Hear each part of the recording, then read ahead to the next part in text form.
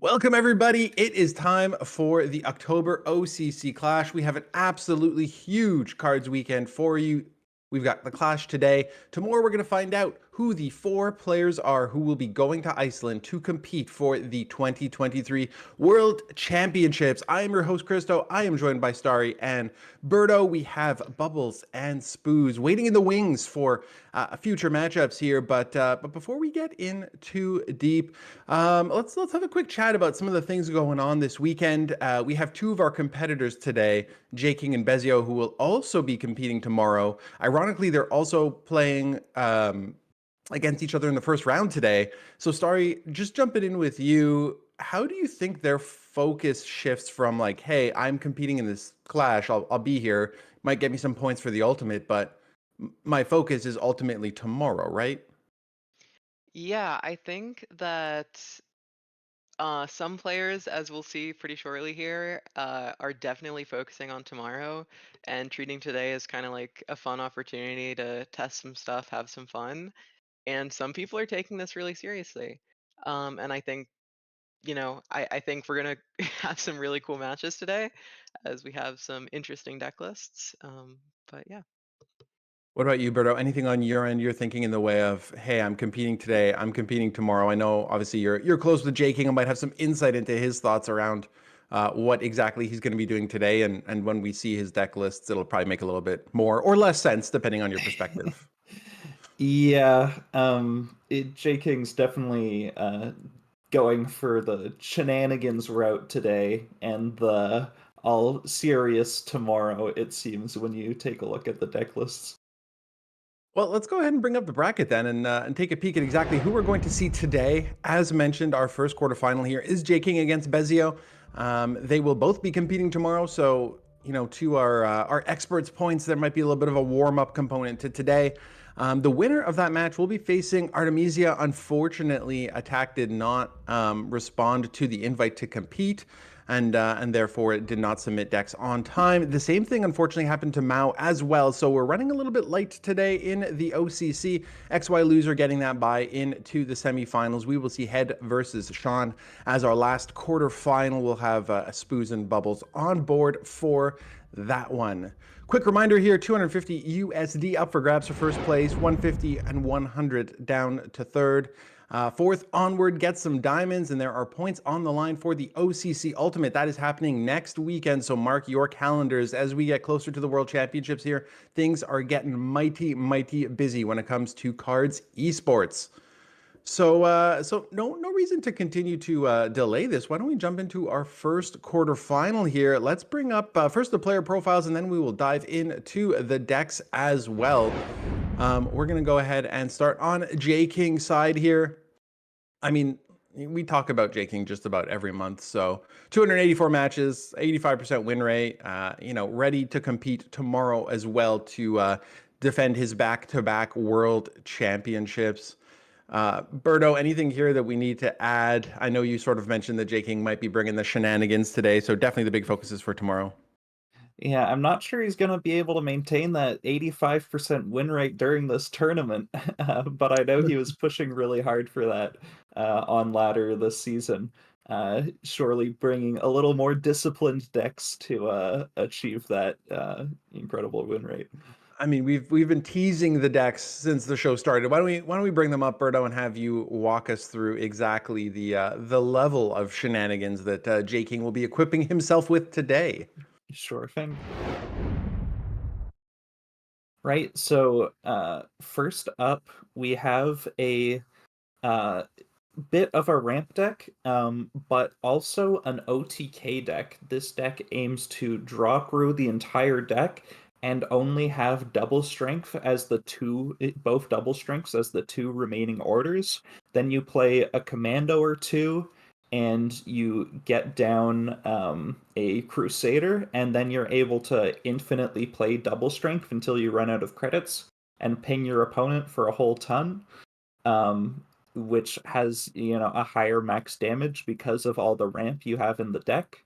But it's also a little difficult to pull off potentially because you have 2 dead orders the entire game. and you're very focused on this combo, and you need to hold the pieces until you deck yourself completely, which can be really difficult. It does have an alternate win condition of the Commonwealth, um, but it remains to be seen how consistent that strategy is either. Next up, we have a bit of a mid-range deck, Germany, Japan. You'll see that this deck uses, 24th Cavalries and Aichis in the early game to fight for the board, Panzer 35Ts. And then in the late game, you have things like the FW 190A in combination with Burst of Fire for a lot of potential damage in the late game. Although some of the weaknesses of this deck includes that there's no healing, so if you fall behind on the board and start taking chip damage, then you can be in a really rough spot against things like Jagro. And finally, there is a Soviet Britain deck, which is just a control deck looking to use some really effective Soviet guards like the Bryansk Irregulars and from Britain, things like Blackwatch and Grenadier Guards. However, the elephant in the room is that this is a singleton deck, which is certainly not optimal and is a huge risk being taken by J King here, but he's coming to have some fun, and I'm sure he knows how legendary it will be if he manages to pull a win out with the singleton deck. And I think he is maybe thinking about that uh, glory, that potential, rather than the downsides of bringing a singleton deck to tournament. He has done this before, has he not, Berto? Brought a singleton deck at one point? Yes, and it lost really quick. Good to know. Okay, perfect. So we'll see if J King can turn that around, or if he'll end up turning his win rate around and go from 85% to 15%. That is to be seen. But let's take a peek on the other side of things and take a look at Bezio. Here we have Bezio's player card, 71% win rate, finishing 10th. So Bezio went ahead and got here the hard way by going through the qualifiers. Now, Starry, Bezio has been, I don't even want to call him an up-and-comer at this point. I feel like we've seen Bezio quite a bit. Has shown that he can compete, is going to be here tomorrow as well, competing for a spot at the World Championships. Anything you want to add regarding Bezio? Yeah, absolutely. At this point, Bezio has solidified himself as a really top tier player. Getting top 6 in the World Championships is an absolutely huge accomplishment. Getting through groups, getting through double elimination, and the fact that we see Bezio in an OCC, not surprising at all. Amazing. Let's continue on with you then and flip over to Bezio's deck list. Seems like Bezio's bringing some maybe things to get some reps in today, because I believe he's going to have a similar deck list tomorrow as well. Yeah, so Bezio's first deck is a Japan-Germany Jagro list, and we've seen similar lists time and time again for a long time, but there's always some little variations here and there. As we see, Famed Retreat is no longer in the game anymore, and in a meta that's dominated by aggressive decks like Jagro and Frontline, we see that Bezio is playing 2 copies of Martyr as well as 3 copies of expansion, making sure that there are always more cards to be found. As in these aggressive mirror matches, Martyr is such a beast. It was, I believe, either the first or second most played card in World Championships, and there's an absolute reason why. So, we see 2 copies of Martyr, which I guess is kind of recent, but the next deck is a Soviet Japan self-damage list. And I think what's really noteworthy about this deck is that there's only 2 cards that heal. There is the 329th Engineer Battalion and 1 copy of Island Defense, meaning that more or less the starting 20 HQ defense that you start with, that's like pretty much all you get. So this list, we'll see if going solo on the healing works. There aren't a whole lot of great options right now, but this still might be really effective against some of those more aggressive decks, especially like frontline. And then the last deck that Bezio is bringing is a Britain Soviet guards list. And looking at this, this is definitely not something that we've seen a lot recently, but this is definitely a meta call. It is super good at countering things like Jagro and Frontline, especially Jagro. And I think the inclusion of Enemy at the Gates and Petlyakov are quite interesting. I'm curious to see if the Enemy at the Gates is going to be more used to remove your opponent's early game units, or if it's going to be used to buff up some of those guard units, which often have very low attack, to create win conditions where otherwise you're kind of low. Other than those Grenadier Guards, there's not a whole lot going on as far as ways to deal damage to your opponent's HQ, but um, yeah, this is definitely a counter aggro list. Which would be wonderful if J King was bringing anything that was even remotely normal. But this first matchup might be a little bit of a dumpster fire. We'll have to find out based on the bans here quickly as we're chatting about this. Starry, if you are Bezio and you're looking at what J King is bringing and you look at it and it's a whole heap of things, what do you consider banning here? Is there something specific that stands out that you go, well, this is actually maybe a list that I have to worry about? I am gonna be honest, I have absolutely no clue. I guess maybe the Germany mid-range list is the one that seems most consistent out of J King, and those burstifiers mean that if you get some nice draws on J King's side, that you can end the game really quickly. But I'm gonna be honest, I have no clue. Berto, if you're in J King's shoes, what are you looking at on Bezio's side and you're saying, hey, maybe I don't want to have to deal with this? Well, All of I it. feel like I feel like he might not want to play against the guard tribal, but I feel like the matchup is still pretty good. So you don't ban that deck, although you don't want to play against it. It's just so unfun to deal with so many guards. But in terms of what you would actually end up banning, I suppose maybe something like the Jagro that just offers so much speed. It really punishes maybe some of J King's more dirtily slow strategies, like the infinite strength deck that his OTK deck. I think that Jagro would throw a big wrench into those plans, so I would not be surprised to see that deck go from Bezio's side. Well, we do have the ban, so let's go take a look and see exactly what got nixed here. So Bezio is losing the self-damage deck, and then J King is losing the mid-range. So you're spot on there, Starry, as the Germany-Japan mid-range, I guess, is the most consistent of what J King is bringing. But let's start with you, Starry. What do you think the thought process is around getting rid of the self damage? Because as you were breaking it down, you were saying there isn't a ton of healing in there. Like maybe there was something to exploit.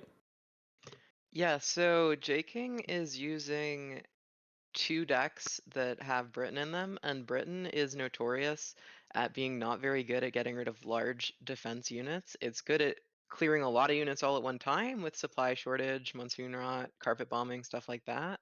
But if Bezio just paces the units one by one, having to deal with a 6/6 and then another 6/6 and then another 6/6 can be really difficult for British decks to handle. That's my guess at least, but Similar on your end, Berto, are you thinking the same thing, that it's just a challenge to remove some of these big bodies that get dropped?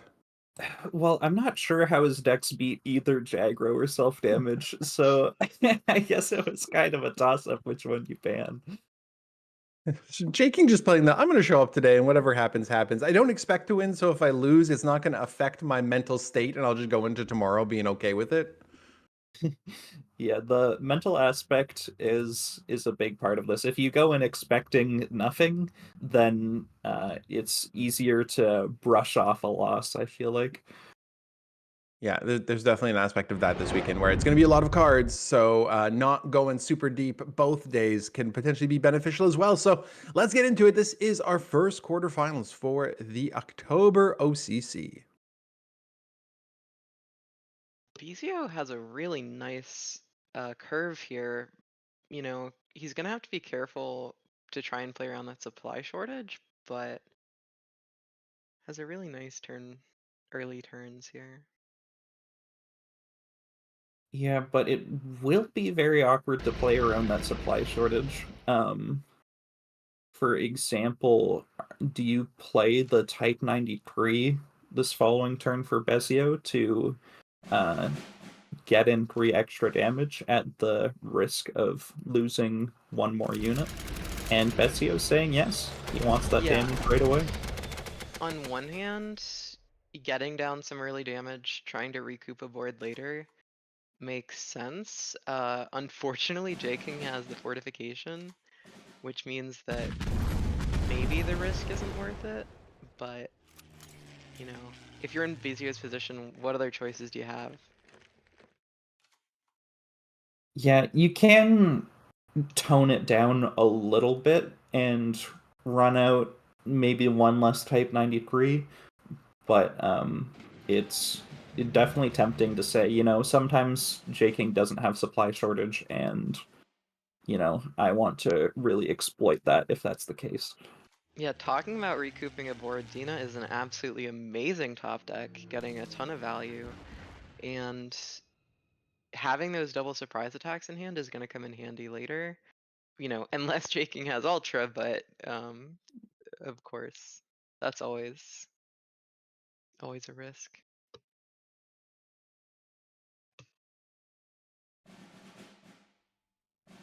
Right, so it's a really strong start here for J King, although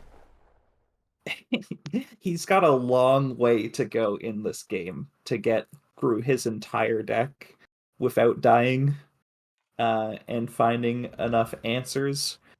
You do, of course, have 4 copies of that supply shortage, but Bezio has a lot of threats, and 4 copies of supply shortage isn't going to be enough to get through everything. Yeah, if you pace yourself against decks that play supply shortage, if you pace the amount of threats that you drop, then it can be difficult for the board wipes to be sufficient. But on the other hand, when J King has these cards like Sincerely or his Fortification, um, you do actually have to get the damage through to win, at least when you're playing a deck like Jagro. So it's really a balancing act for both players. And that is probably the worst draw J King can find in his deck, because that card is not being played until the very end of this game. Yeah, well, that is kind of the risk that you take when you play a deck like J King constructed. Yeah, for sure. And J King did put himself at 23, higher than the starting life total, despite the fact that Bezio has just been pounding away at it. But um, you know, that's what J King's here to do is stall until the end of the game, and then do some funny stuff.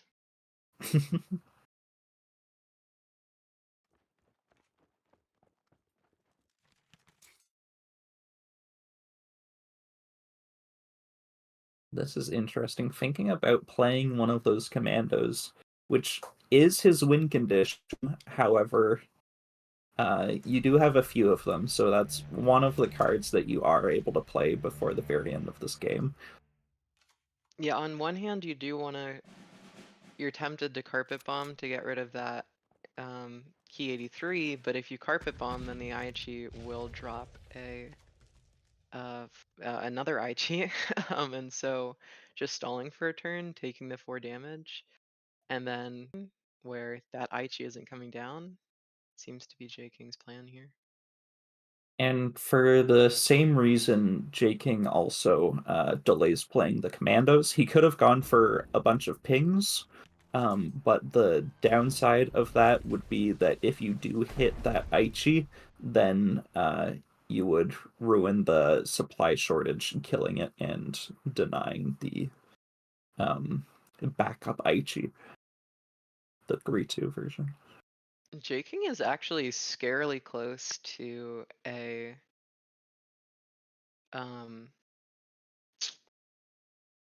Commonwealth. Between this carpet bombing and then a Monty on a future turn, if Jaking can just find 2 pieces of healing, then Commonwealth may actually be a possibility, which you wouldn't expect, given that Jagro does a pretty dang good job of preventing their opponents from playing Commonwealth, but we'll see. And Jaking has used Sincerely Yours and 1 copy of Fortification or 2 copies? I believe 2 copies. Another thing to note is that from the draw from Key, Jaking did end up milling a card, and that was his big commando, the 6-cost Greekery commando that deals 2 damage with every ping, which means he only has 1 commando left in his deck to deal all his damage with the combo. Yeah, I suppose it's, if we do get into an endgame like that it's gonna look a lot like a Last Rites kamikaze, kamikaze, kamikaze. Yeah. But you know, that even hitting for 1 damage per credit, as we know with the kamikazes, is pretty scary. So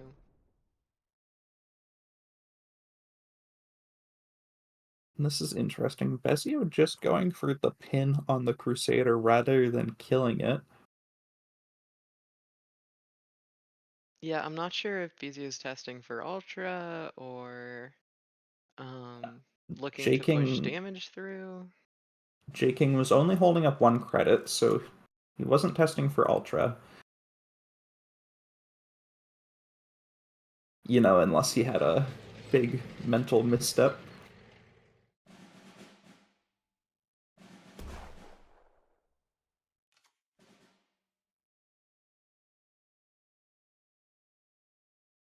Now this is the first turn that Sheeden gets both attacks. And Bezio will cash that in.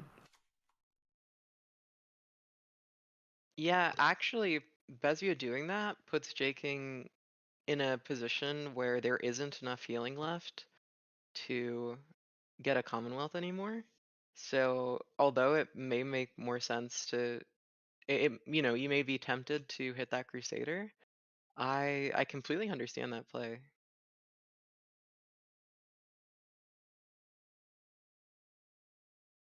Now, I am curious how many cards are left in King's deck. He needs to get rid of this Commonwealth in hand fairly shortly before...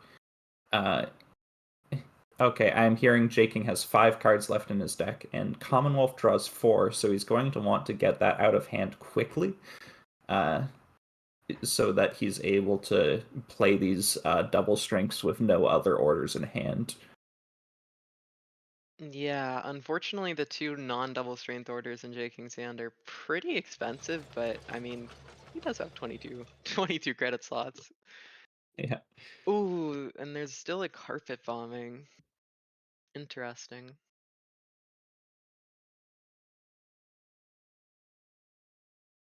I feel like So, this Commonwealth has to come out this turn. yeah, Okay, and I King will agree. play.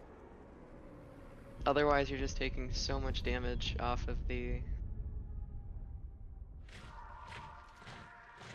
fatigue. Now, I'm not sure why King wouldn't draw first. I feel like maybe you want to consider playing those naval powers, but Bezio will give the opportunity to play those naval powers. If Bezio was playing really close attention and knew those naval powers were left in the deck, It might have even been a strategy for Bezio to not play anything to prevent the combo and just let J King deck himself. Jagro playing unitless? The massive brain strategies?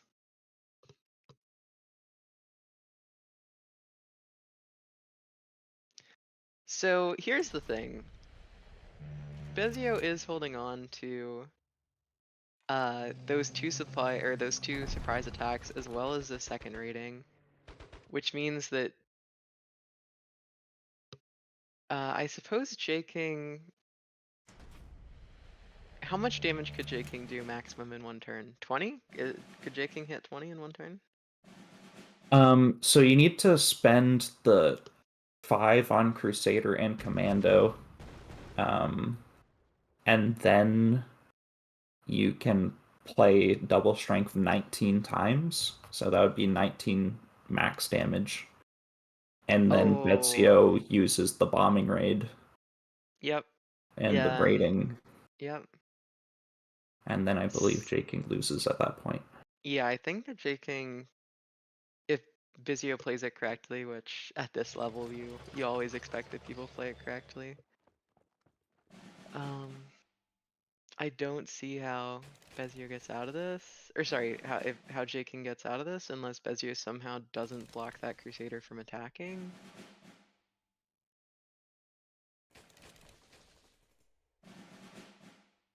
And now we wait. This is not a fast combo by any means. Especially when you only have one commando left. An interesting strategy indeed.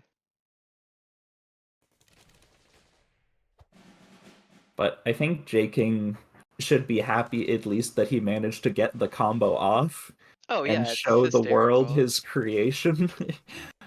I know that J King has been experimenting with various different double strength lists for what, like 6 months, if not more at this point.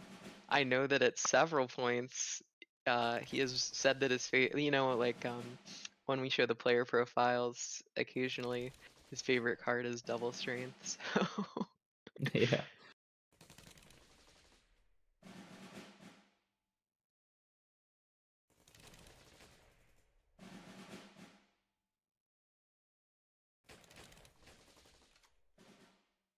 oh, J King did not have time to get through all of those double strengths.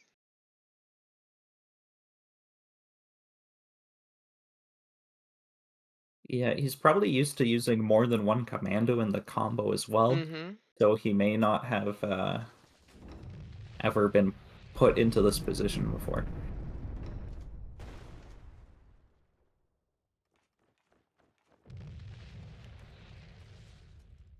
J Yeah, King knows the type of game. J King didn't know what was in Bezio's hand, so always worth hoping that your opponent doesn't have an answer to that commandos.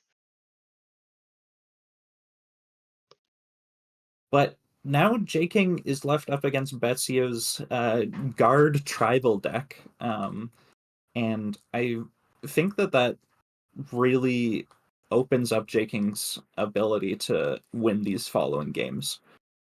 Because this guard deck is really teched against things like Jagro and not against weird control shenanigans. Yeah, I mean, if J King can somehow manage to get into that same position with the British deck, um, it definitely seems like J King could be favored here. My biggest concern is that if you get into an endgame position and Bezio does have like any guards, all of the guards have ridiculously high defense totals, and Bezio is also playing a lot of life gain, and so J King is probably going to need like all of the copies of commandos in that endgame to make any serious dent in Bezio's life. Yeah. So And last game, it really came down to that overdraw. that we saw in the middle of the game, J King losing his Screepery Commando. Yeah, in some ways that was a really difficult overdraw to have to play through.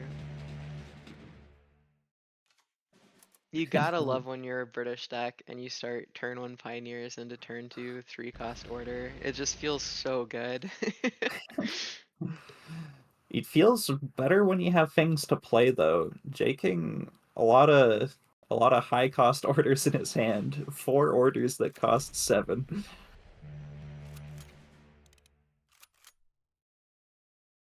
He's gonna need to find either some more convoys or an hour of need to not fall too far behind early. Yeah, and Bezio is not playing Commonwealth in their deck, but J King is, meaning that I doubt that the Commonwealth out of I'm almost certain that the Commonwealth is going to happen, and I'm almost certain that the Commonwealth is not going to be the final 20 damage. But it does potentially set up a easier kill condition for that late game double strength combo. So we'll see. And those are both of Bezio's honeys. Bezio only plays 2 honey.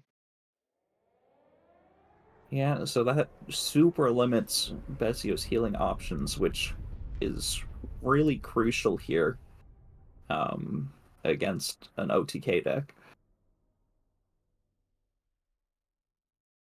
Yeah, I love Petryakov.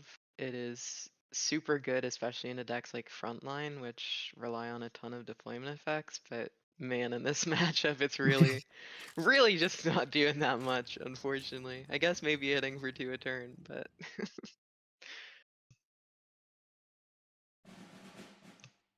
Yeah, not not any deployment effects in J King's entire deck, I believe.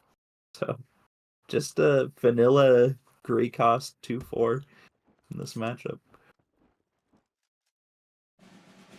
it's funny when we revealed Stiff Upper Lip, I was I didn't think that it was gonna see a whole lot of play, but in these Soviet Britain or Britain Soviet lists that have been popping up to handle Jagro and Frontline, it's been pretty good. I mean, getting to draw 1, or sorry, getting to draw 2 for 1 credit is pretty good. Yeah, that card is so incredible with Pioneers. It can be pretty insane.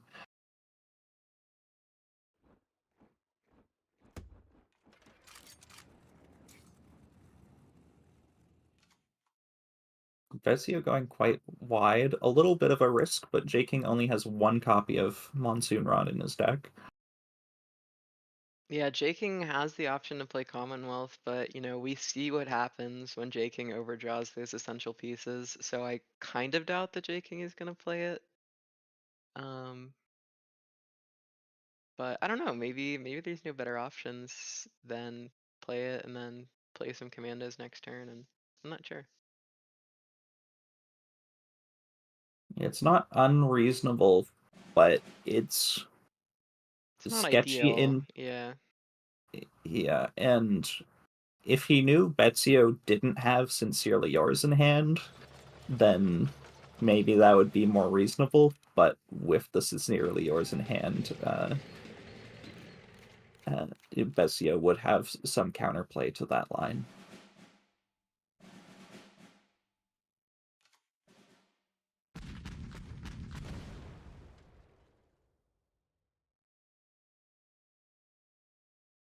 There So goes the Pioneer.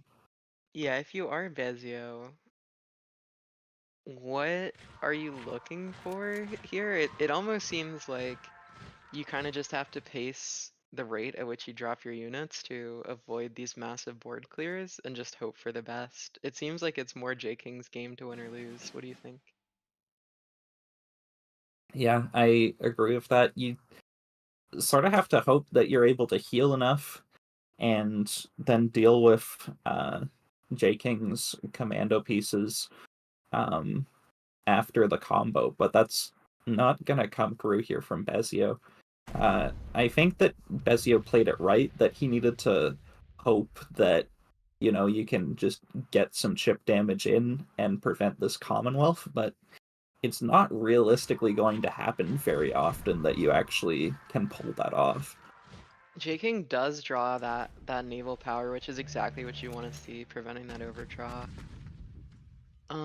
It is a risk, but overdrawing one isn't the worst thing in the world, especially if you have that 6-drop commandos in your hand. But ideally, you don't want to overdraw if you don't have to, especially since you could overdraw double strength. And if you overdraw double strength, you are kind of not having very much fun. Yeah, a bit of a risk there, but I think J King had a pretty good chance to draw either naval power or the war machine to Yep. I think it was a dump from his calculated hand. risk and it paid off for sure.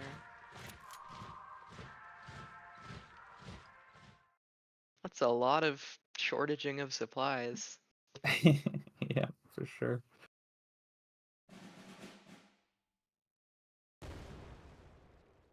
I'm really surprised, because J King did use an ASW patrol before getting to 12 credits. I'm surprised that J King is able to reach these crazy high credit total numbers, credit slot numbers, when he's also ramping early in the game.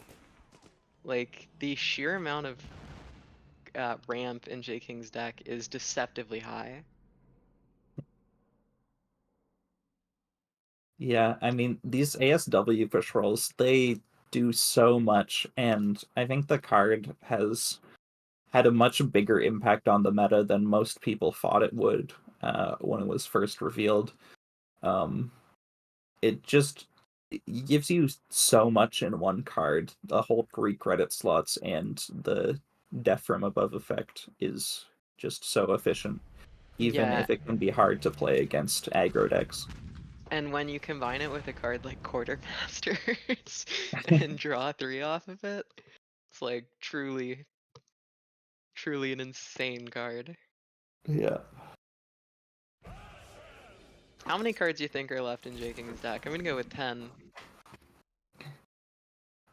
8 cards. It shows up. I don't know what I would have guessed, but 10 is a really good guess.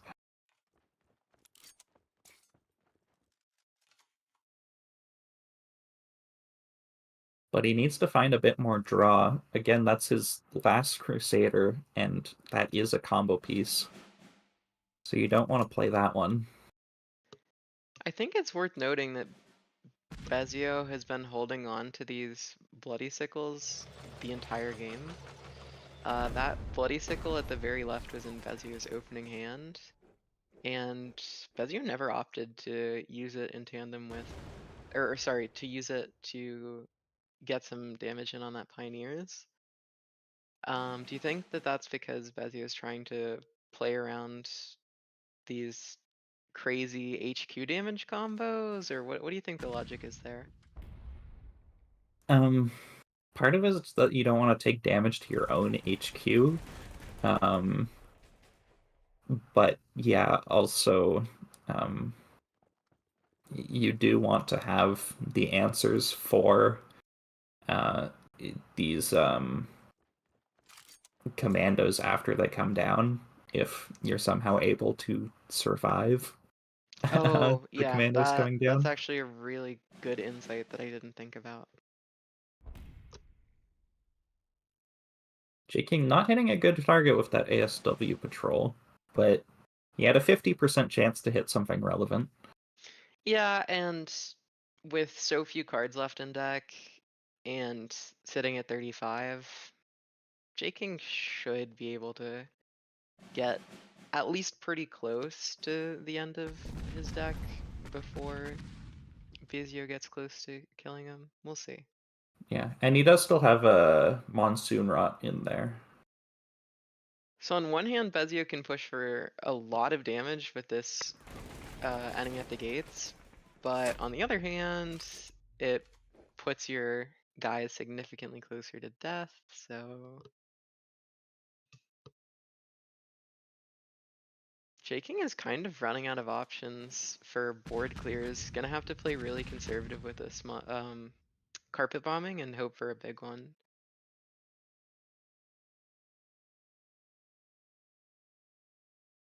Yeah, you can carpet bombing next turn to deal with this 5/5 Grenadier Guards because it has 2 supply shortages on it.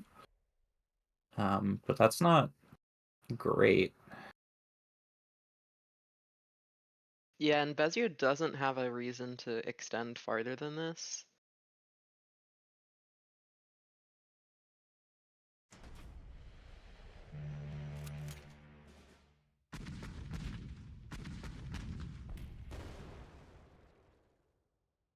And Bezio has a full hand and no units to play.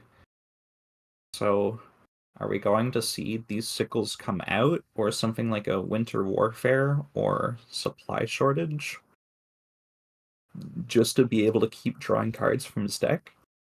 Yeah, on one hand, it would be nice to see some more cards, but you know, we see Bezio highlighting that supply shortage, which I think makes more sense because that 9 life total is really, really low.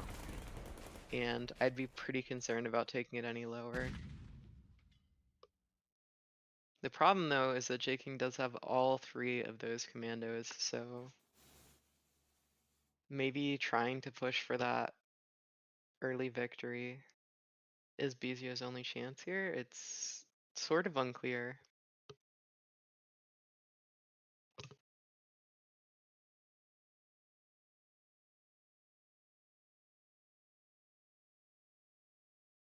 J-King is facing down 12 damage this turn, which is super not ideal.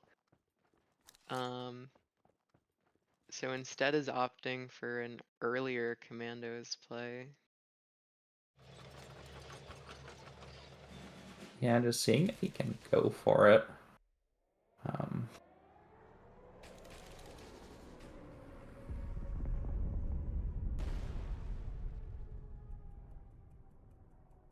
Yeah, Bezio does have like all of the answers to this, and J-King has 6 seconds left, so I don't think this is gonna be enough. It depended how Oh lucky he got on the no! double strengths Okay, so in some part. on one hand, Bezio does have all the answers, but on the other, Bezio can't really use half of the cards in his hand, and J-King does still have that commandos Yeah, with. J-King just wins with the Monsoon Ruts. Yep. He just plays 2 of them and that's guaranteed people. Mm-hmm. Wow, that's incredible. Wow. Double strength, new meta? Oh, that is a crazy ending to that game. Yeah, Oh wow. my god. That certainly was a match of cards. And now we're gonna see J-King's Singleton Soviet list go up against Bezio's guards list. And in many ways they're kind of similar. I think the big question to be asked here is, does J-King or Bezio have more value in their decks? I think J-King does, because I he kind of has do things too. like 272nd. Like, the main value you have in Soviets is from these elites. So against some more aggressive deck, I think the Singleton deck suffers a lot, but I think into these control mirrors, I don't think J-King's deck suffers in terms of value at all, really. Yeah, I completely concur with that. I actually think J-King has a really good shot of getting this match.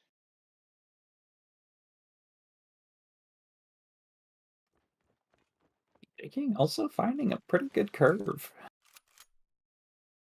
which is something that Singleton decks, I would think, have a lot of trouble with.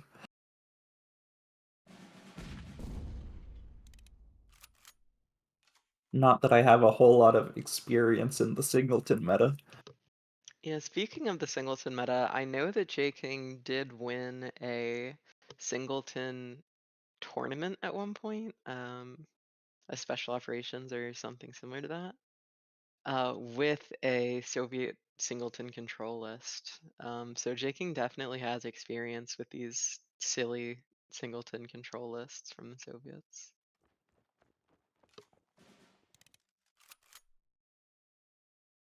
Push up is interesting here, but he gets one of two pretty decent targets on the commandos, at the cost of not being able to play East Surrey.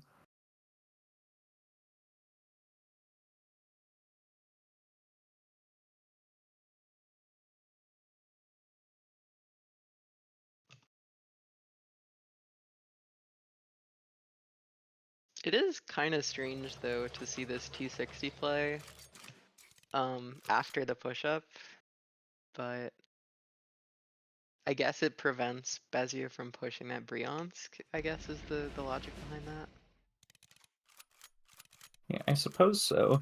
I don't think you're too concerned about the defense total from Bezio because, again, he does not run Commonwealth in this deck. Yep. And I think that if anybody is going to go to fatigue first, it's probably going to be Bezio here. Yeah, with those 4 copies of Stiff Upper Lip, whereas J King's deck has quite limited draw.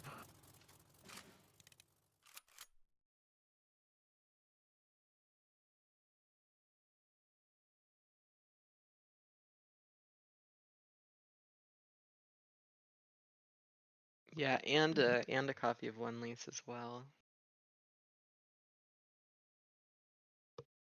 It's interesting to see only one Blackwatch in Bezio's list, but you start thinking about it, and Blackwatch is only a 2/6 Fury for 5. And if you're not credit denying, I suppose Blackwatch, there are more offensive options that push through damage better, but Blackwatch has historically been one of Britain's strongest cards, and it's still just funny to see it as a one of. Yeah, I mean, sometimes I do compare Blackwatch to East Surrey Regiment, and it's like, oh, East Surrey Regiment is so good, you know. But it completely works in different situations. And sometimes a Blackwatch is just an East Surrey Regiment that costs 2 more. True, true.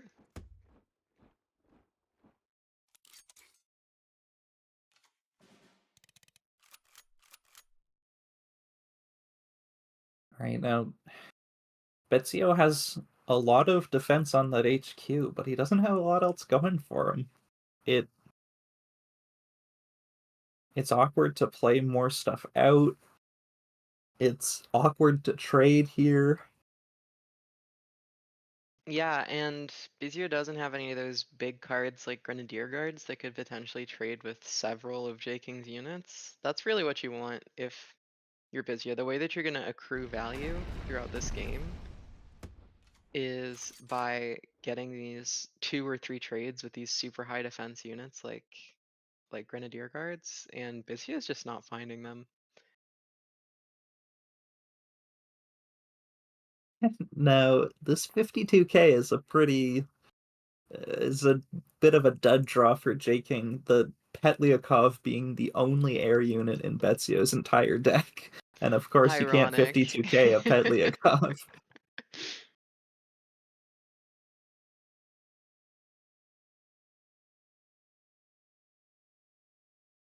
Although I've seen many people try to to 52k a Petliakov in my I time.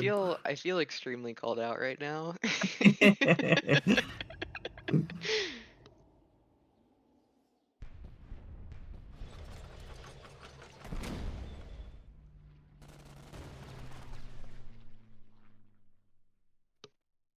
I have definitely tried that at least 2 or 3 times. You'd think I would have learned after the first time, but Well, even in OCC, we've seen people failed to play around the Petliakov. Yeah, But I've seen it I think once since I started casting, but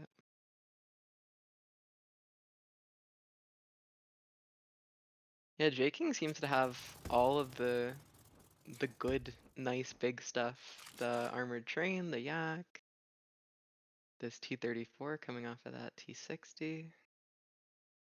And Bezio, I mean, has some board wipes, I suppose. But if J-King paces those threats, Bezio's gonna, you have to save some and pace them. And so if J-King presents one large threat at a time, it can be really difficult for Bezio here. I actually think last turn that instead of playing this East Surrey regiment, it probably would have been better to play the 52k from J-King just to get the Artie online. I mean, there's nothing that it can hit in the whole game, and having that True, Artie to true. be able to get damage in each turn would have been really relevant. But as crazy as it sounds, I could actually believe that J-King saw that play and didn't go for it because he didn't want anybody to think that he forgot about Petliakov. I suppose that is possible.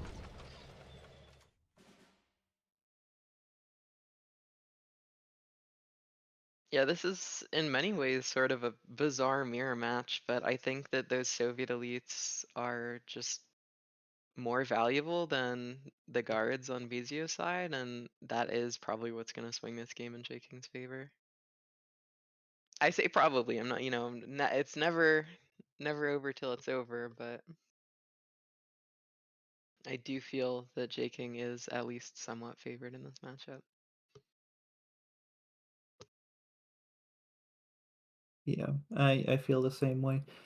But Bezio does have an opportunity to clear the board here. Will he take it though? Is the question. It's hard to see what else to do.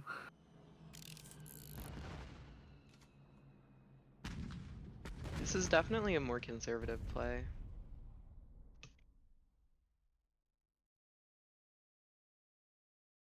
Yeah, certainly. And I think that, when we see J-King rip that 272nd off the top, it definitely makes sense as to the things that Bezio is concerned about in the long run is like making sure that you keep at least one Monsoon Rot for that IS-2. So Yeah.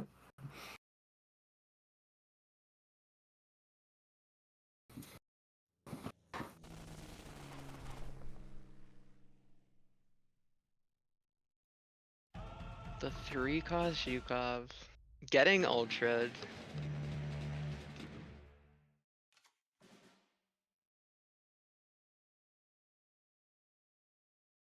Now J-King picks up his supply shortage, of course being his only copy.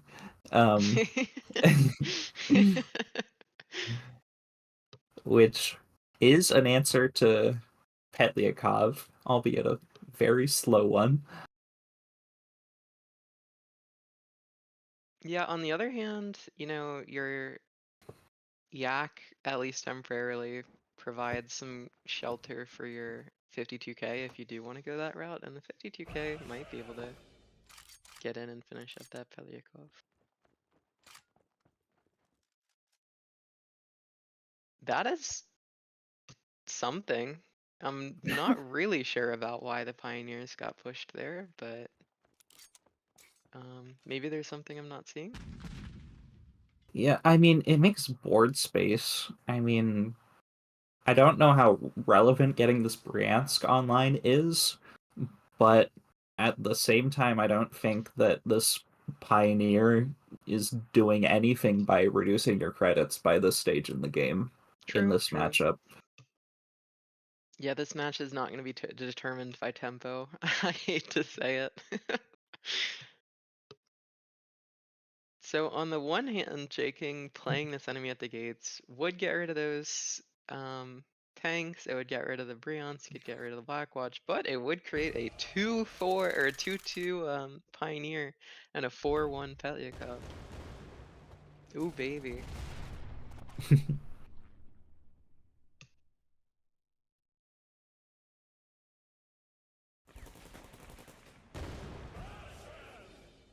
Shaking playing at the mobile defense does guarantee a kill on this Petliakov.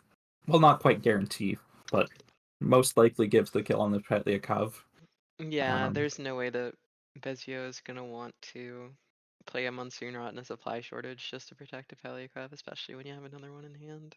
Yeah, the only thing is if he had a guard, which, I mean, of course his deck does have a lot of, but even if that were the case, J-King does have the supply shortage and the Katyusha, and now even the BM, so he has a lot of options here. Yeah, winning through the value game plan when your opponent is trying to play a stall deck can be pretty slow, but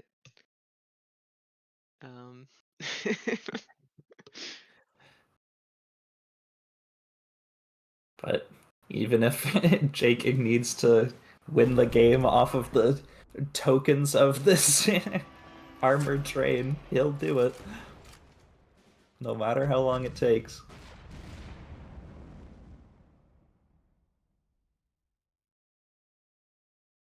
it seems like Bezio might have been debating whether or not going to fatigue earlier was worth it.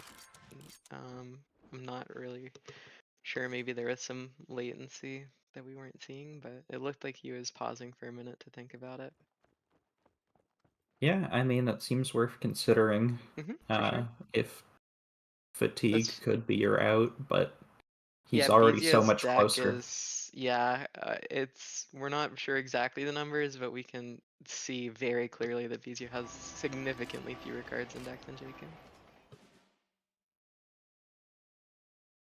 And J-King wants to see an answer to this armored train before he plays anything else out, which I think is very wise, because Yep. what can Bezio do to answer this apart from use a Monsoon Rot and either a Winter Warfare or a supply shortage? And J-King can grind out value with the tokens. Yeah, and that heavy armor 1 on that armored train means that even if over 2 turns you trade in those Isuris, it's still only 4 damage on the armored train. Now, what Bezio does get to do to get more value is force J-King to play cards or else overdraw. And that can allow Bezio to get J-King to play out some more units. So So many of that, these unitless strats, you know? yeah. So many of these strategies that are crucial to the unitless decks seeing play in like otherwise fairly regular matchups.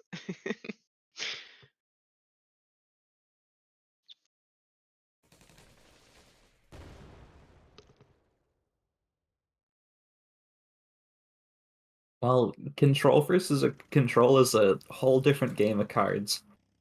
Mm-hmm. And yeah, I really appreciate the variety. Even if it's slow and it can be a slog sometimes, it's nice that there's these whole incredibly different divergent strategies that come up in these control matchups.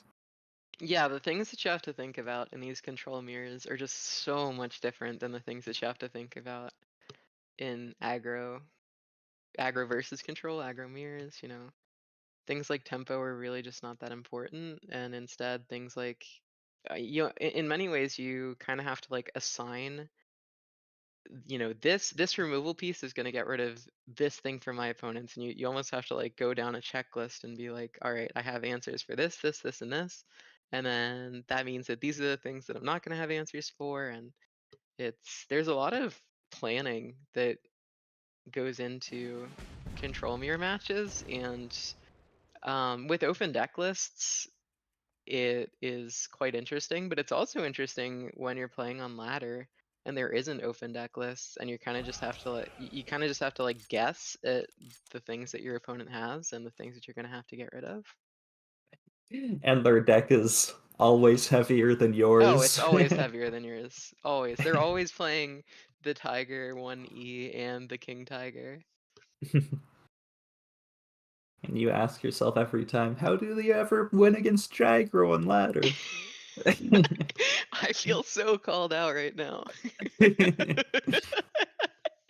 It's a universal cards experience. We've all been through it if we've How do you played win control against on ladder. anything? Yeah, how do you win against anything else? What the heck? How am I even playing against you? Yeah, J-King is kind of playing into the monsoon supply shortage, but if Bezio does go for a line involving monsoon supply shortage, then that does leave that huge IS2 on board to answer. But when Bezio has such a wealth of guard units, maybe it's not a problem. I don't know. I think that it's definitely a risk on J-King's side here.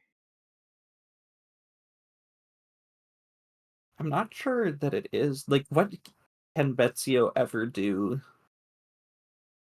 that it's really that bad into? Because if you go for the monsoon supply shortage here, J-King immediately gets to cash out the value of trading the IS-2 into this Guards, which is the biggest unit in Bezio's entire deck. True. You know, that's actually a very good point. The Grenadier Guards is one of Bezio's main win conditions. Yeah, that's actually really, really good insight. Actually, sorry, I messed up, actually, because J-King won't be able to do an attack with this 8/8 because it was summoned this turn. Oh, true, true, true, true.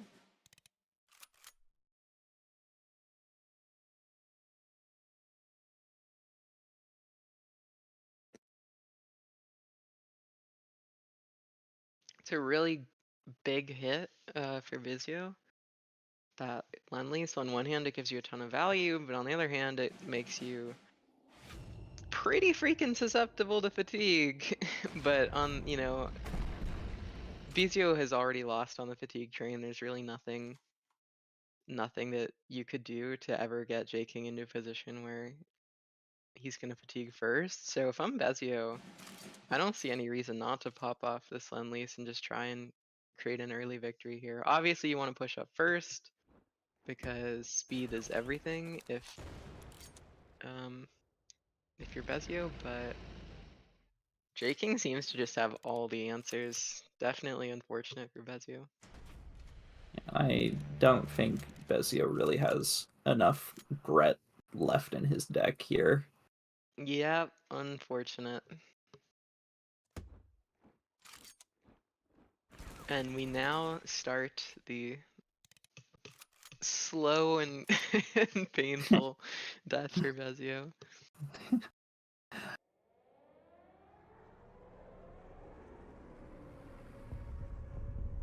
Well, it's pretty impressive that J-King managed to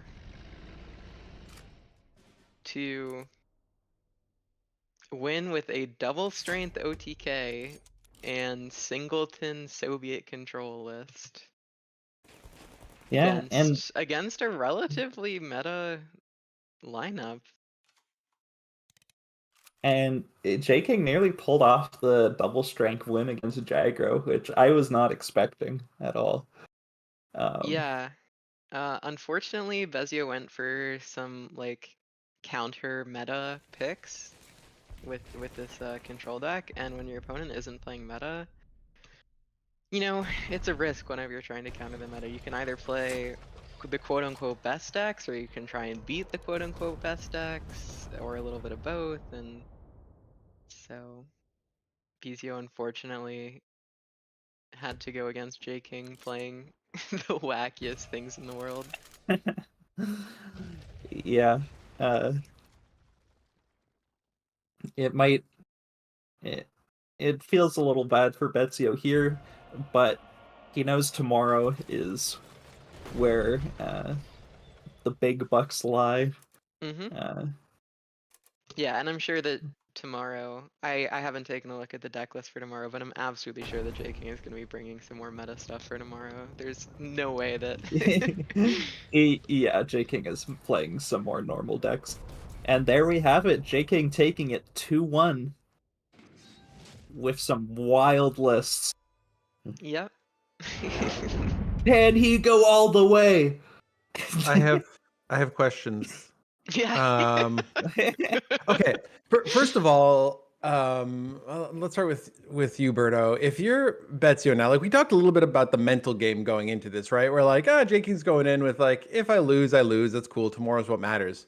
Bezio showed up with like a real lineup, and he didn't win. Do you think that like shakes your confidence at all for whatever's going to go down tomorrow? Oh yeah, shattered mental. Uh, no, I think Bezio has a lot of tournament experience, and his tournament experience looks nothing like this. So it could affect him differently. But at the same time, I think you can recognize, okay, I brought a deck that like hard counters one thing, and that's not what my opponent brought. It makes sense that it won, even if it's not optimal, just because of how that kind of matchup plays out. And Starry, you were mentioning earlier in the or actually before we went live, that there's a possibility for this to be a, I don't want to say rematch tomorrow because I don't think it'll look anything like this, but Jaking and Bezio could possibly go head to head tomorrow as well, correct? Yeah, so J-King is in the winner's bracket playing against Socialist, and if J-King loses, then J-King will be playing against Bezio tomorrow. The loser between J-King and Socialist is going to go on to play Bezio in the loser's bracket. So if Jaking doesn't win his first matchup, he's going to be real upset he didn't bring his Soviet singleton deck. But speaking of brackets, let's go take a peek at where we are at in this October OCC. We still have a lot of tournament to go before we get to our World Championship event tomorrow. So we will see J-King going through on Bezio 2-1, facing Artemisia in our first semifinal. Again, attack, unfortunately not submitting deck list on time and did not compete today. On the bottom half of the bracket, we will see Head versus Sean as our next quarterfinal, or the only other quarterfinal, really, because Mao also did not submit deck list and did not compete. So XY loser getting the bye. Head versus Sean. Winner faces XY loser. The loser goes home with 500 diamonds and 8 points towards the OCC Ultimate. That is happening next weekend. Do not forget, mark your calendars. But let's get back into it. We have Head versus Sean, and we got a new set of casters as well for you here. Bubbles, Spooz. Spooz, before we got into the event, when the deck lists were shared, you said, oh, that's interesting. Were you referring to J-King specifically, or just on the whole, there's some interesting variety here today? Yeah, I mean, basically J-King bringing the most crazy decks here today, but we also have some other decks, not features in this matchup we will see today or now, but maybe later in the semifinals. Like we have, I think Artemisia is bringing some really cool pin decks with the diplomatic attaché in it. So some cards that are not seen too often, but yeah, Artemisia just has them in every of the deck. So definitely looking forward to this. Since Head and Sean just bringing mostly basic stuff. So for the players that are or for the guys that are watching, mostly stuff that we are used to. So not too many surprises in this matchup we are seeing now. And we'll get into that in just a moment. Before we do, Bubbles, how did that first quarterfinals go? How you expected it to go? Well, seeing the guards deck lose was expected. I think that much we were all expecting. Seeing the commanders deck win was a little bit more surprising. It's difficult to expect much when the decks are so odd and when the decks are so far out there compared to what we're used to. So my expectations were set to confused. And I'm sure that J-King and Bezio delivered on that. All right, let's get into our second quarterfinal here. We have Head taken on Sean. Let's go ahead and start with the first player profile. Let's take a look at Head's player profile, and we will dive into their deck as well. Here you go, over 1,000 matches played. That's a 74% win rate, finishing third. Bubbles, I mean, we've seen Head before, no stranger to the tournament scene. Any thoughts to add here? I mean, yeah, Head's a well-known player. They're one of those people that competes for sort of top 3 fairly consistently, and we see that here with season finished third. Strong win rate, a good number of matches, so they've been getting a lot of reps in recently. and then Fortunes of War being their favorite card. So maybe like some of these shenanigans with the Soviet USA decks. So let's continue on then and take a look at Head's lineup for this OCC. Bubbles, let's continue on with you. What can we be expecting from Head's lineup? So this first deck is a USA frontline deck. This is something everyone's seen a lot, so I'm not going to spend too much on it. The things I want to point to are the 1 copy of Blitzkrieg instead of 2, and then actually 1 copy of Eagle Claws. And this was a little bit confusing to me in Spooz. So I did reach out to Head and I said, you know, what's going on with this Eagle Claws? Did you misclick when trying to put a second Blitzkrieg in the deck? What's going on here? And this is essentially for Aichi and Marder. This is what this is teched for. These both have 2 HP. And you might think that Stars and Stripes is just better in a lot of cases than Eagle Claws. But one of the nice things about Eagle Claws is not only is it cheaper, but it doesn't need there to be a second unit in the support line. And we have seen people playing around Stars and Stripes in the mid game in this frontline Jaguar matchup. So this Eagle Claws here is mostly just for the Aichis and for the Marders. Obviously, it's quite nice when you have the front line anyway.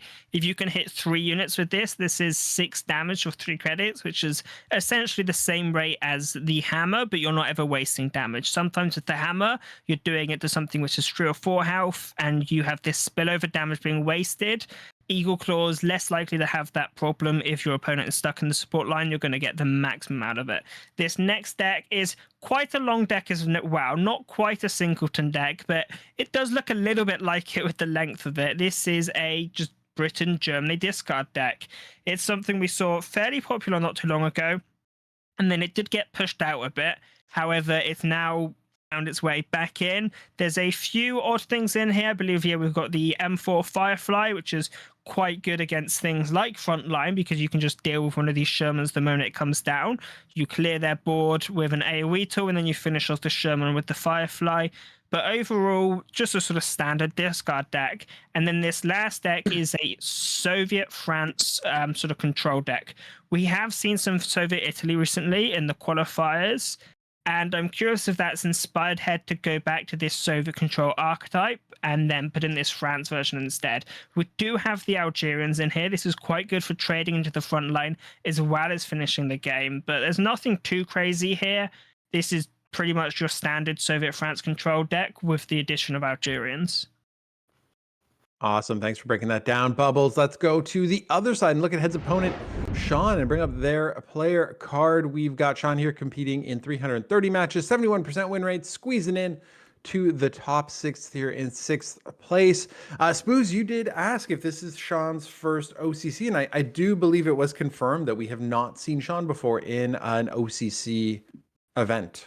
Yeah, first time on the big stage here today, and yeah, really excited to see their performance. Finishing 6th, so just barely did the direct qualification, and just 330 matches and still ranked 6 is also pretty impressive. So pretty good point earned there from their wins, and yeah, definitely deserve to be here today.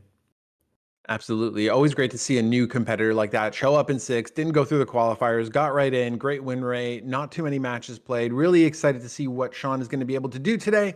Let's see what they're equipped with here with their lineup, Spooz.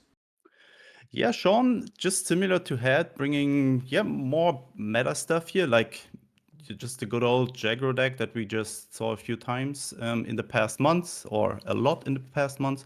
Also, just as we saw in the prayer profile, most played deck in the ladder.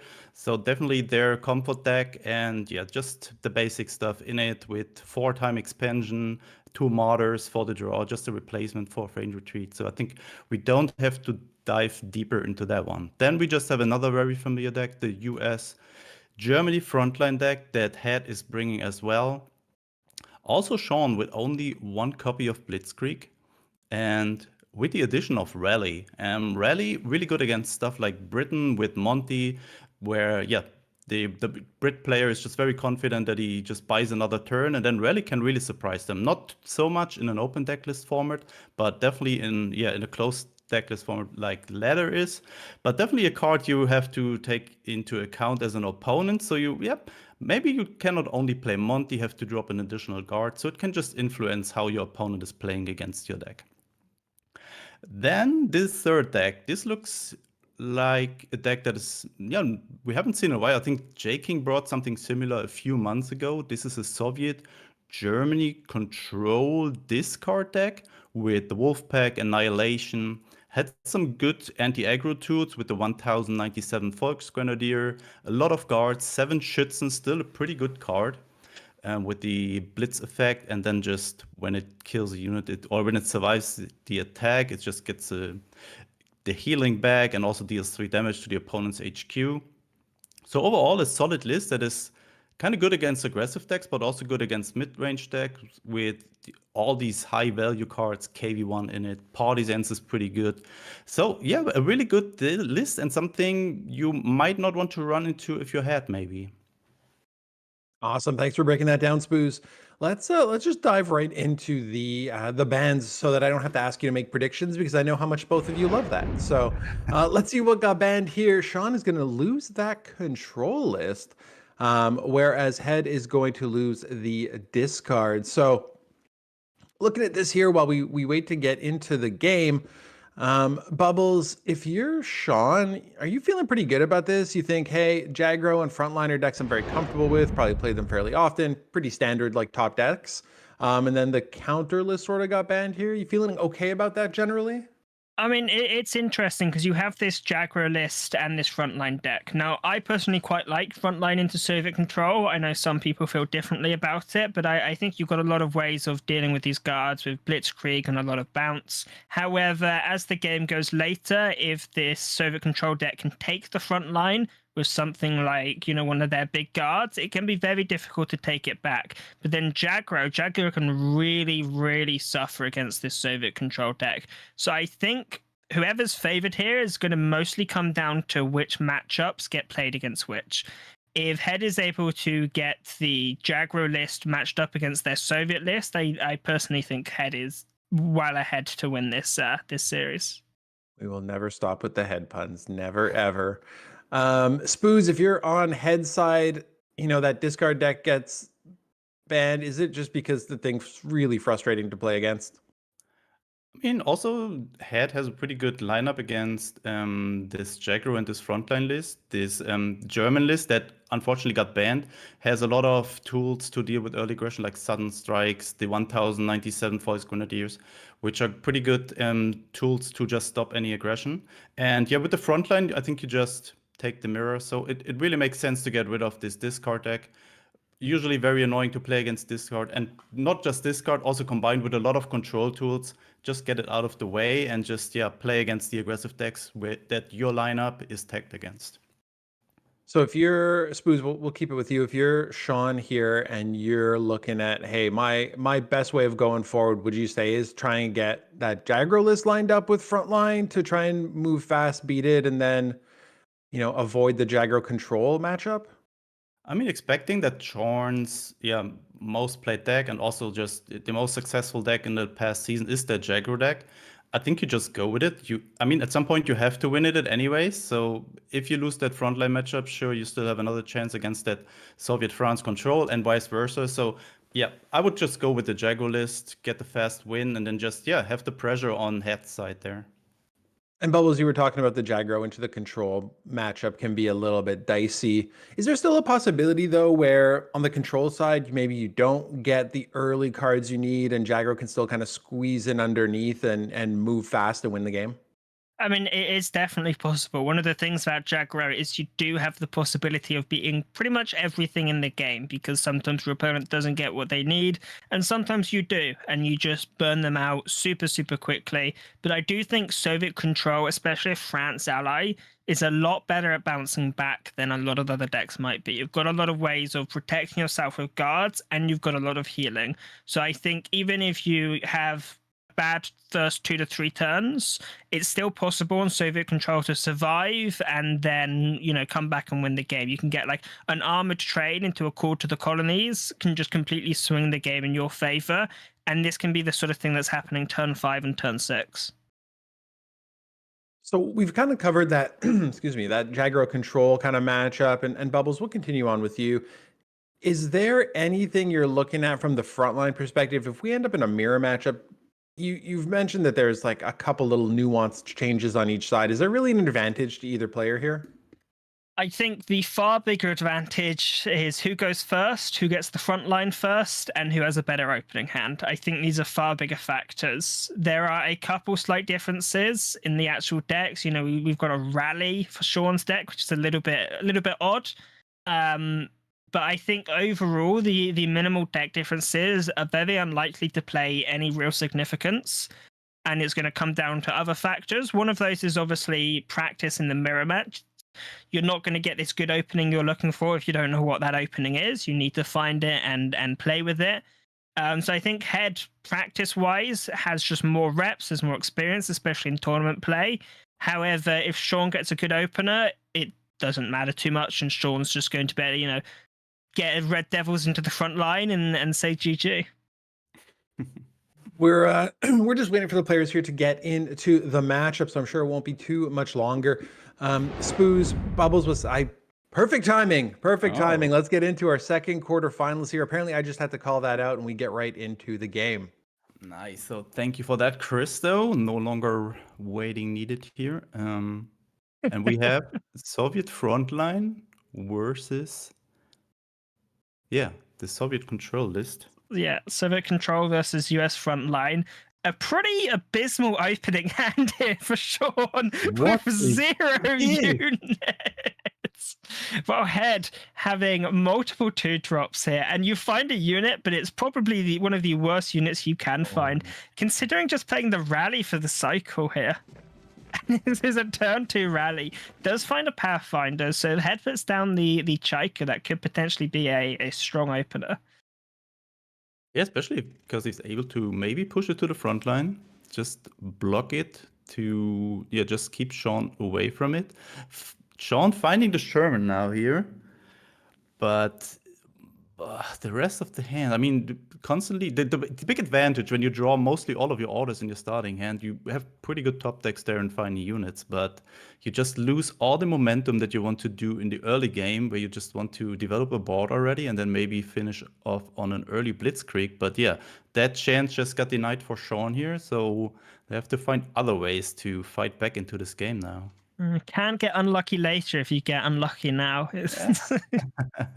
And Sean deciding to hold on to the Pathfinders. If you do use it to kill this Chiker, it does, flip into the Ice Shack, and then it can be a little bit difficult because it's such an easy trade there for Head. However, I'm not convinced there's going to be much better options later on. At least a Skytrain now, so this can at least provide some value over time here and give you some units to trade into that Chiker without sacrificing the Pathfinders. Ooh, that's a pretty good one. Yeah, recently buffed, however, the Blitz not particularly relevant when it comes to Skytrain. But I mean, with Brinks Irregulars in the front line, and then you've got an Algerian soon with the Brinks Irregulars. So this Irregulars, you're going to have 6 health in the front line, and it's going to have actual attack damage. It could be really, really difficult for Sean to combat this. And I think by the time you've cleared this front line, it could just be a little bit too late. Yeah, just Here imagine playing front nice line and find. just staring at the wall of guards that just Sean is facing here. Like, no Seaborn Invasion, no half-track in hand. How do you ever get to the front line here? Maybe you drop the pair, you shoot off the tactical strike, onto the Irregulars in the back line to try and lower it. And there's a possibility in 2 to 3 turns you've cleared it, but it's going to be quite difficult. And I mean, we can do it not particularly useful when you've only got 2 units on board. Yeah, and also However, you kind of need I want to point out, this Skytrain's going to die next turn. Algerian to the front line. Algerian's, +2 attack. You can hit with the Ice Shack or the Chiker and kill the Skytrain. Do you have enough credits? You only have 5 credits. Yeah, it's 4 to move to the front line, 1 to trade. Okay. I thought it was only it's non-France units, right? Yes, So all non-French units. So the aeroplane will get the bonus attack, and then it can just trade away into the Skytrain, and that's really your value engine here. And Sean staring down possibly one of the worst boards to be looking at. The only thing which could make this worse is the bomber, the Petliakov to stop deployment effects. But Wait, what head is top decking next turn? oh god, it's too much. If you top deck that, you just go next game.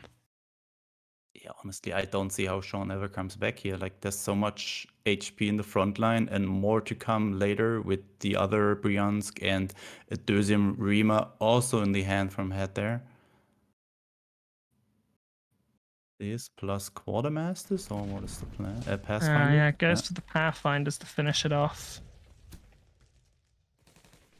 However, even with these on board, it's not looking that good, and the Pathfinders can be taken out with a bloody sickle or just a second Algerian. A pretty good hit from the PIR there on the Pathfinders. Yeah, but I assume the Pathfinders are going to be killed this turn no matter what. Yeah. You can't let your opponent get to the beginning of their turn with this Pathfinders, because this bounce ability can be so oppressive. And I mean, you know, Sean is holding on still and putting up a good fight, credit where credit's due. However, you still have a long way to go from taking the front line. And Head has, you know, 12 HP in the front line at the moment. Yeah, and another Bryansk and another Rima in hand there, which is another 12 health. Ooh, that's a really long way, and I don't see how it's ever happening. But maybe a miracle is happening here today. I really, really want to see Head putting this Algerian up into the front line. Because when this Algerian's in the front line, it is so difficult for Sean to trade effectively. This PRR probably. Yeah, where to go? Do you kill the 0-4? Do you just attack the 0-6 so your PRR is not receiving any damage back? I don't think it makes too much difference, but going to go for the 0-6. A good spreading of the buffs from the PRR so far, this time hitting the Red Devils. Now, there's a possibility Head's going to go greedy and go with the Rima Chaika play. But if you go for this, you get blown out so massively. You lose the front line. And once the front line's been lost, you can go for this Stars and Stripes and just completely wipe the back line as well. And you can actually do it after you clear the Chaika and kill the replacement fighter as well. So I'd really like to see Head not getting baited into this Rima.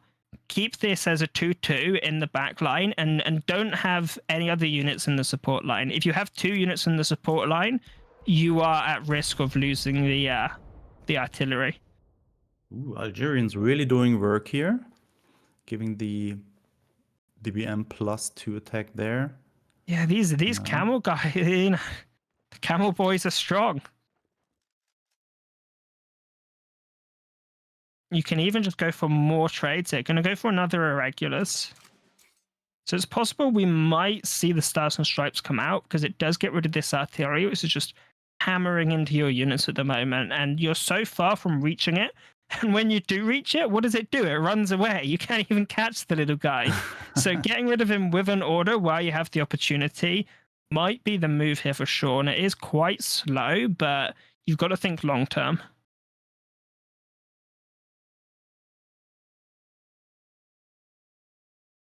So what else can you do? You can attack with the 1-4 into the 2-1 Bryansk, kill the other Bryansk with the PIR. Then you have the Red Devils to kill the Algerians. Yeah, and I mean, there's a possibility, depending on how the buff goes, that unfortunately, you buffed the Red Devils. If you had it on the Engineers, you could clear the front line and push a Whirlwind into the front line. You are still capable of clearing it, though, right? You go for the Whirlwind. And Sean, turn 8 has finally reached the front line. Really impressive, to be honest. But yeah, Bryansk looked really strong in the front line. But as long as they're not dying, they're not dealing damage back. And that is what really is backfiring here for Head. And suddenly, yeah, has a Whirlwind in the front line. Sure, he has several ways to deal with this. But yeah, once Sean gets to the front line, 2 Shermans are waiting there to be played. We might not see it next turn, but there might be a chance. you've got to push this fighter up as well. If you push this fighter up, it puts Sean in once again a really difficult scenario. Yeah, it also protects against the we can do it, right? Not we can do it. The Stars and Stripes, so Yeah. not both of the backline units die. So it absolutely makes sense to push the E-Shock up as well. You also have the credits left over. You can go for the I-15, the Chaika, or you can also go for this Heroes of the Soviet Union. If you find something like a Cuban Cossacks or a naval brigade, that could potentially be very strong here. Going to go for the Rima instead. So it looks like we're going to probably see some blowout here. Yeah, definitely expect the Stars and Stripes here. Yeah, and then you can double trade into this Prince in the front line and leave it on 1 HP so that you can finish it off next turn.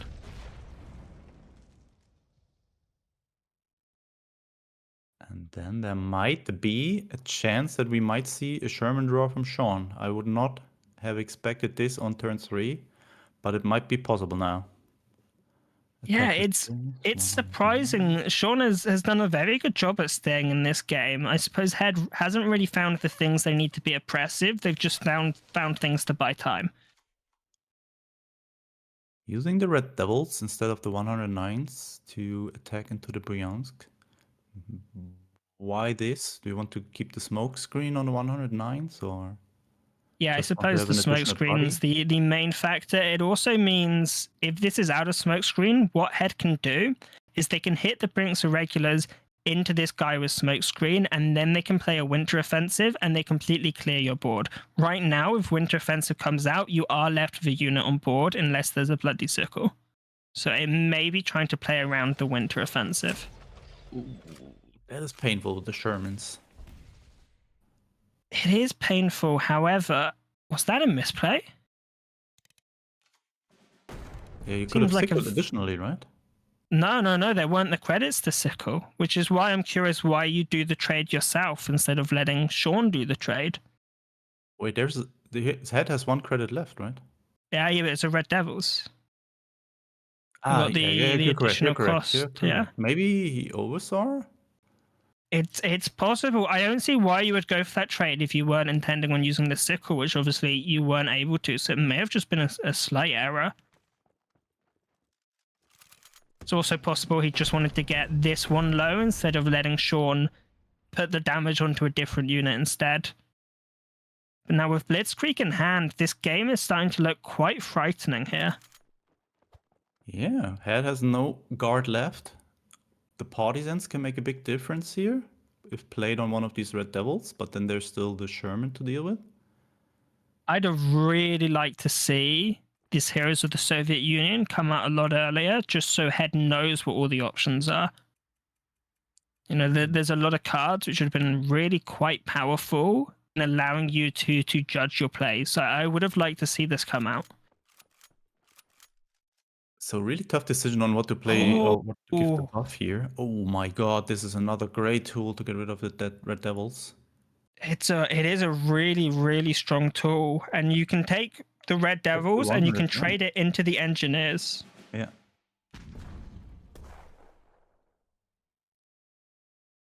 In fact, you can take the front line. Yeah, go for the 39th now. And you get the Engineers in the front line. Ta-da! I'm fighting for the opponent now. And this Marder is KV1? a strong draw, but this KV is starting to hurt. And there's no way to reach it this turn for Sean.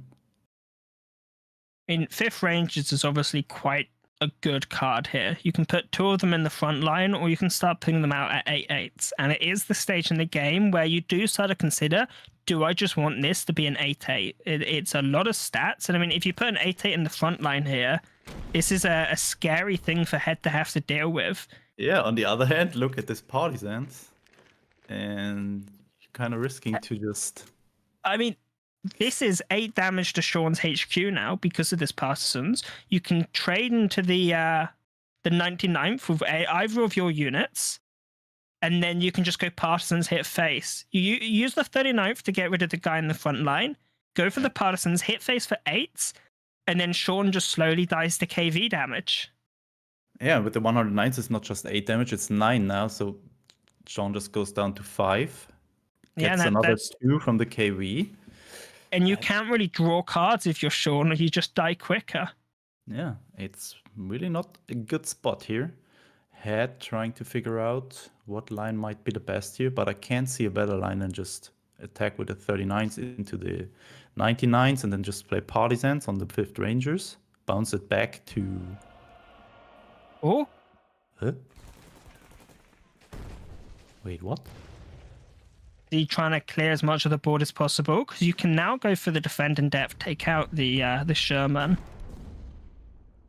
I mean, it's an interesting play. I'm not sure if I agree that it's the best play, but I certainly see the focus in trying to clear as much of the board as possible because you're trying to play around this Blitzkrieg. My only issue with this is you only get rid of 1 additional unit. Yeah, and you just missed 9 damage to face, so it's 6 more turns now, and now you have to face another 8-8 here, or 9-8, without the pressure of having lethal soon. Yeah, it's certainly scary. Still has the T60 as an additional guard, but one good Blitzkrieg can just chop down all your guards, and then you're suddenly receiving 18 face damage easily. Marder could backfire as well. Cuban Cossacks can now act as 2 damage to face whenever Head needs it because of this Marder. You've got to play this heroes now. It's been so long, and you're so limited by the lack of information. Petlyakov, quite a strong find here. However, with Greyhound plus Marder in the front line with a Blitzkrieg, there's going to be a lot of damage coming through next turn. You know, and if you go Petlyakov plus Guard, you leave your KV vulnerable or you leave your Bomber vulnerable. There's no real good way of protecting both. It's possible we may see this Reamer get traded away into the Rangers, and then you can go for this Naval Brigade and take out the Rangers. It does draw a card for Sean, but I think you're at peace with that because Sean does take damage from drawing. Yeah, this might be the best line, especially because this Naval Naval Brigade has that's a lot of ambush. damage. Oh, another Greyhound. Greyhound. But the ambush on this guard is such a big problem. Yeah.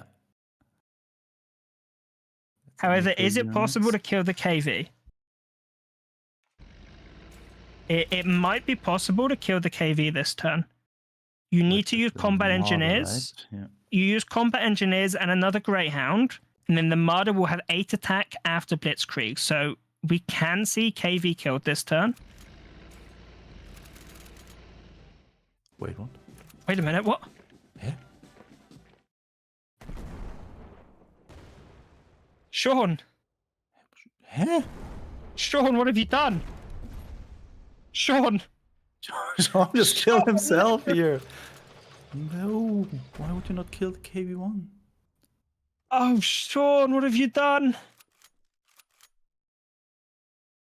I'm lost for words. No. That was a blunder. There's no other way of describing it. That was a blunder. Heroes of the Soviet Union try to find another Cuban Cossacks? Oh no, this is not dying to the 109s. No, however, if you kill the 109th, you can then just move up the KV and hit face for 7. Yeah, if you So find yeah, another go Cossacks, look for the second Cubans. I mean, if you're trying to win this turn, you're not under any pressure to win this turn. What's Sean going to do? Kill one of your guards? He just dies if he does that. Play the Cuban Cossacks, clear this Panzer 35T, do 2 damage to Sean. Sean can't do any damage to you anymore, or if Sean kills any of your units, he dies on the spot. And also not play the Sherman, so it's really in a checkmate Yeah, it has situation top here. deck what? We can do it? Even then, it's not a very good card.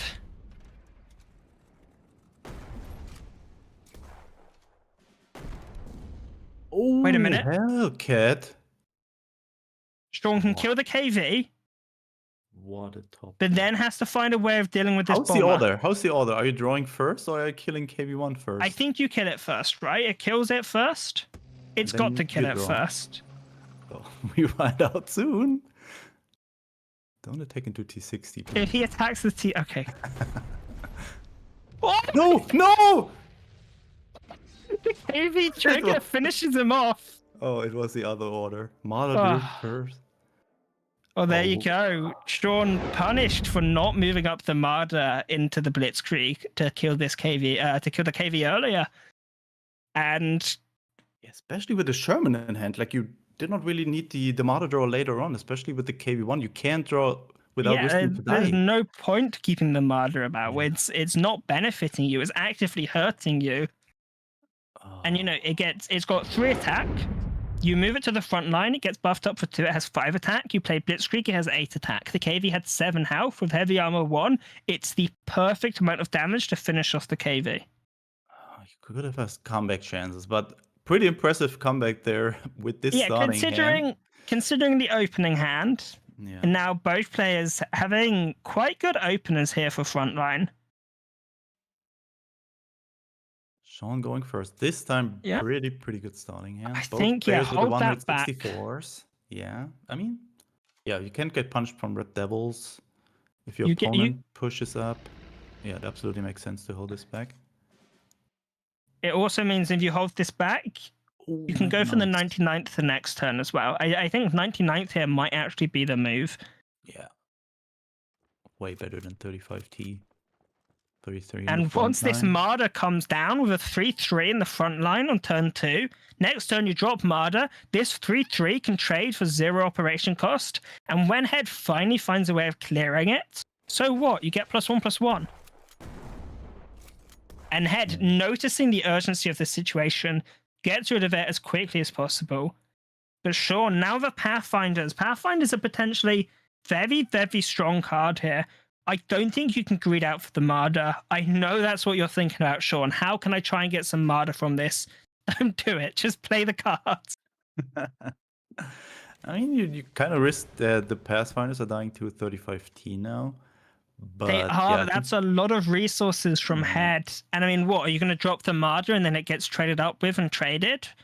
you you could gonna think push about up the 35T 99th? maybe and push up the 99s. Yeah, maybe, but Like, look now, Eagle Claws looks tempting here. if Head didn't have a Panzer 35T in hand, which is a reasonable expectation because we've already seen 2 strong early plays, if Head doesn't have this Panzer 35T, this is just GG. However, Head might just want to go for the Eagle Claws. Yeah, it takes out the Pathfinders as well as burns 99th. Yeah, but what's better What here? about just Rangers? Marder frontline the 3-1? No, that's too greedy. Don't listen to me. I think you want to play Marder when you actually can trade into units and get at least a little bit value Yeah, out of it.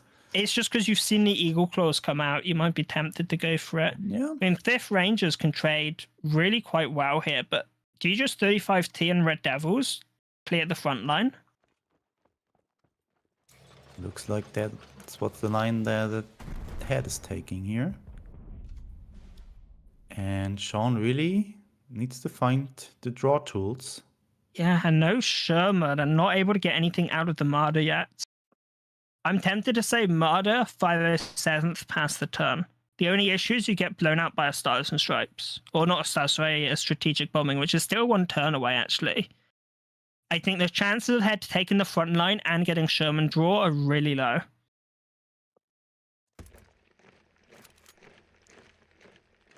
Here it comes, the 5th Rangers, but might be just taken out from Head's 5th Rangers. You know my favorite thing about casting Spooz is because we have perfect information. We can act like we know the right moves. But if we're sitting here in these players' position without the perfect information of both hands, I know I'm sitting here thinking I don't know what to do. Absolutely, yeah. That's kind of the easy part. If you know what both players have in hand, you can just say, "Oh, this is a good line." But if you don't know, you have to take everything into consideration and just find the perfect. Yeah, just play with the information you have, and that's really hard to do very often. There we go. Kind of all in. Are you ready Now for the plays strategic into bombing top here. deck? Yeah. Is he off the top? Ooh. No. I Not could see it. I punished. believed. It's difficult now because of this this Give Sean a Marder. moment to breathe here. I mean, with this opening hand in match number 1, we kind of have to But you give can- them a You chance can here kill. at least. Can you kill Marder? Right. Trade into the front line with the engineers. Play the Greyhound. Move it up 99th and trade. It's exactly 6 credits. I think you have to take out the Marder this turn. That leaves you with a Greyhound in the front line. If you don't mind about that buff, you're killing it anyway. I mean, yeah, and the Greyhound is surviving anyways. Greyhound survives, yeah. In fact, you're happy about that buff because you get rid of it anyway. Oh, but the Sherman finally coming through. And this might just seal Head's doom here. Yeah, it's not looking great. 109s into the Greyhound, PRR to the front, and then get in that draw and hopefully find another. Okay, goes to the front with the Red Devils, just so the PRR can do a little bit more work. I mean, as a rule of thumb for frontline mirrors, the first person to get Sherman draw will probably win the game.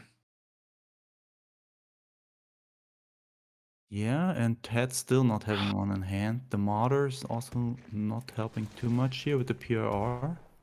Yeah, it's the really front. difficult here.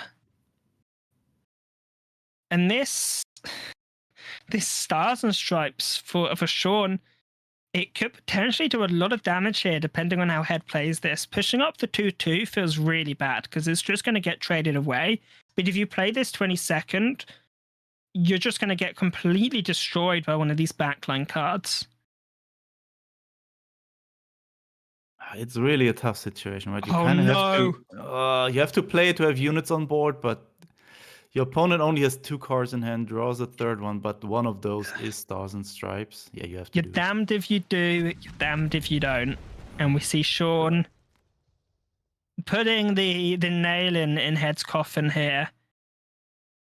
And I know there's temptation to Skytrain, but I feel like you just push the front line because in that slim possibility, there's a Sherman sitting in Head's hand, and then Head gets something to blitz off the top. You don't want to take that risk. You don't think about how do I win here because you're going to win over time no matter what. What you need to think about is how do I lose from this situation?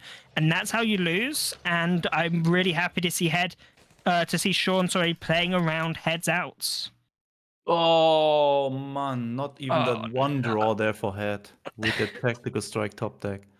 It is brutal right here, and this is Sean closing out the game. There's nothing that Head can find on top. 35 Nope. not good enough. That means Sean taking match number 2 here. And now I believe we see Jagro versus Frontline. Sean on Jagro, Head on Frontline. Again, going first, very important. Opening, very important. Now, if Jagro goes second, it can still often get to the front line before Frontline can, just because you have so many units with 0 operation cost.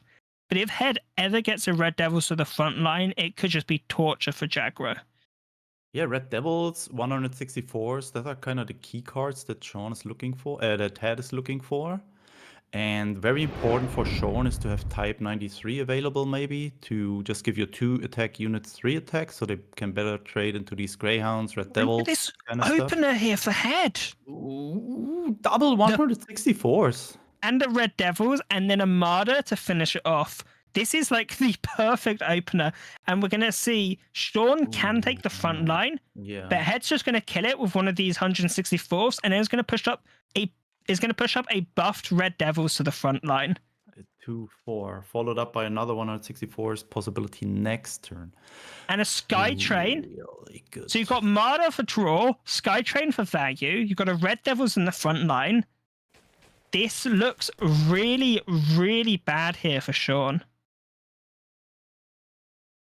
You have to do this to the front line, right? Yeah, absolutely. Why would you not? I mean, what are you waiting for? Yeah, this is looking really, really bad here for Sean already. So what So Sean needs to Audacity- find is another type 94 to find the surprise attacks maybe, which is still very expensive I mean- with both costing 2. if you find a Type 93, this Audacity can do 4 damage and has the potential to kill the Yeah, Red Devils. That's the other option. And the third option is to find a raiding brigade to get rid of it. But in the meantime, Head is just continuing to develop the board, and you're so happy to find answers to these Red Devils, and in the meantime, he's just having 5 other units on board. I And think this maybe we Martyr see the additionally, Audacity. right? Ooh. Yeah, Martyr, you've got 35. You've got so much value here for Head. And I think we may need to see this Audacity come out. It can't really do much, but you need to put something on the board. Just watch this Audacity hitting the 164s. But then buffing the Red again, Devils an additional time. do you attack the Red Devils for 2? Your Martyr, your Whirlwind does survive. Drop a Type 94 or a Bicycle with your last credit. But once this Red Devil's on 2 health, you can splash it with the Bombing Raid to finish it off, and then you don't get punished by this +1 credit to target. Gonna have to do something. You got 8 seconds. 5. Not attacking with anything, just playing into Eagle Claws here. Martyr's gonna crush this game. You can drop the Martyr right now. Trade with the Red Devils into the Type 94, pass back the turn and say, yeah, go for it. Do what you want. I would like to see the Martyr being put on the left side of the HQ, because it means if you want to kill the Martyr with the Bombing Raid, you don't get to hit the unit that spawned out of the Skytrain as well. What about 5th Rangers additionally to the front line here? Ooh, 35T. Yeah, just... And I assume we're going to see 164th and just headping as many units as possible into the front line. Now, something that was recently very, very popular was this new order, the Shinano. This was really popular in Jagro, but it did get nerfed, so a lot of people took it out. Sean did not. It is still in Sean's deck. So if Sean finds Shinano, that could potentially be a really strong out to this situation. Yeah, really annoying situation here with these 164s. If you need to get rid of them, but they're also just giving you other units +1/+1 2 times. Next turn, you can Sendai this Red Devils. There's the possibility you just go for the bombing run. Yeah, clear the front line this bombing raid. Oh, 109s 2 time. Oh, but here comes the Sherman, the end to the fun.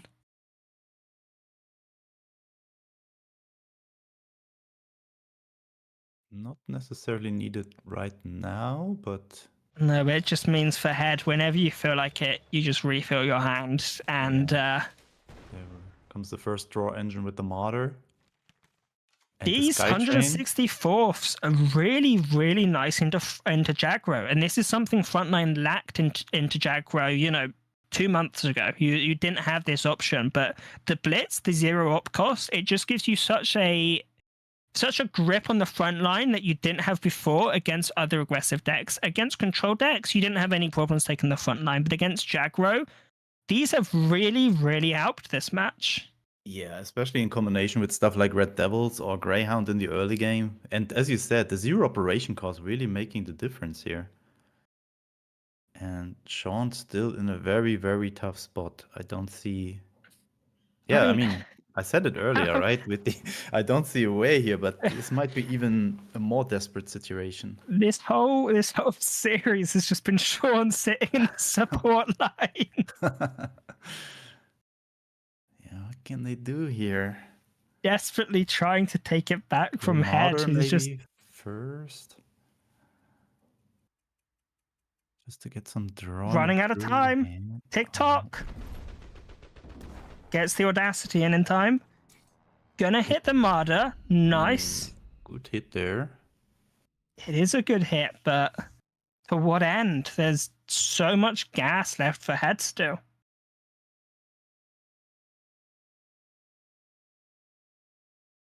I'd like to see the Sherman here and then maybe push up the other 109s to the front line just to have another 2 attack unit in the front line.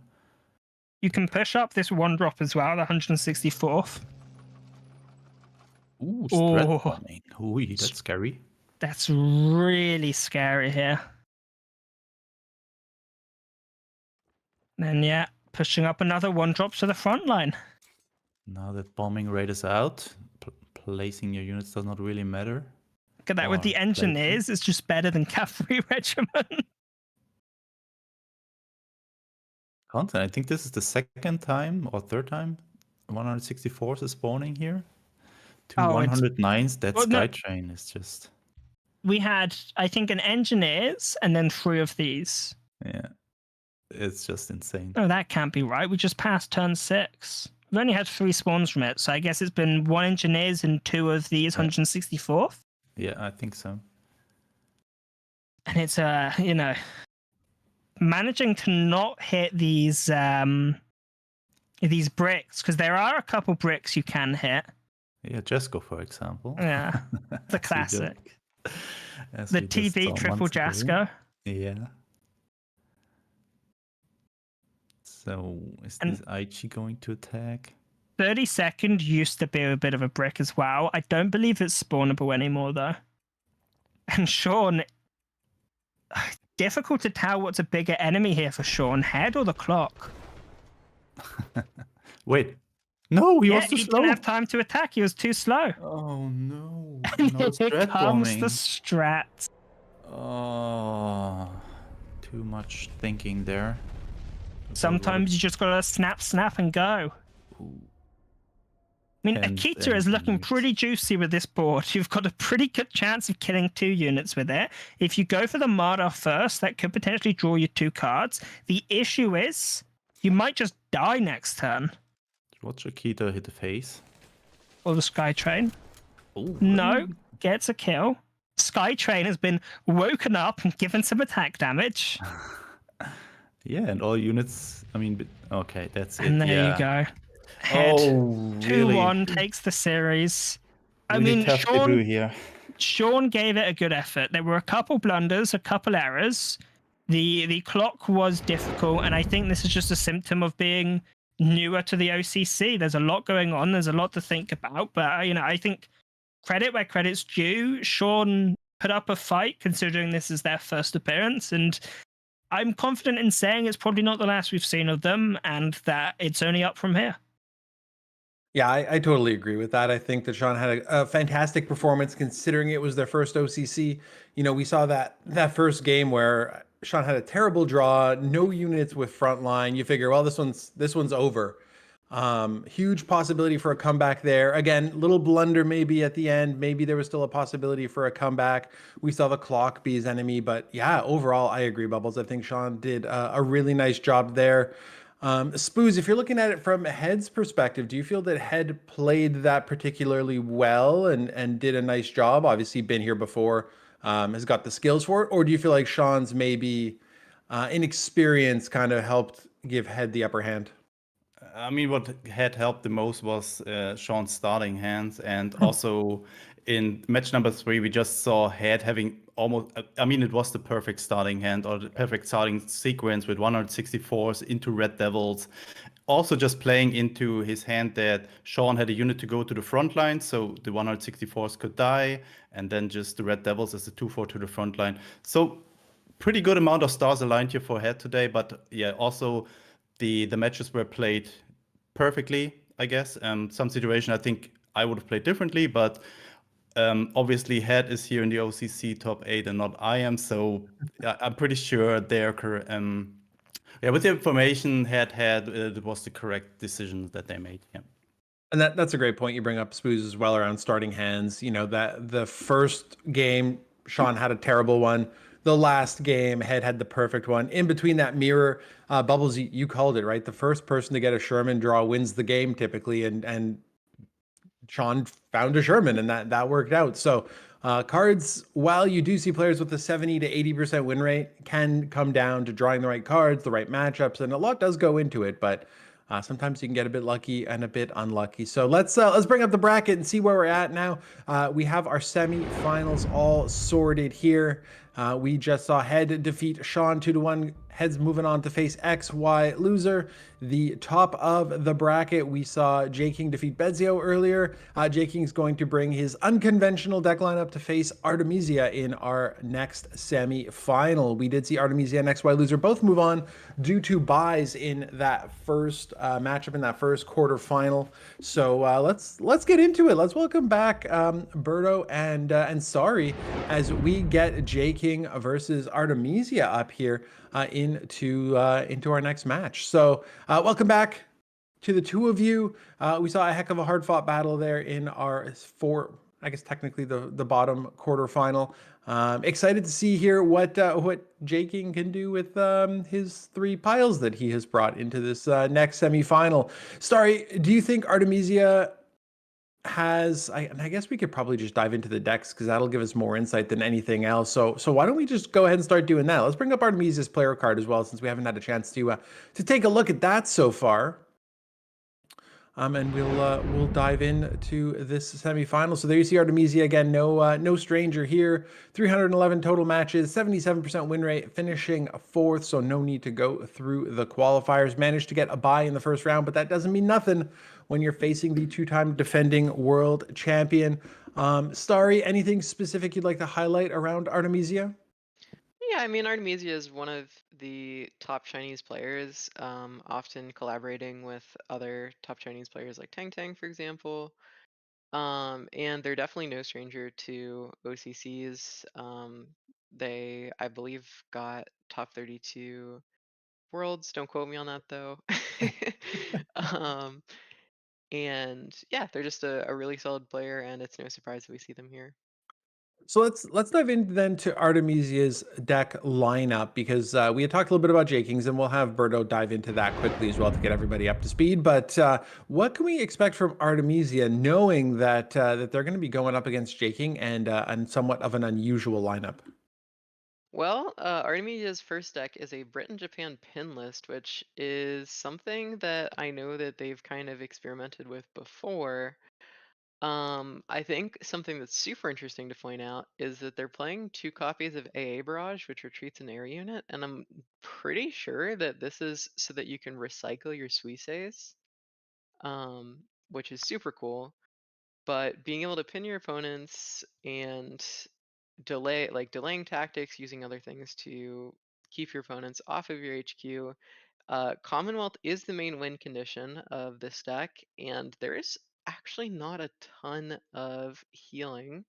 Thus, you have to be really, really careful in letting your opponent get really any damage on your HQ. The next deck is a super standard US-Germany frontline list, but Artemisia is bringing a tiny bit of spice.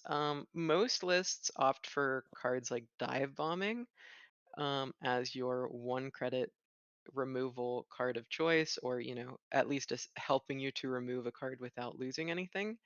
But Artemisia is instead opting for Through the Breach, 2 copies of Through the Breach. Other than that, it's a really standard list, but I'm curious what the Through the Breach is for. Maybe for like Aichi or some other problematic support line cards. And then the last list is a Germany-Japan mid-range list. It seems like this is kind of the list. So Jaking kind of took this list and adapted it to his own liking, but this is the list that has been floating around. I know that it was used to great success in the double elimination stage of World Championships. It's really bizarre. It plays 3 copies of the Focke-Wulf 190, as well as playing 2 Southern plans. It's a very bizarre list, but it's been putting up results, so I can't blame Artemisia for at least wanting to give it a go, especially in an environment like this. So Awesome. Thank you for walking us through Artemisia's list. Let's flash J Kings up quickly here. We've seen them once in the quarterfinals, but I was going to say go through these quickly, Berto, but they might require a bit more explanation than most. Well, yeah, first up we have a double strength OTK deck. This deck aims to draw out the entire deck, leaving you with only 2 double strengths left in hand, a couple of commandos, and a Crusader so that you're able to keep firing off double strengths as fast as you're able to play them.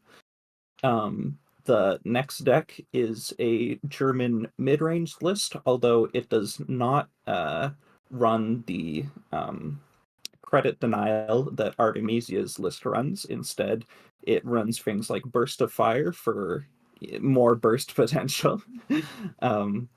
And finally, we have a singleton Soviet Britain control deck, which did pretty well against Bezio, but it remains to be seen how consistent this deck is and how it will perform here.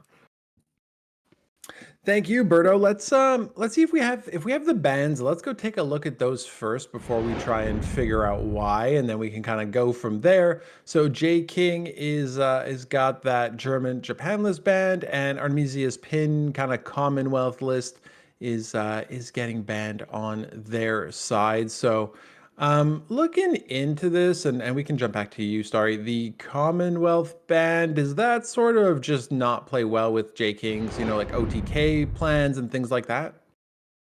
To be honest, I'm not sure at all. I was really not expecting that to come out from J King. I think that the pin list doesn't have a whole lot of healing and thus probably isn't a super big deal for J King's Commonwealth deck. I don't know, I'll let Berto take some insight into that, but I was also really surprised to see Artemisia banning the German list. I would have thought that Artemisia would be super concerned playing the pin list into J King's Commonwealth list because J King does play 4 fortifications and just a ton of healing. But yeah, Berto, what do you think? I think that maybe it would be very different how the pin list wins, but I think the pin list maybe could run out one unit at a time and force the removal out of J King and just slowly beat down with like one Suse at a time and win that way by just spreading out your threats as much as possible and never putting 2 units on the board at a time. I think that might have been an issue for J King's decks to deal with. But it's a matchup that you never see, and so it's hard to evaluate how that match would play out exactly. Yeah, I think all these matchups are kind of matchups that you never see. J King starting the game off with a really nice curve, turn 2 War Machine into turn 2 Hour of Need into turn 3 potentially ASW Patrol. Problem is that it's a little bit passive against Artemisia's front line. And so the question is does giving Artemisia this little break to start developing a board, could that be an issue for J King given this turn 2, 3, 4? Does seem like maybe a bit of an issue into Skytrain creating so many threats for ASW Patrol to hit. Yeah, it would be very unfortunate if ASW Patrol hit like Jasko or something like that. Yeah.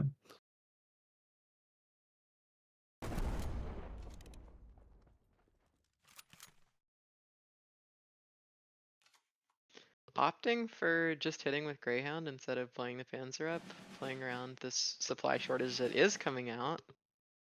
Yeah, also playing around carpet bombing as well. Mm-hmm.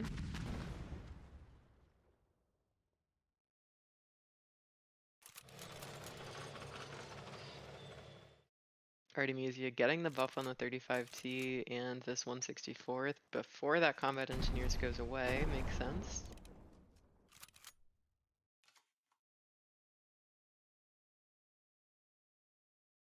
Now, this is real awkward for J King.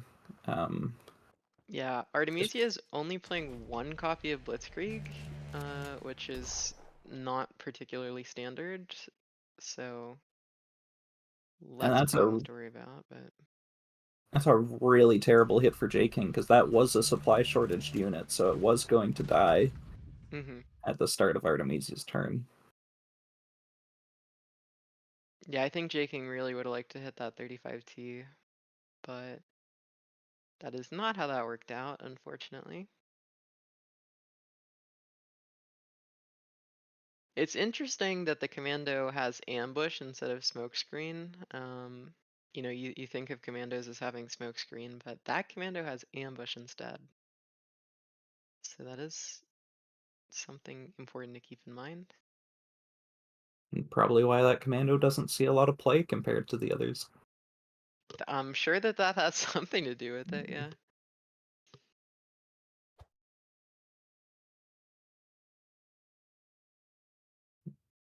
Now, Artemis, you're probably deciding how much to play around carpet bombing here. Yeah, and deciding the sequencing for moving up with the engineers as well.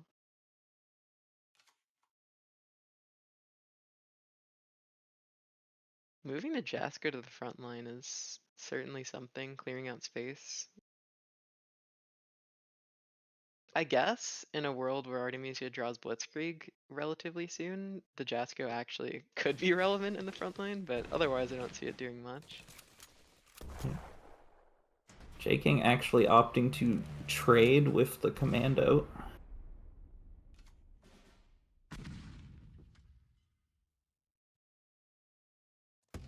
Starting out with a draw is never bad. Especially when you might not get a chance, depending on how J-King's next turn goes. It looks like Jaking's probably going to be forced to use this Commonwealth for draw next turn. It's definitely possible. Let's see what this top deck is. Oh, Okay, Lend-Lease. Lend-Lease. That's like pretty close to the best thing that you could draw off the top here. Oh, but that is not a good, that's not a good commando hit. No. J-King threatening the Commonwealth. I mean, not really, but we can pretend. We can pretend, right? Yeah.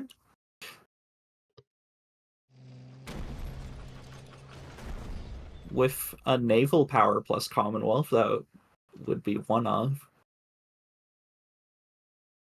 You could sincerely yours into a Monty and a fortification. That could do it, but it's a little optimistic. A carpet bombing would be really good here.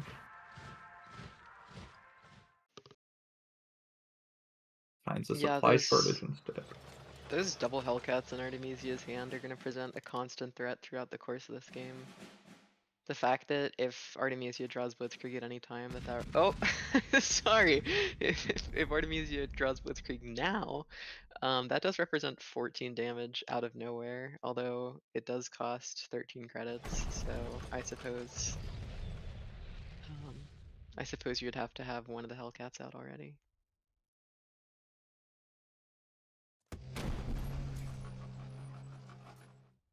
Yeah, Artemisia keeping J-King off that crucial number for Commonwealth. J-King can get a ton of credits this turn. Pretty nice. Yeah, although after that you have not a lot of places to go unless you're willing to sacrifice the Commonwealth just for the draw. Which I think after this next Hellcat, he probably will be willing to do. Probably, yeah.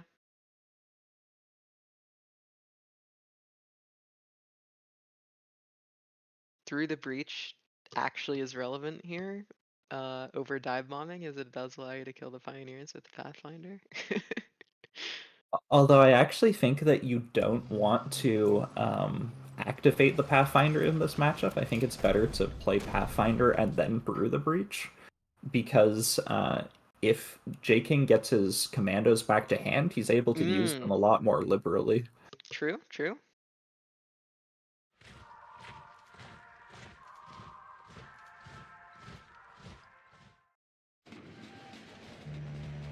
So, do you know how long that J-King has had this in his pocket? Like, has J-King been sleeping on this for a while, sort of brewing this for a while?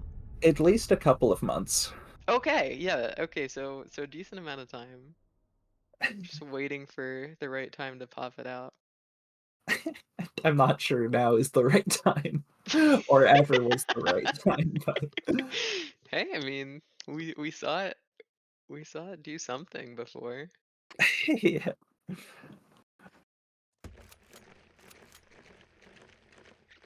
8/8s are just so hard for British decks to deal with.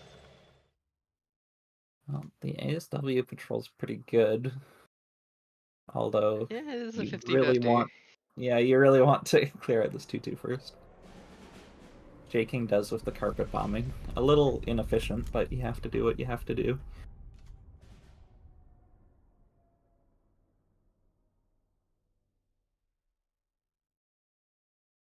Yeah, Artemisia at this point, it'd be really nice to hit some Shermans maybe, and just slowly kind of value J King out, and hope that you can force J King into a position to be forced to play the commandos early maybe. Figure out some way to prevent this silly double strength thing from happening at the end. But it's obviously a lot easier said than done, so I don't understand going for the Pathfinders here instead of pushing up an 8/8 Fifth Rangers, though. That's confusing to me. yeah, I would be lying if I said I completely understood this play.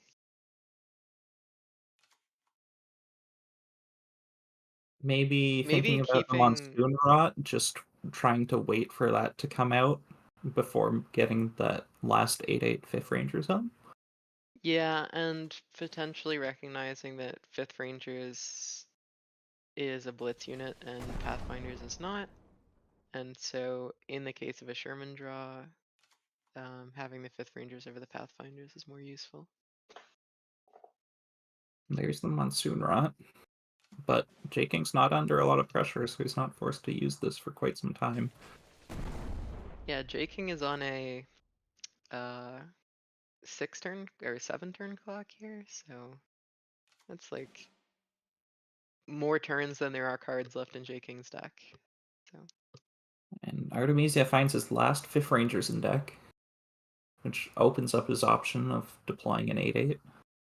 yeah, at this stage of the game, J King is probably just gonna look to get rid of his hand. You know, not necessarily super quickly, but over the next couple of turns, and then use those 2 commandos to do some of the funny. Mm-hmm. Monty's a great draw here. It allows you to greed harder with the Monsoon Rot supply shortage. Yeah.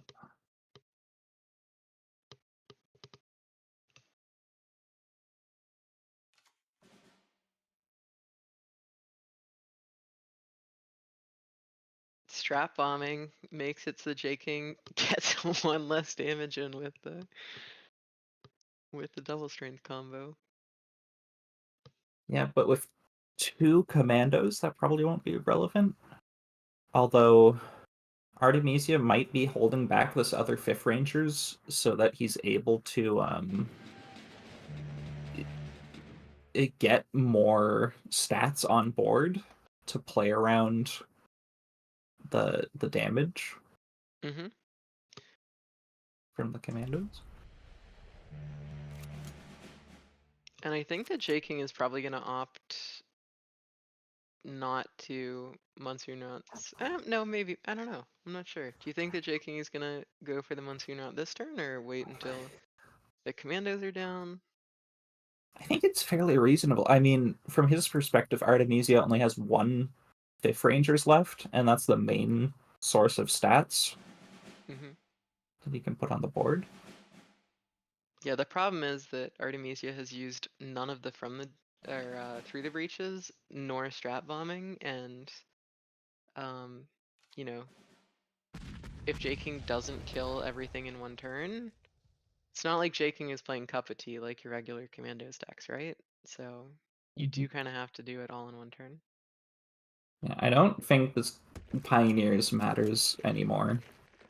So instead of the Screw the Breach, I'd like to see a half track and a Red Devils, just to get 3 more defense on the board. Pioneers literally can't do anything at this point. Yeah, and this game will go to Artemisia here, I believe, after the strat bombing, right? Well, I haven't calculated how much damage J King has.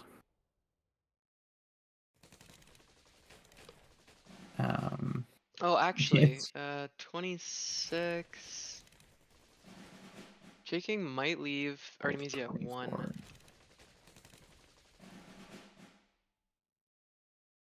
It's kind of hard to Yeah. tell with all these triggers. So when he happening goes so down to fast. 10 credits, he has 20 damage left. Oh, true. Okay. Which I yeah, think is so enough. that is gonna be enough.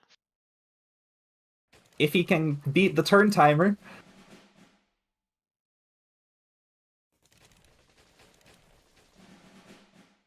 Counting down, 7 more to go, 10 seconds left.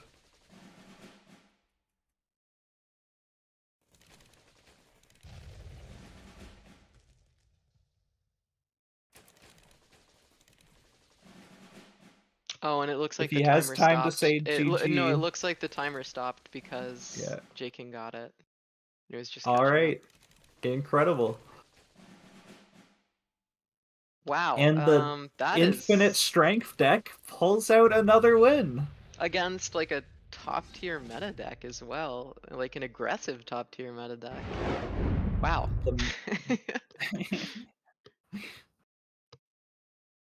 J-King really is defining the meta here with this bizarre list, but Yeah, he's so one game J-King, away, top 2 with this wacky lineup.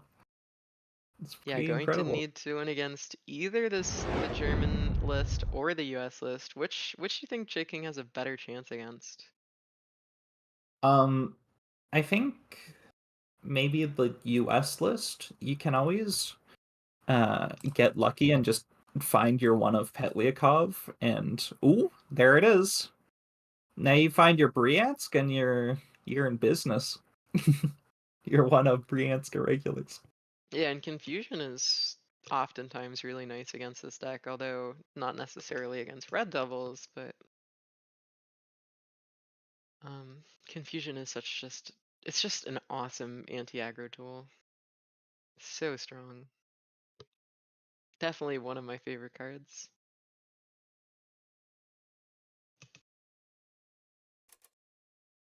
And J-King is roping Artemisia?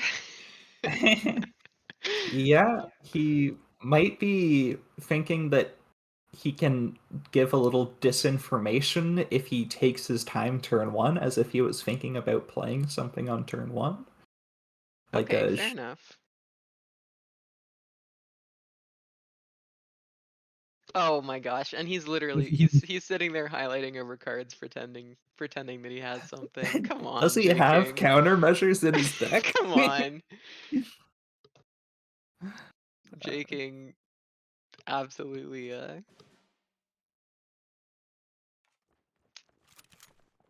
I don't know. I'm not sure how I feel about that. It seems a little bit dishonorable to me. Yeah, I mean, he literally doesn't have any countermeasures in his deck, so...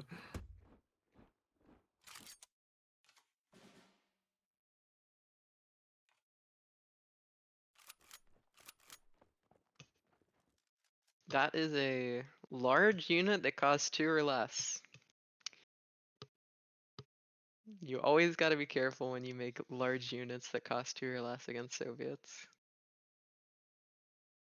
Especially when they're the only unit in the front line. Yeah. Although Artemisia does know that J-King would have to wait until turn 6 to play a 39th, so... Yeah, or He has a turn few 5 to turn- play a Confusion. Yeah. Yeah, but he has a couple of turns where he's safe.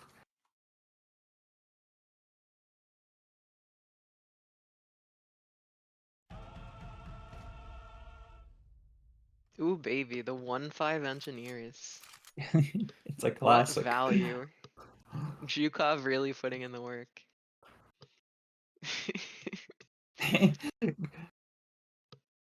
Granted, having a card that for 1 credit finds you the engineers from your deck I think is pretty nice. Oh no, no, it absolutely is. It's just that like I'm just remarking on the lack of relevance of the +1/+1. I'd love to Yeah, see for J sure. King get a Pelyakov pretty soon, especially when Artemisia is looking to Sherman in the upcoming turns, but Artemisia is putting down a lot of pressure, and I'm not sure that J King is gonna have the opportunity to do that. Yeah, and you really need a guard to protect it from the Hellcat Mhm. that can possibly come down. Yep.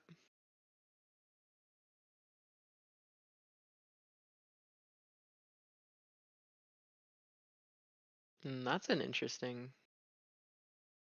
I guess Artemisia is deciding between 4/4 and 8/8. Yeah, maybe. Ooh, nice draw from Jaking. He didn't really have much to do on that turn, but a Grengards fits the curve nicely. It does Oh probably yeah, get half tracked. 100%. Well, you know, at least it burns one of the half tracks, worst case scenario, and you're not taking too much this turn.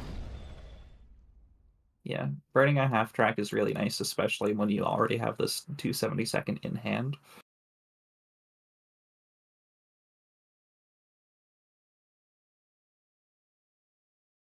Shaking has the opportunity to confusion, trading out the 2 tanks to replay the Gren guards.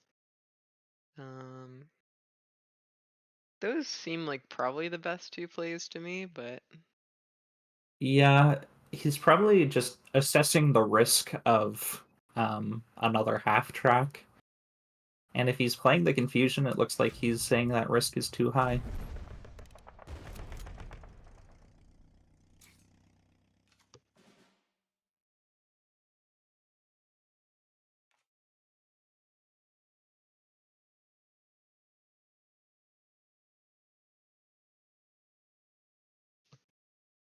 This 99th helps to play it around partisans a little bit.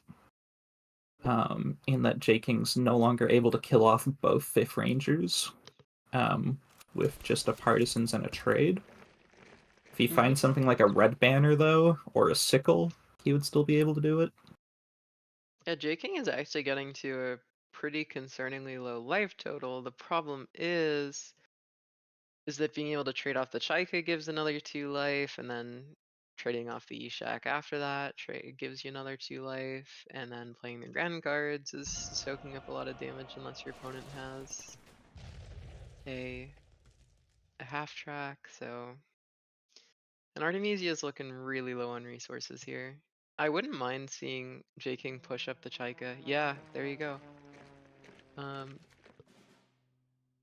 Making it impossible to get a Sherman draw this turn.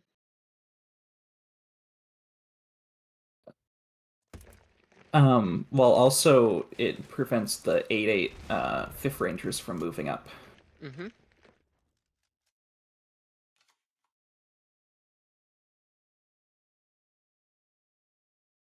Hammer is nice. Yeah, and J King doesn't, you know, unless you burn the supply shortage, there's not a super great way to get rid of the 22nd right now. And that 22nd is one of Artemisia's best ways to get back into this game. Oh, it looks like J King is burning the supply shortage. Yeah, I like it here. Yeah, I wonder if I wonder if J King has like assessed that Artemisia's last cards are like kind of duds.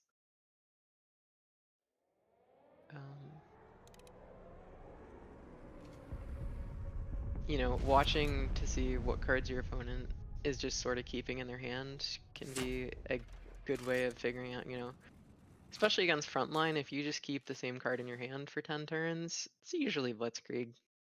It's like Yeah. almost always Blitzkrieg.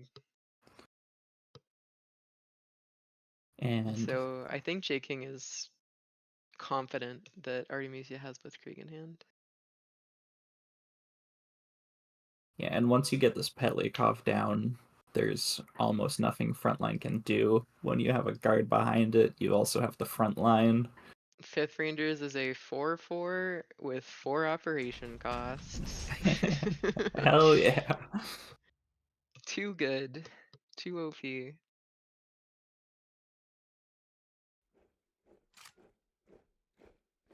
Yeah, I mean, does Artemisia have any outs at this point? I think the J King is gonna get the clean 2-0 here. moving up to play Yeah. on the Stars and Stripes. I think so too. There's nothing for Yeah, Artemisia to do. Congrats to Jaking, moving on to the final two with whatever the heck is going on as far as his deck list. Taking down some serious meta decks, some serious counter meta decks. This is I am gonna be honest, I didn't expect Jaking to get this far in this tournament, but congratulations to him and his innovations. The opposite. So quarterfinals, okay, Bezio kind of did the anti-meta thing, and Jaking didn't bring meta. I get it. What the heck happened in this one? A singleton deck. There's too many cards to play around. Your head just explodes, and what can you do? Yeah, In- and we talked about how Soviet Britain is effective against Jaggro in frontline, or sorry, Britain Soviets is effective against Jaggro in frontline. Turns out that a slightly suboptimal Soviet Britain list plays a lot of the same cards. So, in that way, it's counter meta, but it's like not as much as counter meta as the guard spam. So Plus, I feel like against frontline, once you draw the Petliakov, you're pretty much the frontline's kind of dead in the water. Everything they do requires frontline and deployment effects, so that didn't help. Berto, is the biggest weakness of Jaking's OTK deck the timer at this point? That seems to be the biggest thing holding him back in the matchups we've seen him get to the end with. Yeah, well, that second match, it seemed like he had the time that he needed. And so I really think it just comes down to if you only have one commando, it might be pretty hard. But if you have two or even three, I think that he's in the clear on the turn timer issue. Well, J King is going to the finals, which is not something that is unusual for us to say. However, he has not taken the traditional route. So let's bring the bracket up and take a closer look at exactly what we got going on here. As J King has defeated Artemisia 2-0. It means Bezio 2-1, Artemisia 2-0, when we thought that he was just going to burn out real quick to get to focus on tomorrow. So J King making it to the finals will have access to a cool minimum of 150 USD and 18 OCC points. We will determine his opponent in just a moment here, as we're going to see XY loser taking on head. Artemisia will go to the losers bracket, or the bronze match, sorry. Getting excited for tomorrow here, but goes to the bronze match where $100 will be on the line, as well as 15 points. So Artemisia not gone just yet, but let's dive into XY loser and head as we are rejoined by Bubbles and Spooz here. So yeah, just to reiterate, J King going to the final, Spooz. That's not unusual at all, right? We talk about that all the time. Who wouldn't have expected that today? Yeah, I mean, I'm just laughing in the background because usually, I mean, there are two things that are happening when J King is in an OCC, which he has been in. I think he only missed one so far. It's whether to drop in round one or to just win the whole thing. And I think today was the one where he least expected to go to the finals with this lineup. It looked like he was just, trying out stuff, having fun, and suddenly he finds himself in the finals. And honestly, especially this OTK deck looks really interesting. With all this healing, all this AoE, it looks really good in the current meta with all these aggressive decks. And it's just performing pretty well. And even when it loses the first game, it was just very, very close. So a pretty cool deck, and I'm definitely want to try it out. So Bubbles, what's going to stop J King at this point? So J King has some unusual decks, but you've not seen unusual decks until you've seen Xylosers. So it might be the thing that beats the weird decks is the even weirder deck. So it depends what happens in this next matchup. But maybe when your opponent does something odd, you just have to take that to the max and do something even weirder. So maybe we can have a battle of the oddities. Let's dive right into it then. We did not get a chance to see XY losers or Xy losers profile in the quarterfinals, so let's dive into that. Take a look at their player profile, and Bubbles will continue with you to have you dissect their lineup and see exactly if and how that can counter what J King is bringing. So then, and Bubbles, I'll defer to you. Is it Xyloser? Is that what the preferred pronunciation is? I believe that's Spooz. You can correct me if I'm wrong, but I believe we've been saying Xyloser for a while. It's possible things changed and I didn't get the memo. I don't always check my emails, so but I believe that's what we've been calling him. And favorite card being Volks Grenadier that's just a beefy boy. This used to be meta a long time ago. So I'm wondering if Xyloser remembers back to the good old days when Volks Grenadier was playable, or if there's just something about it. It's a real beefy boy. And obviously season finished 15th, meaning they did have to play through the qualifiers, which can be brutal. And it's jokingly called the actual tournament. The OCC is just the side one afterwards, because there are 16 players per bracket and only one gets through. Perfect. Well, I think that's a great breakdown of Xyloser. And again, a 75% win rate is nothing to shake a stick at, even finishing 15th. But let's get to the interesting part here. Let's see what they are bringing. That's not something I expected here. Okay, let's have you break it down. So we got Pin, which is, I mean, it's interesting to see Pin, especially with the Diplomatic Attaché, which does 1 damage plus 1 damage for each one of it you've previously played already this game. So this is already a strange deck, and these offer some additional burn to help you finish the game when your Commonwealth and Wellington aren't quite enough because your opponent has done a little bit of healing, but it does also offer you some just straight damage removal. So quite versatile. We do see a Welsh Guards in this deck.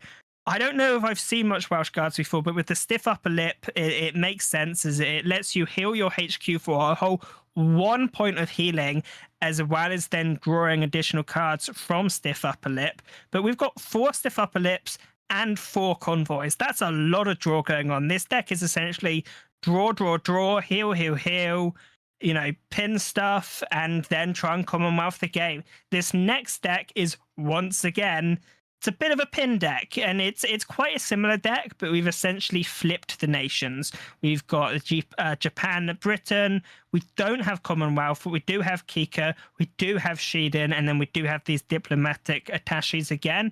And then this last deck, I heard you guys like diplomatic attaché, and this is once again a diplomatic OTK deck. We've got GPW plus diplomatic. So you play GPW, you play out your diplomatics, and then you do have an imperial strength as well for 2 extra damage. And you try and do 12 damage to someone off this GPW in 1 turn. These are the strangest decks I have seen in a long time. And I love Head. Head's a lovely player. But on the other hand, I want to see as much of Xyloser's decks as possible, because these are... I mean, it's clear that Xyloser has seen 1 card and built all 3 decks around it, and that card is diplomatic. I don't even know where to go from there, other than I'm really excited to see any 2 of these 3 lists in action. So, yeah. Let's Spooz. Let's get into what Head is bringing. I can't get. Christo was speechless. Yeah, it's a rare occurrence, but it does occur. So let's pass through Head's lists quickly here and get us into the action. Yeah, we already took a look at them earlier. The complete opposite of what Xyloser is bringing you today. We have a US-German frontline with 1 copy of Eagle Claws in it. Very good answer to those IGs being around. And then we have Britain, Germany, discard control, and France as an ally in the Soviet main deck. Also a good control list with a lot of cards.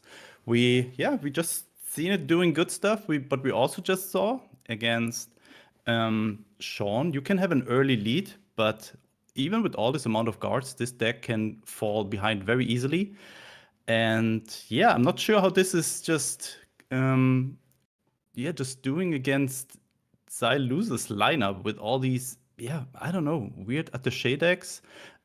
This Soviet list has a little bit of healing, the Brit list has a little bit of healing, but not too much. So especially against this Soviet list from Xyloser with the Great Periodic War in it, this lineup can fall behind a little bit and then just easily lose to that. But as Bubbles, I'm really excited to see Zaluza's decks in action, how they perform against those meta decks here from head. And maybe, yeah, we just have a second player that is just bringing really weird out meta stuff and just performing really well with it. Spooz, you at one point were a little bit worried that, hey, maybe, you know, as we approach the World Championship, players are just going to kind of rest on their laurels and bring the traditional good decks like the front lines, like the Jaguars and all that. And I feel like if this tournament is any sign, we might be in for a good surprise here as we approach the World Championships if these decks continue to perform well. Yeah, absolutely. I mean, we have to wait until tomorrow, because tomorrow, the big decider, who's flying to Iceland. And yeah, let's see what decks are being brought there. And I think we might change back to the usual stuff. But maybe in Iceland, we will see different stuff. If you said, the off-meta decks perform well, especially this OTK deck from J-King, I think this really has potential. It's a really well-designed deck. And yeah, maybe we see some surprises there. Let's dive into the bans before we get into this matchup, because I think that will be somewhat telling when it comes to what's going on here. So XY or Zyloser is going to lose that Brit Japan Commonwealth list. Head is going to lose the discard. Is Bubbles, is the reason the discard list getting banned first and foremost that, you know, you've got the OTK list, heaven forbid a discard card hits Diplomatic Attaché and your whole day is ruined? Yeah, I mean, there's a lot of discard going around that's just going to ruin your day. But then there is also the potential for Ultra if you're going to go for this GPW play and you've only just got enough credits to do the combo. Then you need to worry about Ultra. If you want to wait until you've got more credit slots, then, like you say, these discard cards can come through and ruin the game plan. They can just hit one Diplomatic, and you might think, oh, there's only 1 damage, but it's 1 plus 1 damage of all your other ones, and you only get 4 of them to play with. Really, you can throw some of the earlier ones out, use them to kill units and things, because you're still getting the +1 on these future ones. You're okay with spending them, but you're not okay with them getting countered, because then you don't get this additional damage on the later ones, which is where you really need it. Spot on. And now if we look at the other side of things, that Brit Japan Commonwealth deck getting banned, Spooz, did Head just look at Zyloser's list and go, this one? I mean, Britain is usually very strong, especially in combination with when you play against a Commonwealth deck and you don't have too much answer against that Commonwealth. But I think out of these 3 decks from Zyloser, I think that Soviet OTK deck is maybe the most valid kind of win condition stuff thing. I don't see the Brit Japan other than just, yeah, with the Commonwealth. I don't see how this deck ever wins. Just pinning stuff and removing stuff is not winning you the game alone. So yeah, really tough decision here for Head, but honestly, I would have maybe just banned that Soviet list, just because the OTK looks really reasonable. If you have the combo pieces, you can heal to infinite. You can have 30 health, 40 health, just 1 Great Predator of War, and you go down to 12, and then you can just be OTK'd with the combo. Bubbles, do you have a similar take here? You know, looking at it, I think to Spooz's point, yeah, the pin deck is great at pinning things, but that doesn't win you a game. OTK is OTK though. You have to draw the pieces. You have to survive long enough to pull it off. Whereas Commonwealth, you look at it and go, okay, I kind of get where they're going with this, and maybe that's just the easiest ban. Yeah, I mean, Britain is scary. I'm always comfortable banning Brit, but then again, this Soviet deck's GPW just makes it slightly more terrifying. Like Spooz said, it's really good at closing out games. And here we are in the match. We see Soviets against Soviets. If you can get a KV here for Head, it can be very scary for Zyloser to have to deal with. However, as the game goes long, the potential that Zyloser just kills you on the spot is really quite scary. Yeah, I'm so excited to see if they can just collect all the combo pieces, already 1 Diplomatic Attaché in hand.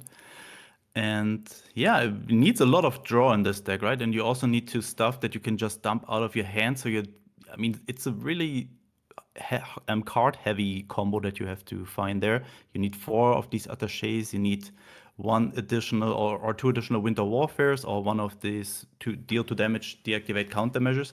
So it's not too easy to find. So I'm kind of interested to see how this works out for Zyloser here.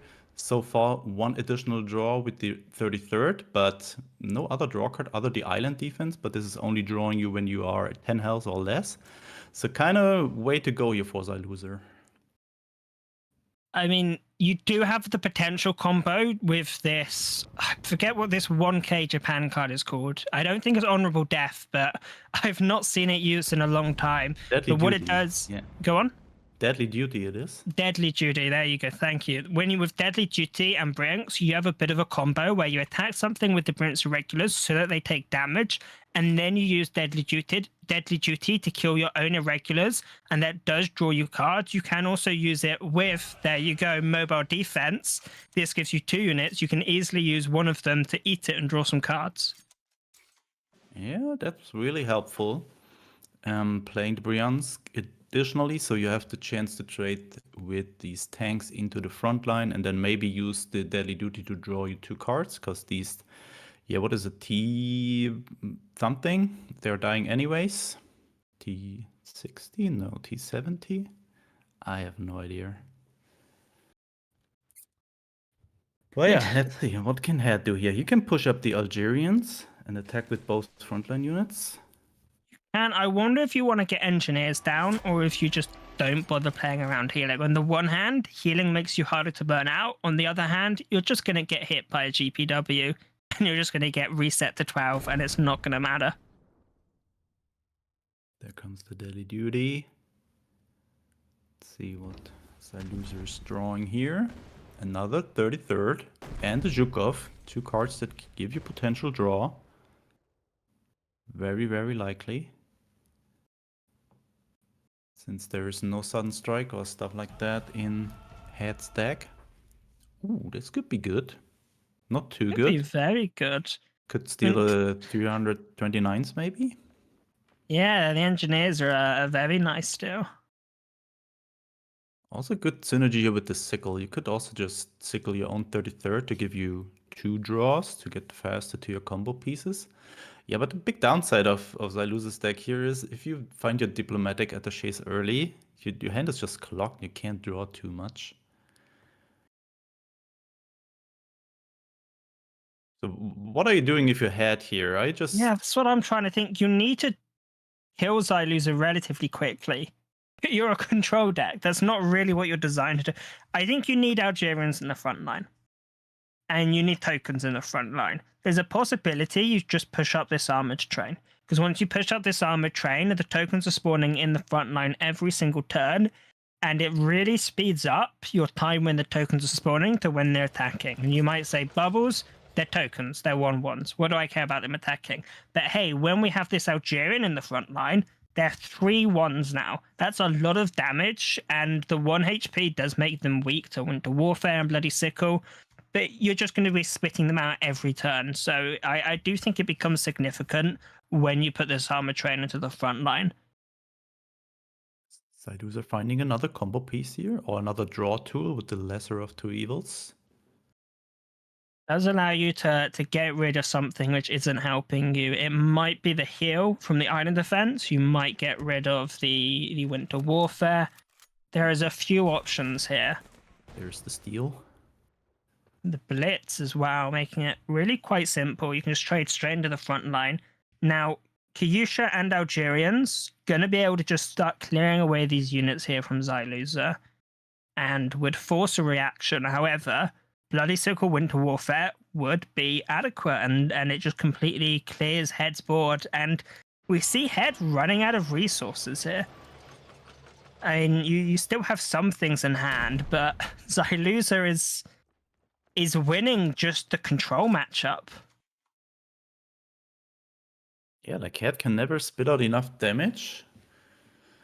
Now, and here, as you said, Xylusa having good tools in hand to just clear the whole board here. And then Head is just, yeah, left with 2 Algerians and the Katyusha in hand. And I mean, Xylusa is going to be healing as well, which makes it really difficult. And we have reached the stage of the game where, while a KV is really nice and really powerful, it's not really clocking Xylusa quicker than Xylusa is going to clock you. Here comes the Winter Warfare. Gives you an additional draw on the 33rd. There's the Great Periodic. I mean, Xylusa just healing up so much health here. Goes up to 27. Just to empty hand space, I guess. and you have empty hand space, you're realistically not ever getting that low on HP because you have this engineers down. Ooh, not attacking into the armored train. I mean, it means you can kill like a light infantry with it, right? It just gives you a little bit more flexibility.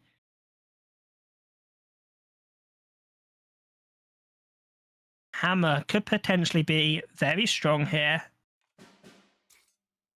Do you think there's the possibility here of your head that you want to get rid of these engineers because Xyluza, as they heal and heal, they're getting more and more time to find the OTK and just eliminate you? Yeah, really tough spot here for Head. I mean, so many things you have to take care of. You have to manage your opponent's HQ health. You also have to apply pressure, so your opponent is not able to find the combo pieces in time. Ooh, looks like a really tough spot here. The loser has some tools in hand to cycle through the deck a little bit more, but yeah, still needs to find more draw or more of the combo pieces to actually just do the combo. It's just like an 11 credit combo, so you can't do it before turn 11 anyways. Yeah, not very realistically anyway, but if you're I mean, you can confident split it Head's not going to be healing, then you can go for it. Yeah, you can split especially between 2 turns, but yeah, it's just call it's to so colonies in hand. risky. Yeah, it's too risky. One call to the colony, yeah, you lose the game. We see now though these light infantry, when they're 3-1s, they are a threat that need to be taken into account. Sickle on the Katyusha. I mean, you can go Sickle on Kyusha, then you can go for the Winter Warfare. Clears the Kyusha, the light infantry, and draws you a card. Scouting Party is that? That's a really strong card here. Scouting Party. It draws you 2 cards and heals you for 4 because of the engineers that you have on the board. With the Winter Warfare, it can draw you 4 cards. We may get rid of a Brinks Irregulars here. We may get rid of a Bloody Sickle.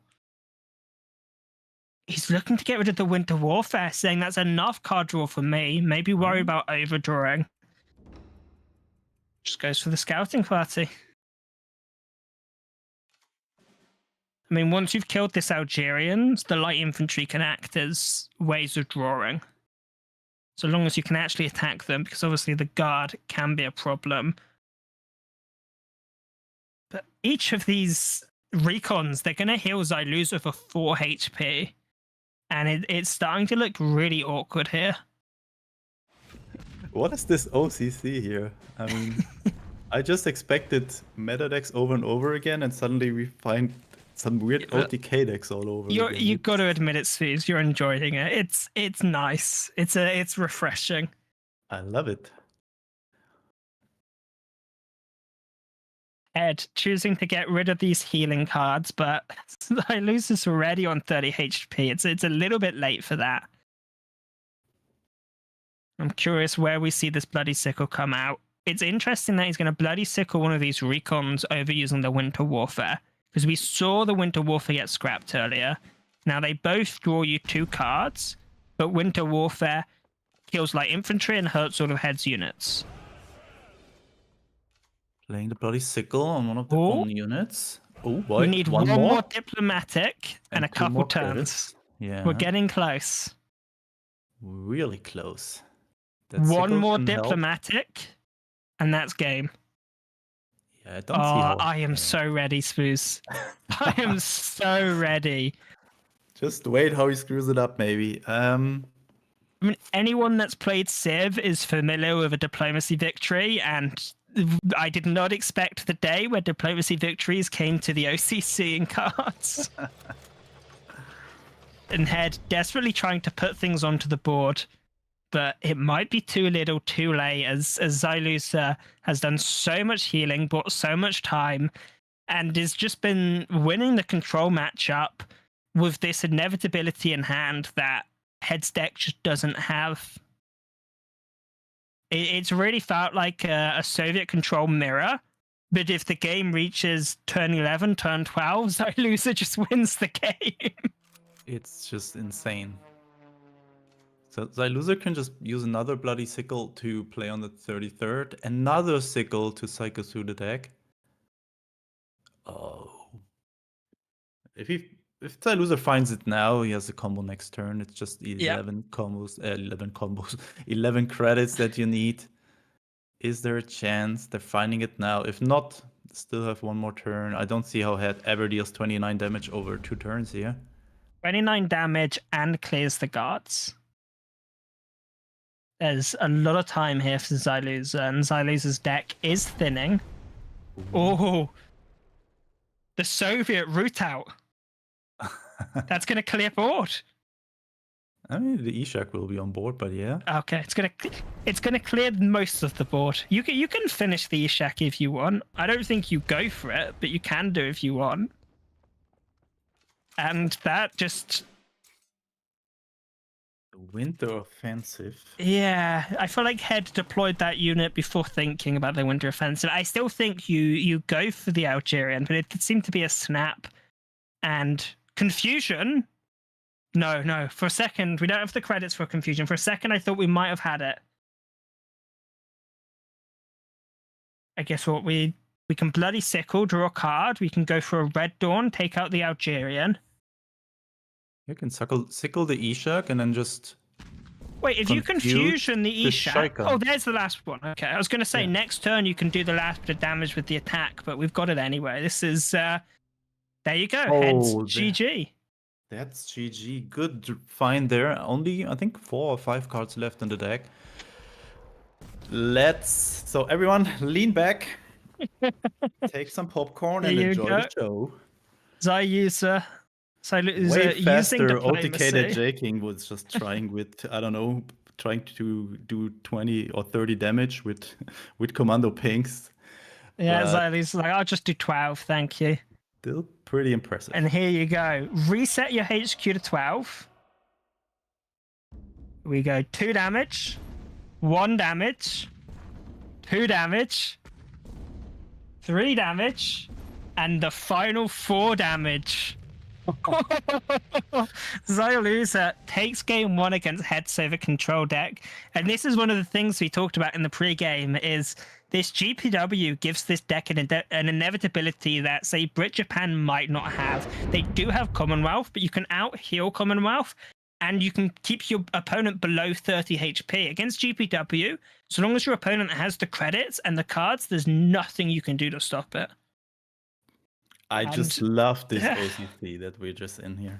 Xyluza takes game 1. Now, Japan, Britain, sort of pin, control, bit of a weird deck left, and we see Head bringing the Soviet control deck and a lot of strong cards here for Head's opener.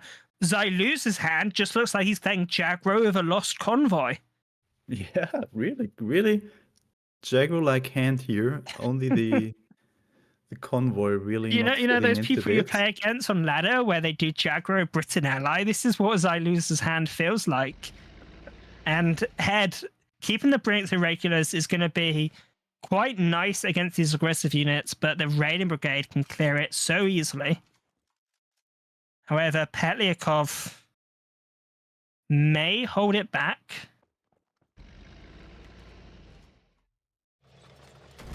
But I mean, Petliakov's just going to die to these pin cards. It's a really interesting board state already, because it feels like Head has the disadvantage here, and Xyluza's already, in one step up this game. Yeah, I mean, J-King needs to find answers to this signal regiment, but other than that, I don't see a big threat in Xyluza's hand so far. Only good removal. Yeah, what good options does Head have soon? You've got Defend in Depth, and you've got Hammer, and you do have 39th, but you don't really want to be using 39th on this if you can help it, because you're probably not going to be getting much burn from it. Then again, there's not many better options. I just think the answers Head has to Xyluza's signal. Xyluza spends 1 credit and gets a few points of burn. You have to spend 3 credits and use one of your premium removal cards. And if you're using Defend in Depth to kill the signal regiment, hey, a Shida and a Kika, they're going to come down later and you're not going to be able to answer them anymore. I mean, sure, Head has some some good amount of guards in the deck, so there are definitely answers to it. So I Yeah, don't you know, think... not the aggressive answers. You can't kill Yeah. them. Yeah, Going definitely. down with the I could see arty. I could see the clear game plan with this Soviet list, but I don't see it honestly with this Japan list. I think it's just mostly controlling the board, using your control tools, and then maybe finish with the last rights. Is there last rights in the deck? I expect. You've got Blitz Fighters. I'm not sure I can check the last rights for you right now. Japan, Not really. no last rights. No, it's just you've got Blitz Fighters and you have Diplomatic, and you can burn out your opponent. Last rights is too slow. Ironically. Excited to see how this goes. So I think Oh, Head look at that. definitely is having Bombing a chance Raid. here. You can just go for the bombing raid and clear this artillery before it deals any more problems. Gonna roll the dice with the Shinano. Oh, that was a lot of face hits. But down to 13 here for Head. Maybe you're not too unhappy with the face damage, actually. Yeah, Head not really having the call to colonies in hand, so no heal at the moment. On the other Well, hand, you clear Xyluzer the- not really having diplomatic attaché, so The amount of draw here for Xyluzer, you've got 2 cards, down on the board already, worth of card draw, and you have 2 convoys in hand. So who can find what first, the burn or the heal? But Xyluzer has a lot better ability to find cards compared to Head's, more board-centric hand.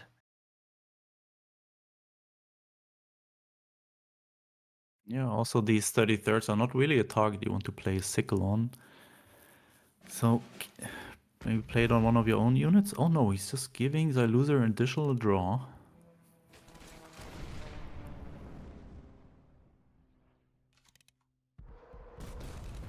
That's an overdraw for Xyluzer now. It is. If you lose like a shielding or something, that could potentially be bad.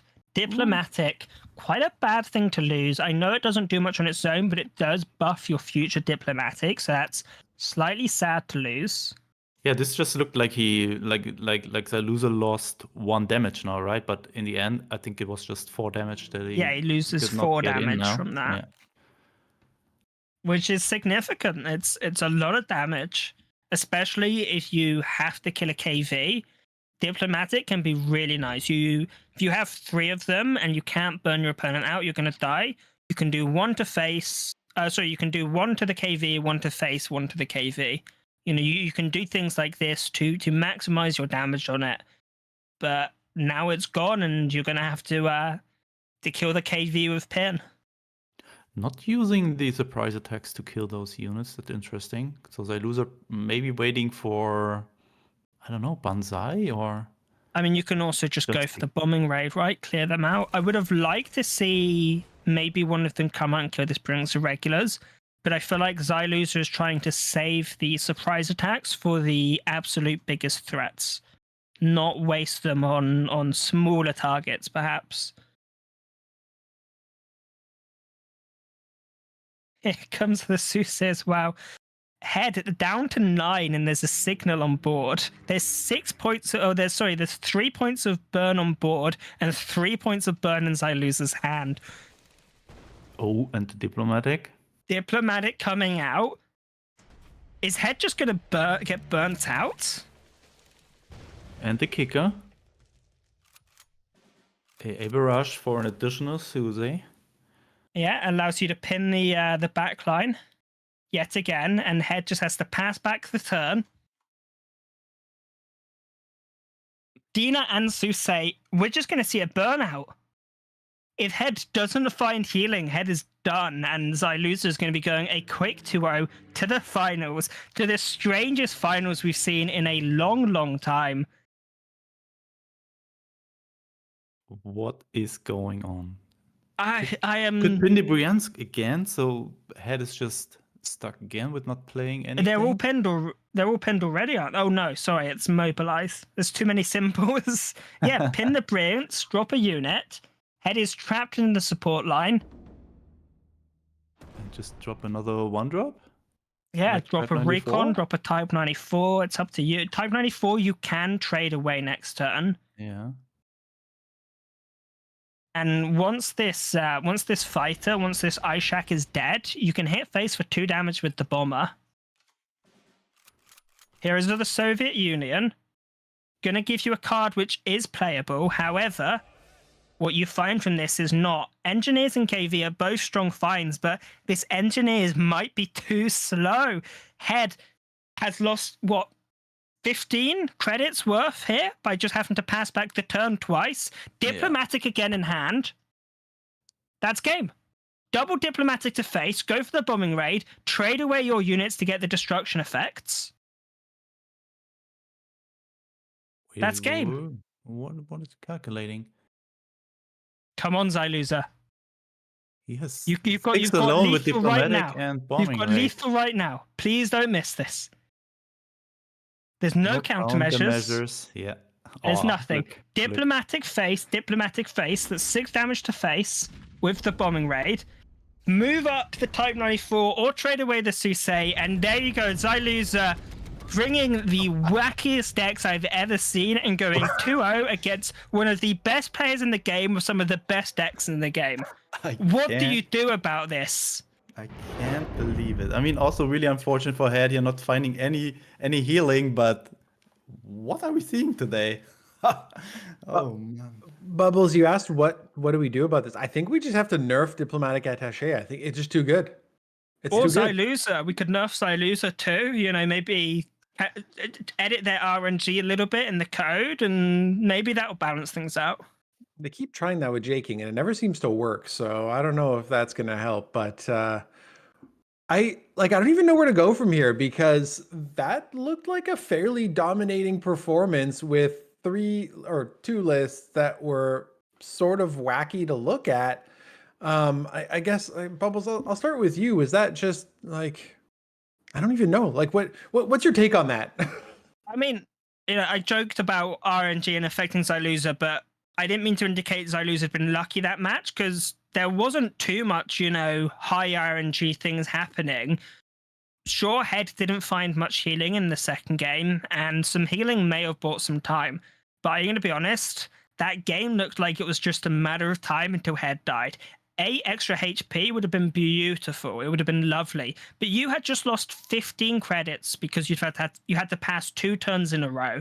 You were so far behind at that point that I think it was only a matter of time until Xyluza closed out game 2 as well. And game 1, we almost saw the entire deck drawn. That was an incredibly long game.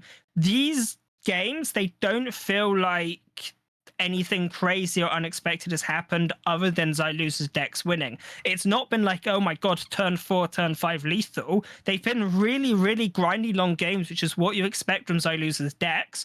You just don't expect Xyluza's decks to be the ones which come out on top in these grindy games. And I'm slightly taken away that they did both times. And Spooz, you were talking a little bit about Xyluza's pin decks, saying like, oh, there's no real win condition there. They're just going to slow them down and see what happens. But that didn't end up being the case at all. Yeah, I mean, we also have to admit that one hammer or one that order that deals damage equal Defendant to depth. Yeah, one defendant death could just kill the signal regiment. It would have been way harder for Xyluza to win this fast and in this dominant fashion. But yeah, it all just came together. Had not really fighting any draw, no answers to the signal regiment, and sometimes that's all you need to win with such a wacky deck that on the first view is not really having any good win condition and is having slightly bad matchup against Head's lineup, but yeah, really well piloted and really use the weaknesses of Head's deck, and in the end we have a final that will be really interesting to see what is happening there. 2 combo decks or 2 players with combo decks facing each other. This will be a really interesting finals. And we will see you both back for the finals, but let's bring up the bracket. We have a bronze match going on. Before we get there, we will see more of Head. We will see them take on Artemisia for the bronze match. Winner will get 100 USD and 15 points towards the OCC. the 4th place player, 750 diamonds and 12 points. But then after that, we will see quite possibly the most obscure finals that we have seen in a long time, and not because of the players there. Those players are both top competitors here, just the deck lineups they're bringing. So that's going to be a heck of a finals. But before we get there, let's bring back Berto and Starry for our bronze match, where we've got Artemisia and Head going at it. There will be no bans. You got to win with everything you got. Before we get there, though, Starry, have you ever seen that many diplomatic attaches in one lineup? I love Diplomatic Attaché. When the expansion was being previewed, that was one of the cards that I was most excited about. And so getting to see it in action like this is such a thrill for me. I'm so happy to see that. And Berto, you know, sometimes when you got back-to-back events on a weekend like this, you're worried that you know, day 2 will be a rerun of day 1. But I feel like we're not expecting the same type of look tomorrow for the World Championship qualifier. No, it'll be a completely different ball game tomorrow, I'm sure. Well, this this bronze match may be a better indication of what we see tomorrow. So why don't we dissect the decks real quick here and get you into the action for the bronze match. First up, we have Head. We had just seen them compete. Starry, why don't you give us a quick rundown of what we're expecting here? Sure, so Head is playing a US-Germany frontline list, which is pretty standard, except for the inclusion, cutting 1 Blitzkrieg, which Artemisia also did, adding an Eagle Claws instead of a Stars and Stripes, which a lot of players have been moving towards this as a more early game way to take out stuff like Aichi, playing the dive bombing, but otherwise an extremely standard list, and you know, no surprise that we're going to see a lot of stuff like this. It's really dominant in the meta right now.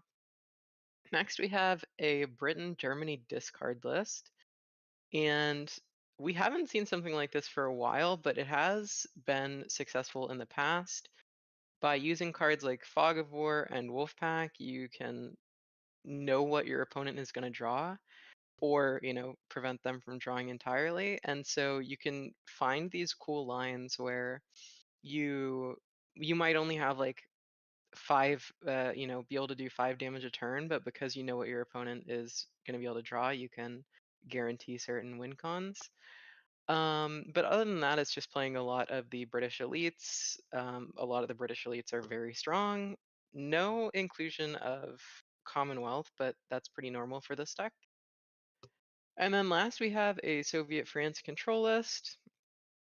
And I think that it's worth noting that the Soviet France list has the ability to win with like KV1 in combination with Phony War, forcing your opponent to draw until they have 8 cards in hand, which does a potential of 16 damage, as well as the last card that they draw for turn being 18 damage.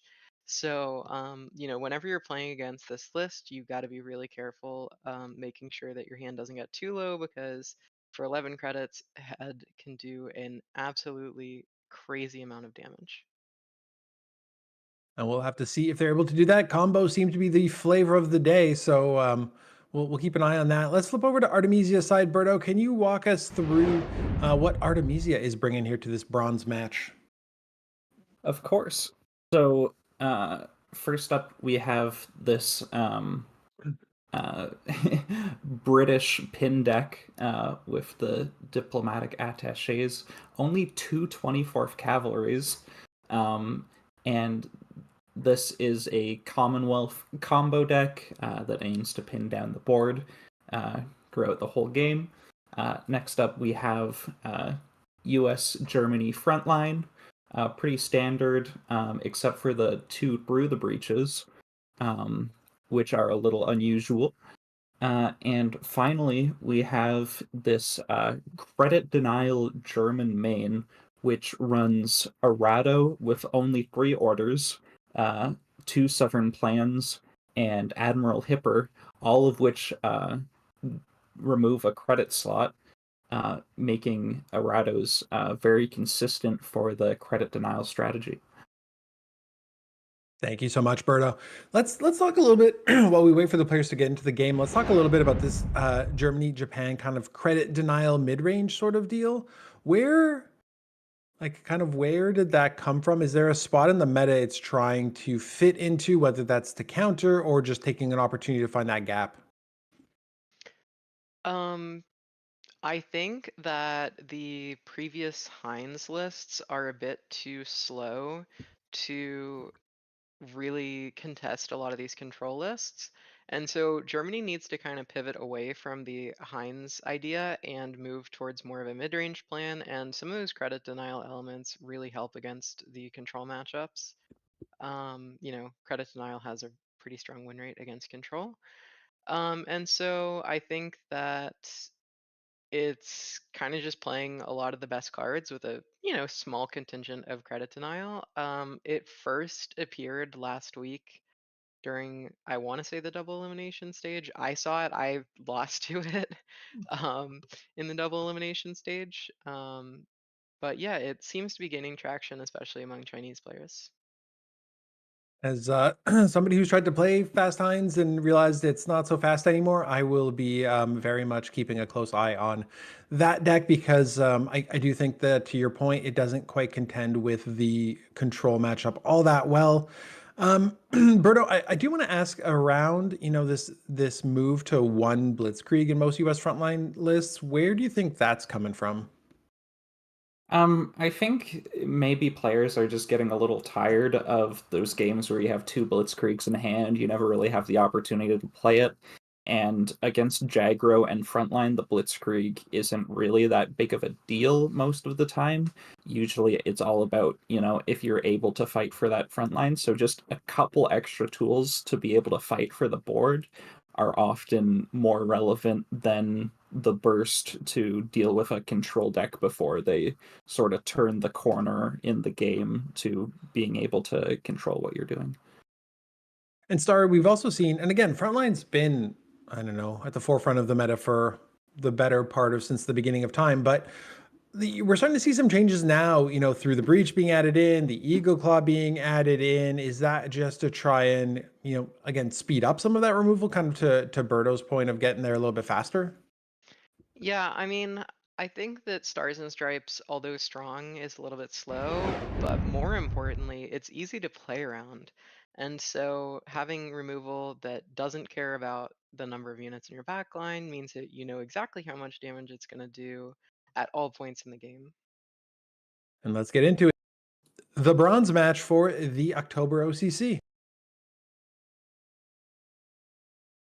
So we have Artemisia going first. Artemisia having that 164th into 35T, and I don't believe there's any way in Head's deck to remove that 164th on turn 1, so Artemisia can be confident in their ability to play it and get that deployment, the deployment effect of 35T, reducing its operation cost, which could be a strong start. However, Artemisia's hand does seem to be a little weak to these discard elements, and so we'll see if they can manage to turn this early tempo swing into, some Sherman draws and keep the value going, or if they kind of peter out. Artemisia taking a long time to think about this opening hand. I think you definitely don't want the half track this early, but having Fifth Rangers on 4 is one of the most powerful turn 4 plays in this entire game. So it's often worth considering, especially against control decks. Do you keep the Fifth Rangers even though you're risking not having a play on Bree? And I think it's reasonable to keep it. I do too. The only concern is that if you're looking to play Sherman on 4, then the Fifth Rangers look slightly less good, but the conservative play of keeping Rangers, I think it's solid. You never know what you're gonna get off the mulligan and off your next 2 draws, so I think it makes sense to keep it. Head also has some good early game options with the Pioneer Company and Arado. Oh, maybe there was an issue in the mulligan? It seems as though Artemisia had actually selected the incorrect list. I imagine, yeah, so it looks like Artemisia had a couple different frontline decks selected, and one of them being Heads, probably for some sort of scrimmaging or whatnot. So selected the wrong list and is now going back into it with their own frontline deck as opposed to the wrong one. Yeah, I see that that could present an issue. Yeah, so they're getting back into it now. I imagine we'll still see the same matchup, so not a lot will change there. But obviously, oh no, I lied. Getting further updates that apparently it was a connection issue between the two players. So that while Head was in the game and selecting their mulligan, Artemisia was still searching for enemy. So it was just kind of the that spinning wheel of doom that we have seen every now and again. Yeah, unfortunately, I don't think that Artemisia is likely to get going first with that nice turn 1, turn 2 into potential turn 4 curve, but you know, they can hope. Granted, Head also had two of the best cards to have in the early game as well, with the Arado and Pioneer Company. So it looked like Head went first and played nothing. Then Artemisia, I think, played 1/64th. Head sudden striked it, and then on turn 2, Artemisia played Combat Engineers and Greyhound. It looks like that's what happened. Interesting. Yeah, Flampanzer is such a strong card in this matchup, being able to trade with 2 or even 3 units. But Artemisia, you know, whenever you're playing against discard, one of your major concerns is, do I have enough cards? And getting to Sherman is really nice, especially when you're going second. When you're going second, getting access to those Sherman draws can be a lot less consistent. So glad to see that Artemisia is able to get off that Sherman draw. Yeah, historically, this matchup has been considered quite favored for Frontline, pretty much entirely off of the backs of Sherman, just because of how efficient it is in getting a Gret and 2 cards. It's very hard for discard to deal with, and when you compare Sherman to something like Wolfpack, Sherman costs 1 less. You're getting the same amount of card advantage that Wolfpack gets, and you get a 4/4. It's just a nuts card. Yeah, and between Britain and Germany, Germany has a limited number of ways to get rid of Sherman, you know, annihilations, but you really want to save those annihilations for those 8/8 fifth rangers, or, you know, at least force your opponent to not be able to use 8/8 fifth rangers.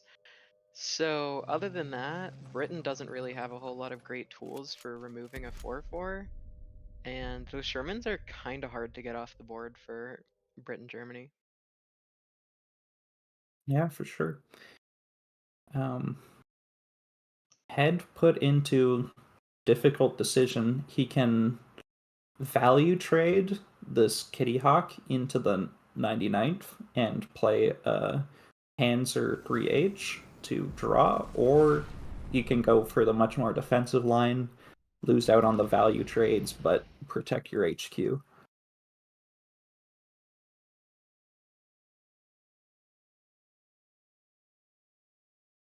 Yeah, so although Head is playing Honey, they aren't playing Commonwealth. That Honey is just for the anti-aggro properties. And it trades really nicely into a lot of the things that both Jagro and Frontline have. Although not in this particular instance, but No. so Head could go for the 3H or the carpet bombing or the Monty or the Firefly. A lot of options, opting for the carpet bombing. Yeah, I like this here, getting 3 relevant units off the board. For sure. Potentially keeping Artemisia off of a Sherman draw as well. Mm-hmm. Always nice to prevent that option. Yeah, if you can squander, you know, Artemisia's board, then suddenly those Shermans just being 4/4s aren't going to be enough to deal with the the discard, but usually this card does struggle to get rid of enough stuff for the Shermans to not draw.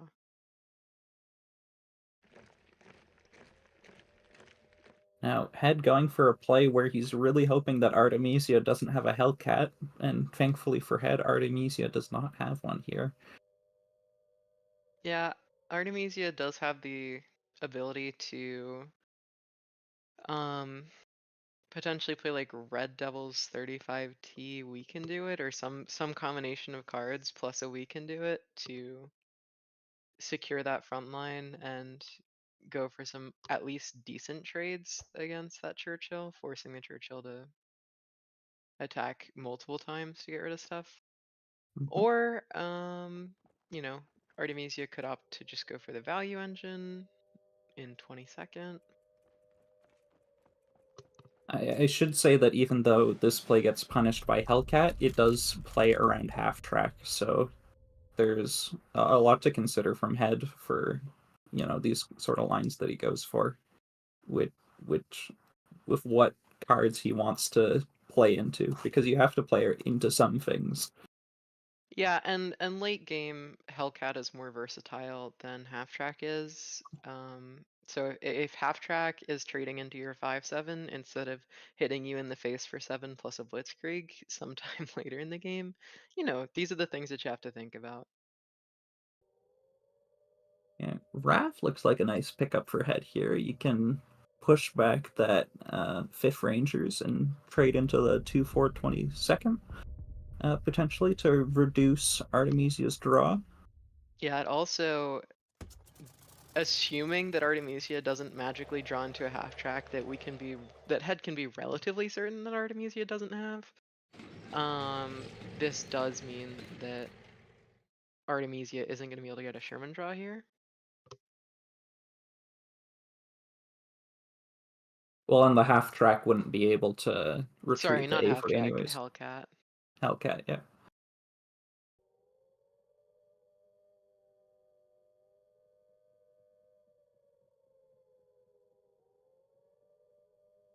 Yeah, Artemisia is really cramped for space here, and that's definitely not where you want to be when you're playing frontline.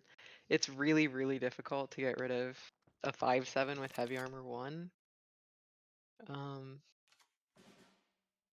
If it's in the front line. Sure.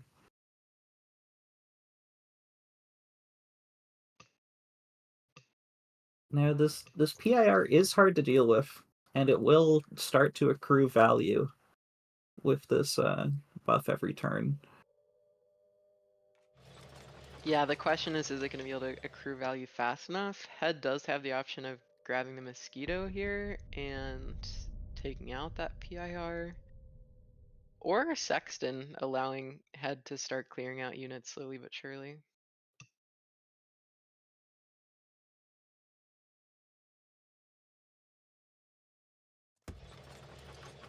Head going on the pin, going on with the 5th Rangers for the pin, which definitely makes sense as that is the one that's most likely to get into the front line at some point in the future.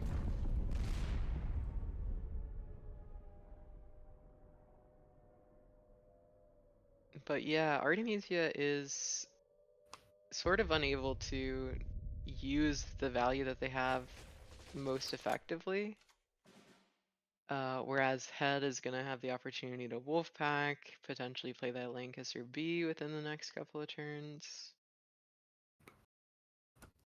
Yeah, maybe even this turn. It's a big threat. You can either kill a 4/4 with it, you can increase the cost of 5 cards.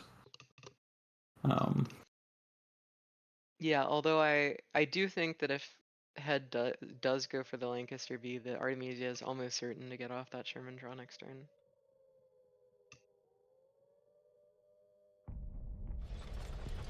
Yeah, but if you're not able to kill the Lancaster afterwards, then True. that's more cards to hit in the hand potentially. Yeah. It's a risky line, but was an interesting thing to think about. for sure. Ooh. That 5th Rangers is great. In this position, being able to bust it out as an 8/8, start trading away with the Churchill, maybe the Grengards. Yeah, you even get a little draw off the 22nd. Yeah, there isn't going to be enough credits to trade and push up and play the Sherman, but at least clearing out the front line for now.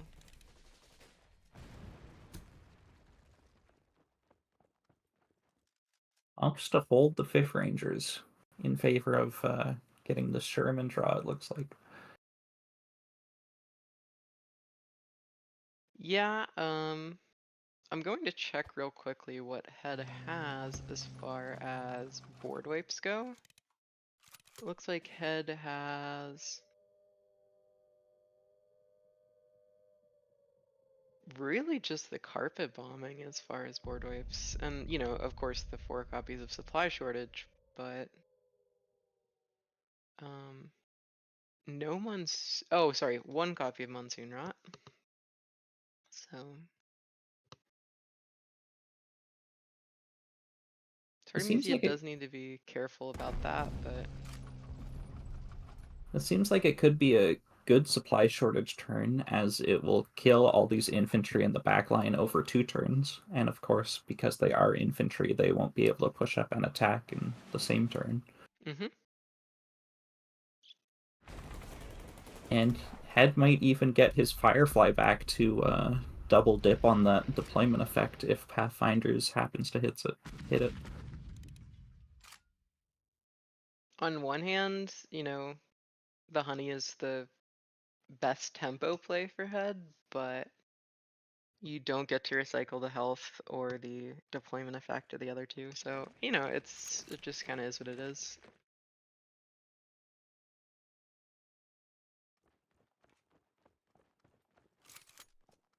But this does mean that Head can pretty safely drop a Lancaster sometime in the next couple turns with that Grengard to back it up. But Artemisia's value is starting to get out of control pretty quickly here. A lot of those units are gonna die, so the board is deceptively large, but Artemisia's hand is a whole nother story.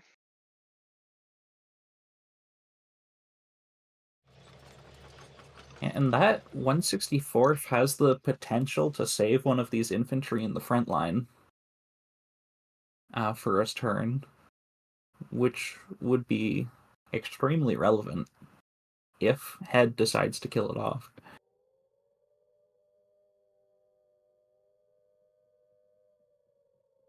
Yeah, I think that just to avoid any of those other units not dying, killing off the 164th is like pretty not ideal here.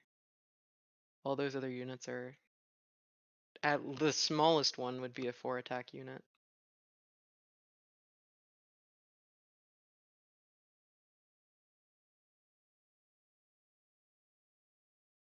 Huh.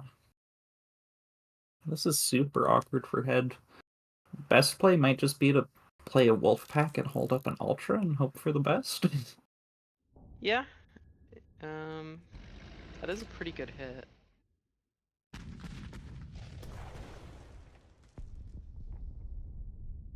If Head can manage to find some draw or one of the 4 copies of supply shortage, of which I believe they've used 1 this game.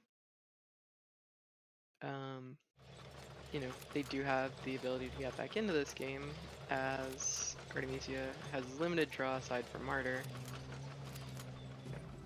Oh man, that's a lot. Oh yeah, Ultra. I am very smart. That would have been an absolutely insane Ultra turn, but even still, just getting to trade out with some of Head's units and drawing off a Martyr, gonna refresh that hand for Artemisia. Arado has a pretty high possibility of drawing a supply shortage.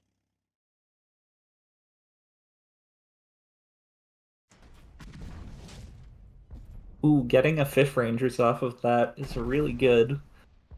For sure. 5th Rangers is one of the more difficult units for the discard deck to deal with. Ooh, and Head pushes up to try to prevent Sherman, but it means that he won't be able to play this Fog of War on the Engineers anymore, which might come back to bite him.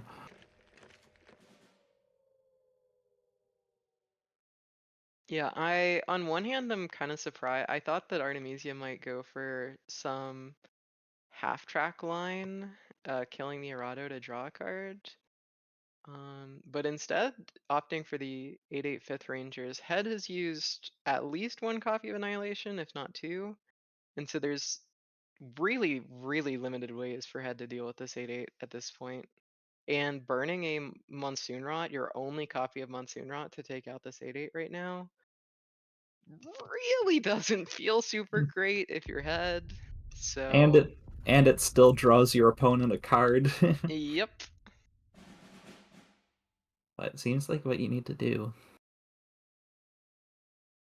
Yeah, and then maybe Wolfpack and just hope that you're gonna find what you need over the next couple turns.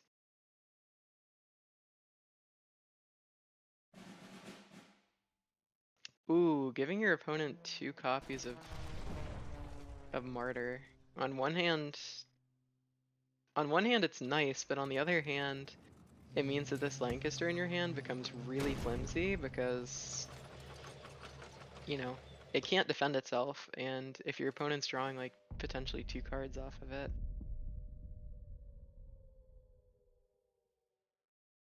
And this is looking like it's gonna be a wrap pretty shortly for Head here. Yeah, you could go for the big risk here from Head and tactical strike the Skytrain Wolfpack and hope to draw Carpet Bombing.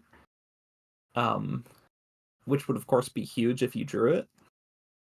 But and then that's a winnable game state. Mm-hmm. Although, you know, still not guaranteed. No. Probably favored though.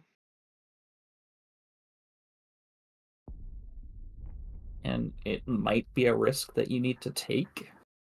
Because if you use this tactical strike to kill a Hellcat or a Martyr, how are you dealing with this Skytrain?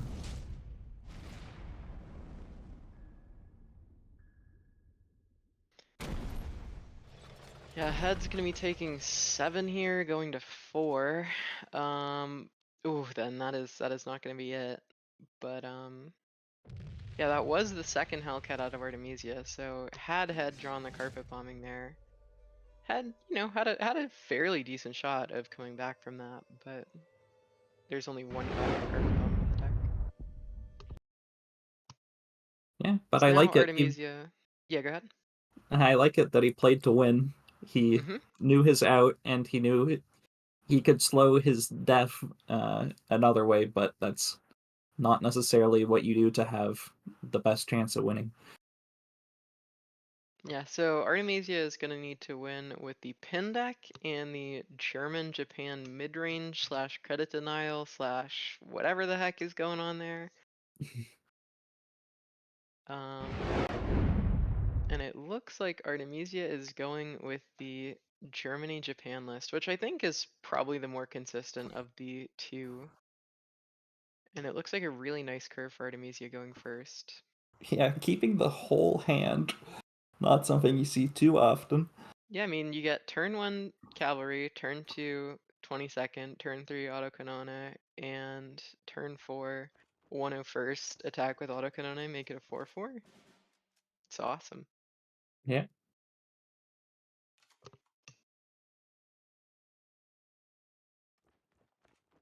And getting an early 22nd like this against discard forces them to probably burn a supply shortage sooner rather than later. Otherwise, you're just gonna outvalue them. Yeah, I would be shocked to not see a turn 3 supply shortage here. And Artemisia recognizing that a turn 3 supply shortage is probably going to be coming out doesn't want to waste this autocanone, especially when you can combine it with the 101st. But we may see, you know, I suppose that with the 101st, you can theoretically keep autocanone alive perpetually. So maybe it's not the worst thing in the world. Yeah, up until this Raph or Sexton comes down from head side.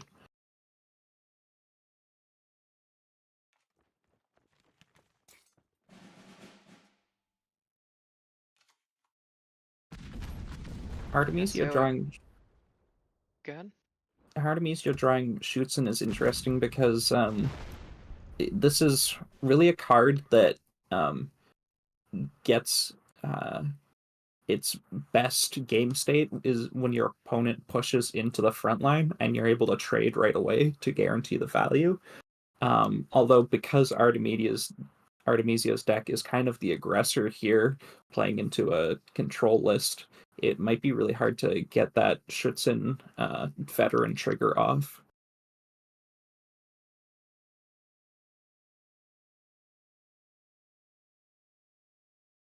Yeah, normally you're looking to use Schutzen to contest the front line, as you said, but probably not going to happen this game. Never say never, but probably not going to happen.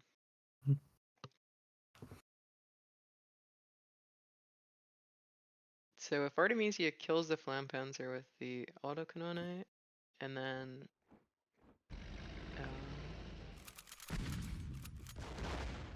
instead opting to go for the aggressive play, which head may or may not be able to answer. Autocanone is nasty, and Sexton and Raph aren't really gonna handle it for all that long. If you Raph it, you're still taking 5. And if you Sexton, you're taking 5 plus 1 for every unit that comes down. This is a really sticky situation for head. Yeah, and very smart from Artemisia, I think, as well, to recognize this line to go face and how little head has in his deck to deal with it. Because it's not an obvious situation to stop trading and start hitting the HQ. Yeah, it can be really tempting with artillery to just continue to eat your opponent's units, but this is going to be a potential with Heinkel, or sorry, I guess there's a Raph Lightning in play, but without the Raph Lightning, Heinkel could put head at 1. Yeah, you can get the Schutzen to the front line, and then that's a really difficult threat to deal with. And head doesn't have any healing, which means that you have to kill the Schutzen as well as both other frontline units, and hope that your opponent doesn't have 2 units that cost 1, because otherwise your opponent can type hit, play autocanone, and then play 2 1-cost units for lethal. And that's not a Monty from the Panzer III-H. I don't know that Fortification will do it. No, it won't. And that's game 2 to Artemisia. So Artemisia is going to need to win with the pin deck, which we haven't really gotten an opportunity to see as of yet. And if you're head, what would you bring to counter this pin deck? I'd probably bring Frontline. I find the more aggressive you are against the pin deck, the better. And so I find the pin deck really struggles into Jagro, and Frontline can deal with it pretty effectively. But these control matchups, I think it can be really hard to play against this pin deck because you just can't get enough threats out to deal damage to that HQ before they're able to pin everything every single turn.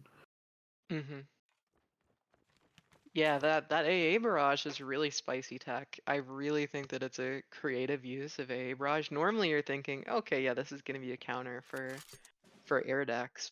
And frankly, it isn't super effective at that, just because you know, if your opponent doesn't play a lot of air units, it's kind of just a dead card in your hand. But using it on your own units to recycle your Suisse is such a cool idea. Yeah. Head does have the opportunity to win this matchup by out healing Artemisia's pin deck. It doesn't have a ton of burn after Commonwealth. It does have these diplomatic attaches, and it does run Wellington, and you can get a little bit of chip damage in with the Suisses, but with a good amount of answers, Head might just be able to survive all that. Yeah, it's totally possible, especially when Head has this early honey. Artemisia's. It's gonna be tough for Artemisia to find the 30 damage necessary, and that's only if Artemisia stops this honey like right now.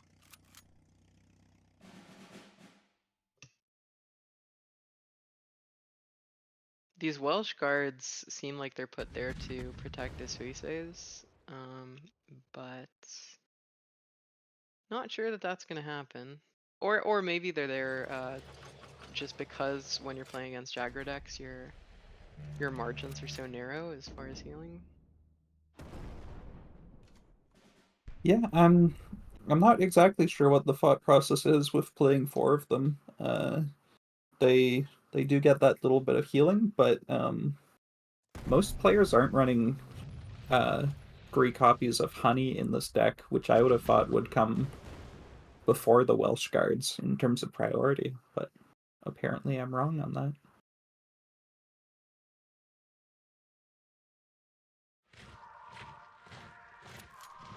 Yeah, and in some ways, Honey kind of has guard itself against aggro decks, because if you don't answer it quickly, it does kind of get out of control. So it kind of has pseudo guard sometimes. Mm-hmm.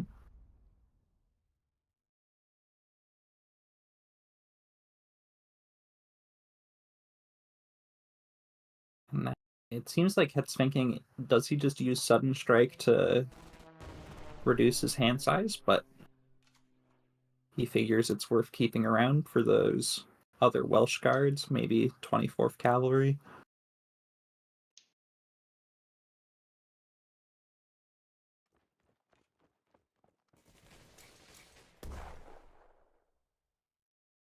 And Artemisia being forced to spend a diplomatic attaché on the Sherman isn't super great, but at the same time, it is the first diplomatic attaché, and no matter what, you're gonna have to play it first. And whenever you play the first, only deals 1, so I Yeah, suppose missing out on 1 damage on HQ isn't the end of the world. No, I don't think so either.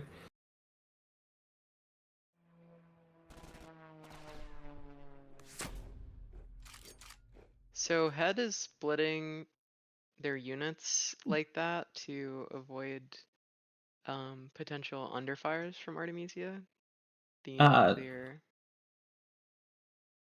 Or does Suisses. Artemisia, yeah. Yeah, I don't think this deck tends to run under fire. Does Artemisia's deck run any copy of Under Fire? No, it does not. Okay. So yeah, yeah, so just the Suisses. Mhm.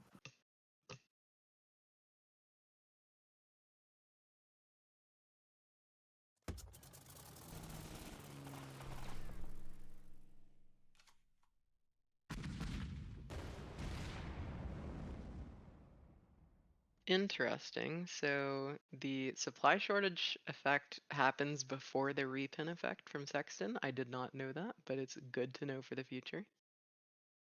Yeah, same thing with Key or Pathfinders. The supply shortage effect will trigger first, not the beginning of upkeep effect, beginning of turn effect from those kinds of cards. which can be a big deal in certain situations.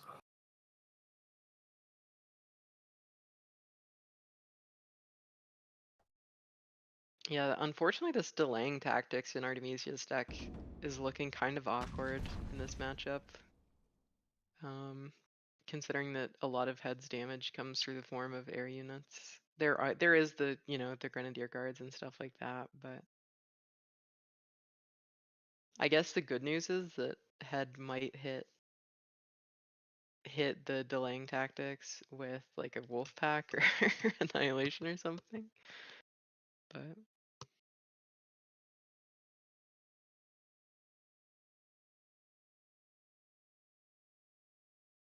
I think head is probably considering the difference between Fog of War and Sudden Strike on this 24th Cavalry, or even just leaving it on the board. Even going for the supply shortage. Fog of War ironically makes it so that let me think. Would it make it so you actually draw out of it faster? Probably not, right? No, because head doesn't control the front line. You wouldn't be able to get the bonus from its destruction effect.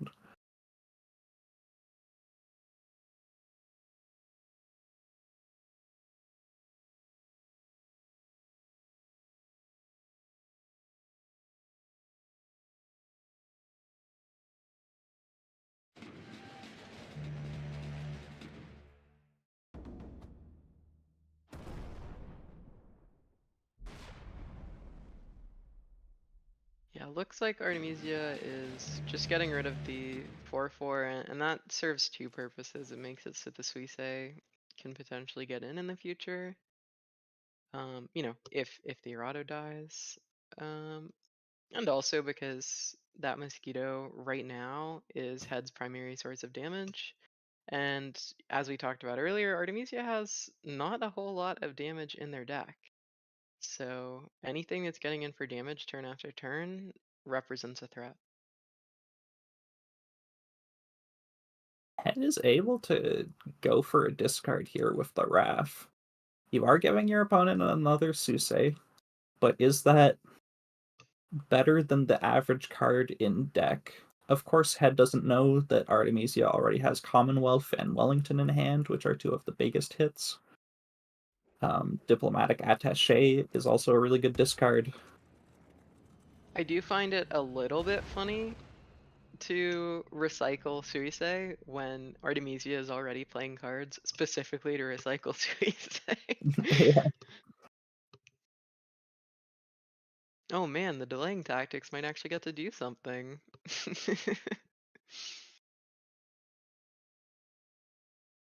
Artemisia's Wellington already down to 0, which is really nice. Allows it to potentially trade out with another Wellington. You could like Diplo the Erato, kill the Wellington with the Wellington. How many surprise attacks does Artemisia have left? And by surprise attacks, I obviously mean the actual card, but more specifically the Type 94. He only runs 2 copies of Type 94 TK, so I think he's already played both.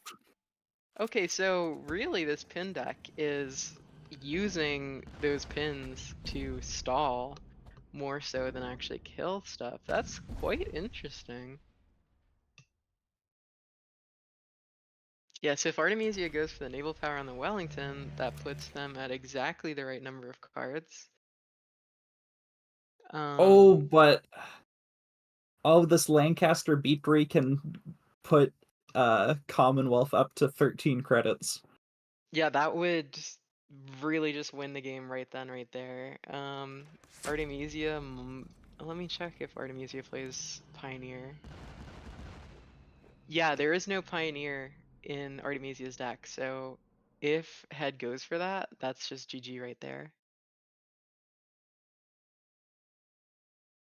I'm gonna be honest, I'm really surprised that Artemisia didn't just instantly concede, because I don't see how they're gonna get 18 damage through with the cards left in their deck. Yeah, they have to hope that there's just no answer for this Wellington, but yeah, it's gonna be Delvo. Mm-hmm. Alright, so Artemisia now is gonna have to win again with, you know, still rocking that Britain Japan pin list against either Soviet France or Frontline. And given those options, I mean, you said originally that Frontline seemed to be the most consistent against it, if I remember correctly.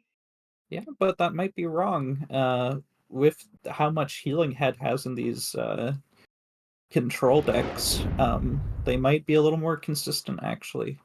Ooh, and finding the engineers and a call to the colonies early on, that could be big for Head. Okay, yeah, these Welsh guys are actually working a lot better than I initially anticipated. Being able to go for the stiff upper lip turn 2. Yeah, maybe these Welsh guards are like the super secret tech that people need to incorporate into more decks because they seem to be pretty solid, honestly. Oh, they're not bad. They progress your Commonwealth win condition, they protect your Suisses, and they allow you to stiff upper lip.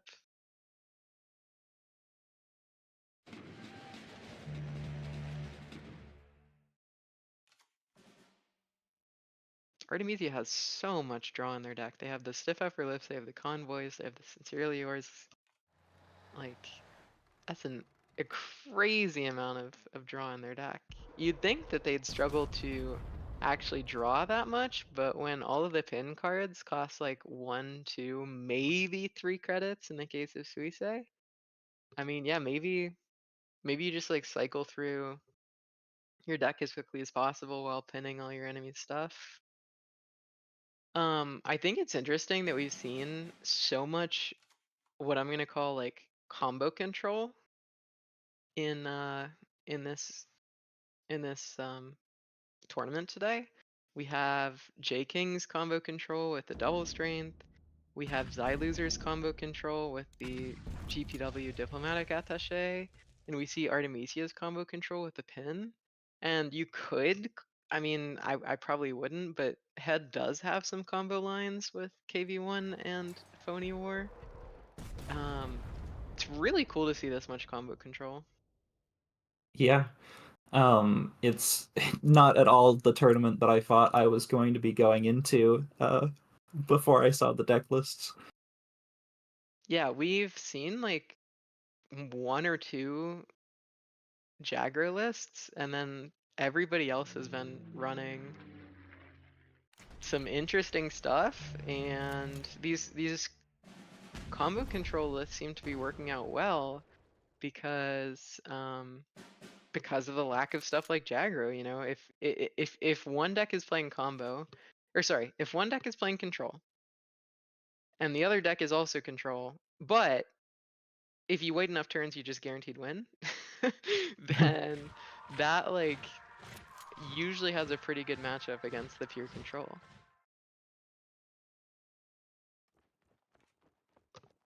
Artemisia already at 30 life. Head can get up to 30 life this turn as well if he wants to, trading off Ooh, the baby. Chica. But I have to imagine the Rima comes down here. Probably on the right side, defending the HQ and giving Mobilize to the Chica. You can give Mobilize to 2 units, but then you're playing into Suse quite heavily. Yeah, and frankly, I wouldn't be surprised if Artemisia was able to just lock down that entire side of the board. And if you are able to do that, then that would force Head to like push Chaika to the front line in order to even just get units down. So I think not being greedy here is really smart on Head's part.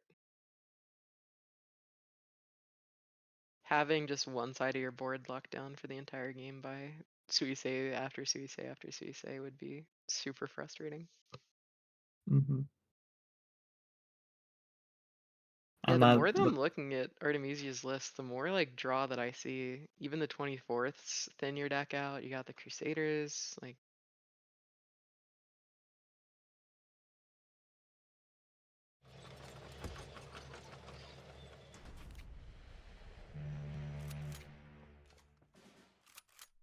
Oh, and another call to the colonies. But Yeah, it this makes it turn, harder. Go ahead. yeah, sorry. This turn, definitely right from head just to deal with the Sexton right away. You're going to have the time to play the call to the colonies. It's not going to be an issue. The pin deck gives you so much time to just play orders from your hand whenever you want to. For sure.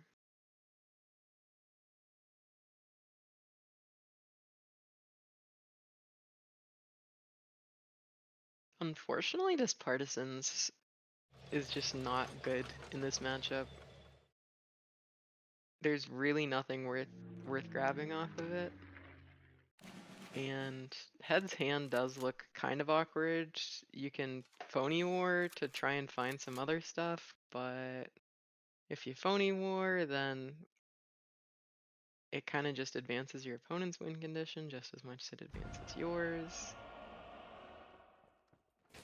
At least you get to trade off with this Crusader here. There's definitely worse things in the world.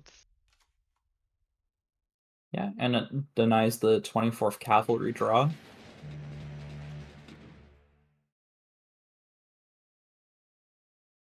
I'd say all things considered, that's a decent Partisans.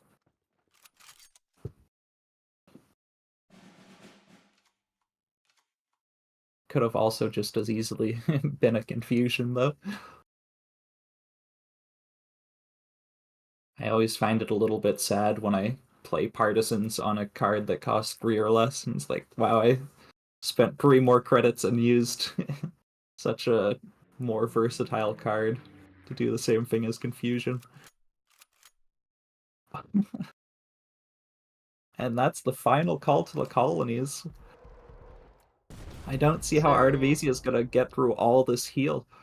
Yeah, I mean, especially with the engineers down, I just don't think that there's enough damage in Artemisia's deck, and you kind of just have to pin everything from here on out if you're Artemisia, because if anything gets to push up to the front line or attack or trade, then you're getting more health off of engineers. So we're gonna go into a game 3, and it's gonna be Head's frontline list versus Artemisia's pin list. Yeah, So that is... Berto, earlier you said that you thought the front line was favored, and Yep. now you're saying maybe not so much. No, I still think the front line is favored. I mean, honestly, I think the pin deck is pretty bad in my experience playing against it. But surely Artemisia's done testing that shows the other way as well, so maybe it's more consistent against this frontline deck than it has been in my limited experience. But if the frontline gets maybe some 35 Ts early, you're able to apply some good pressure, and you don't need to deal a ton of damage to the pin deck to stop it from being able to go off, because it doesn't run a whole ton of healing. Yeah, it definitely does not. A lot of the healing comes in just like 1, 2, or 3 from Naval Power, AA Barrage, or Welsh Guards. So, but Artemisia is doing a good job fighting the front line here. And the fact that Head is gonna have to get through three more 24th guards after this first one. 34th guard, or 20, what is it? 24th I think it's... infant I think... cavalry, 24th cavalry regiment. Yeah. Sorry, not 34th guards. 24th infantry regiment or cavalry regiment. Is so good at contesting the front line. Yeah, it's a good card, but Artemisia only actually runs 2 of them. Oh, only 2. Yeah, it's pretty crazy. So it's kind of bizarre.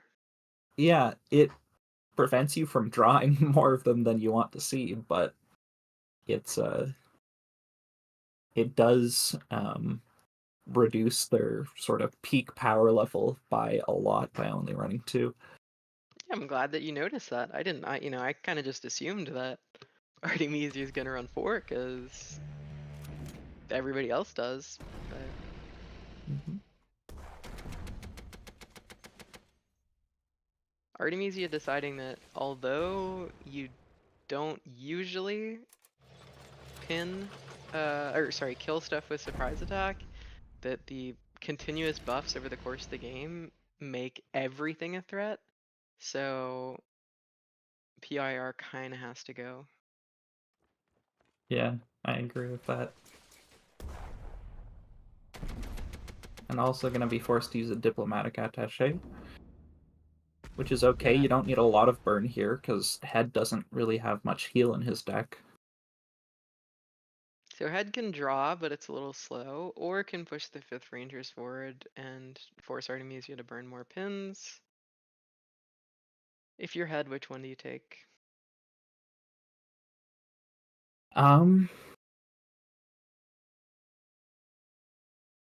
I think because Artemisia's deck has so few answers that pushing up a 5th Rangers here is good. I kind of agree. I just think that you're going to be able to get the Sherman off on the later turns without any issues. Yeah, that's kind of my thought process as well. I guess, Artemisia does have the 24th Cavalry, and Head does know that, so pushing up the 5th Rangers does mean that Artemisia has the ability to trade into it with the 24th, but the problem is that the pin deck doesn't have consistent ways to deal 1 damage, at least not compared to most British decks. So yeah, I'm not sure why Head chose this play, but having more options is never terrible.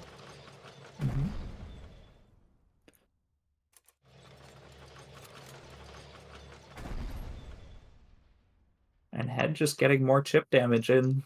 Each hit to the HQ is a huge deal in this matchup. Mm-hmm. Absolutely.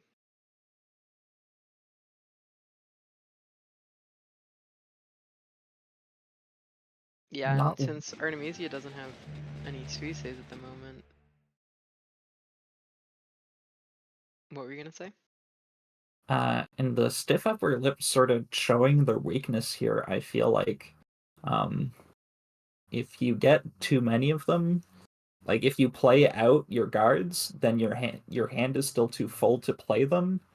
And if you're just cycling them for 1 card, that's also not very great. So you have to play everything else out first.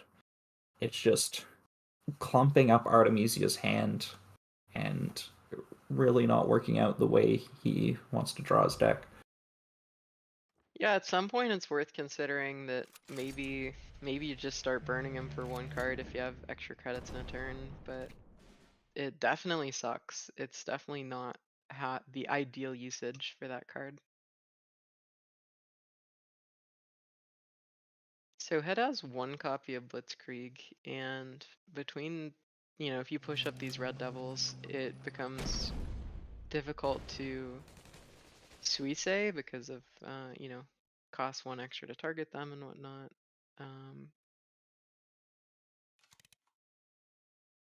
So I'm kind of surprised not to see these Red Devils get pushed up, but I actually like this from Head because this leaves the slot open to push up a 8/8 5th Rangers, okay. which Yeah, always it's needs to be pinned.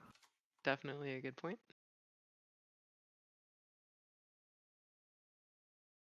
Or even maybe a Hellcat for 5 damage. It feels like Artemisia, yeah, exactly. Has to burn the Monty, doesn't really have an option. At least you get to draw 2 out of it.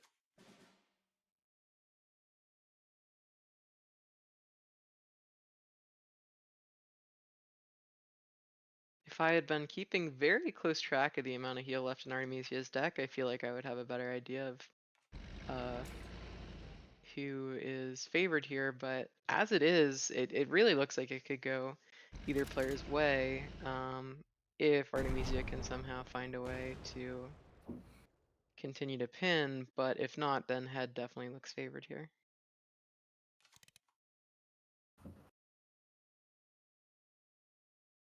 Yeah, especially if Head finds something like a strategic bombing, that would also be a huge help. Yeah, for sure. As it is, Artemisia does have 2 Suisses plus an AA barrage, which will allow them to recycle those Suisses, so they're gonna be able to stall for at least a little bit, you know? They definitely can buy themselves some time. Question is that gonna be enough? It's really, really expensive to keep playing out these Suisses.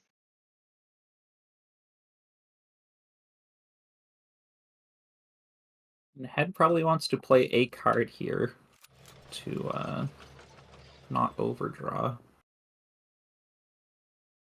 Because there are some critical orders that he might want to find.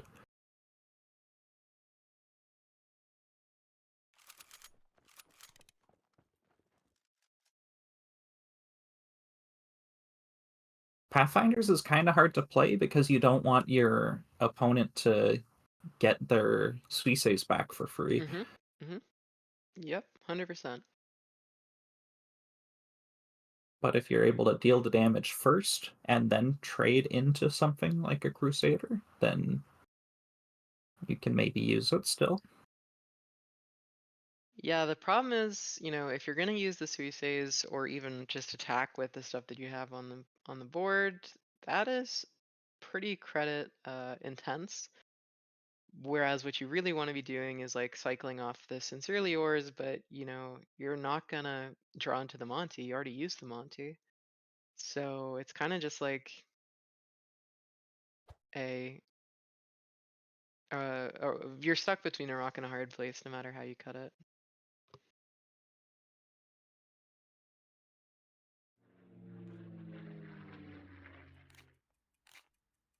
Don't see how Artemisia plays around backline board clears here. Looks Oh, it looks like they're going for the HQ and hoping that they can clean up the game quickly. it makes sense. There's not many other options here. Unfortunately for Head, not finding his Eagle Claws or strategic bombing. Yeah, either one of those would be enough to like nearly single-handedly win the game, but you have about a 25%. If you go through half your deck, you got a 25% chance of not finding either, and it looks like Head is about halfway through their deck. Ooh, that limits Artemisia's damage, but I don't know about that play. If only Artemisia had 2 the last man.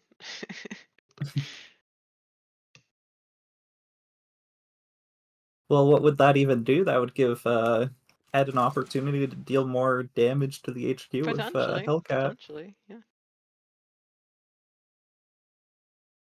I'm surprised that we didn't see the draw first, right? Instead of the Welsh grades first. You have to play Welsh Guards for the guard so that you draw 2. True, but you're already drawing 2 with the Crusader, I guess. Oh, wow, look at that. Just straight up board wiping your opponent. That's super cool. Yeah, You don't it's get to pretty see good. that every day.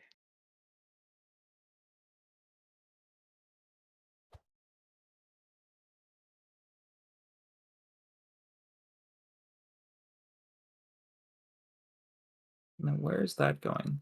Oh, to the HQ, Looks like at the maybe? HQ, and then attack with Suisei. Or another. I would save the diplomatic for next turn and attack. Yeah, exactly. Ooh, recycling the Suisei. You do overdraw, but getting to recycle the Suisei is nice.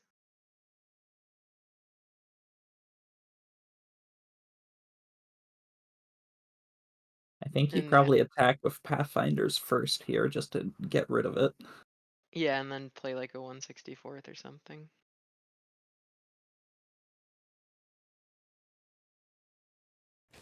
Yeah, what an interesting board state and hand state. Both players at 9 cards in hand. So is that the third or fourth diplomatic attaché? The one in Artemisio's hand, I believe that's his fourth. So Artemisia has Wellington for 4 plus Diplo for 4. Do they have any way to get that last damage? It's actually probably not a bad thing to overdraw in this position. I mean, this is strange. Head's just floating a credit. He didn't attack with the Greyhound. It seems like a mistake. Oh wait, that's yeah. Okay. And there's that Sousa you gave back to your opponent. Mm-hmm.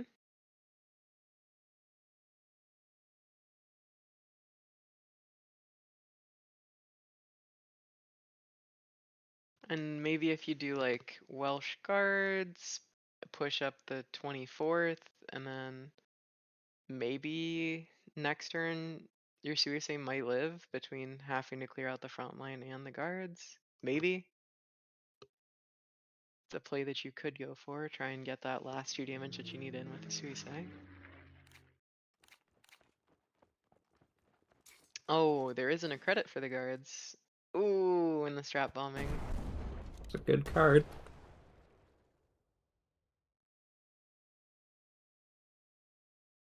Dang, this is such an interesting bronze match. This is so cool. Yeah, the pin deck certainly makes for interesting games. Mm-hmm. Yeah. And if nothing else, I mean, we haven't seen it win, but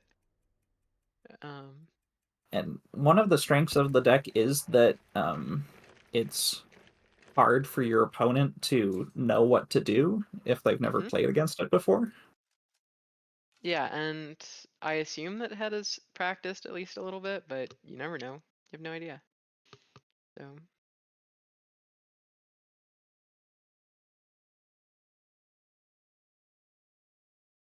yeah, I think that if you're Artemisia, you're looking for that last damage. Is there anything in Artemisia's deck that they can draw that would allow them to get that last damage in? Let me check real quick.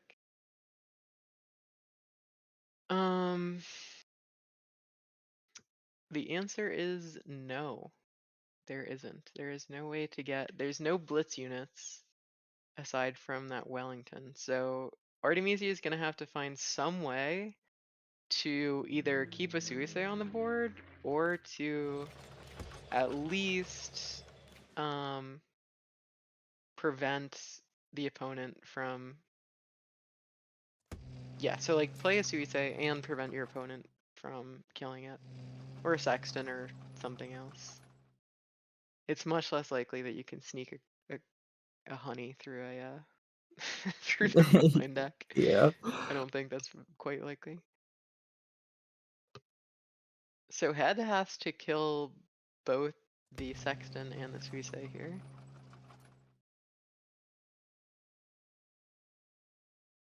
Yeah, which is Does he easy recognize enough it? to do.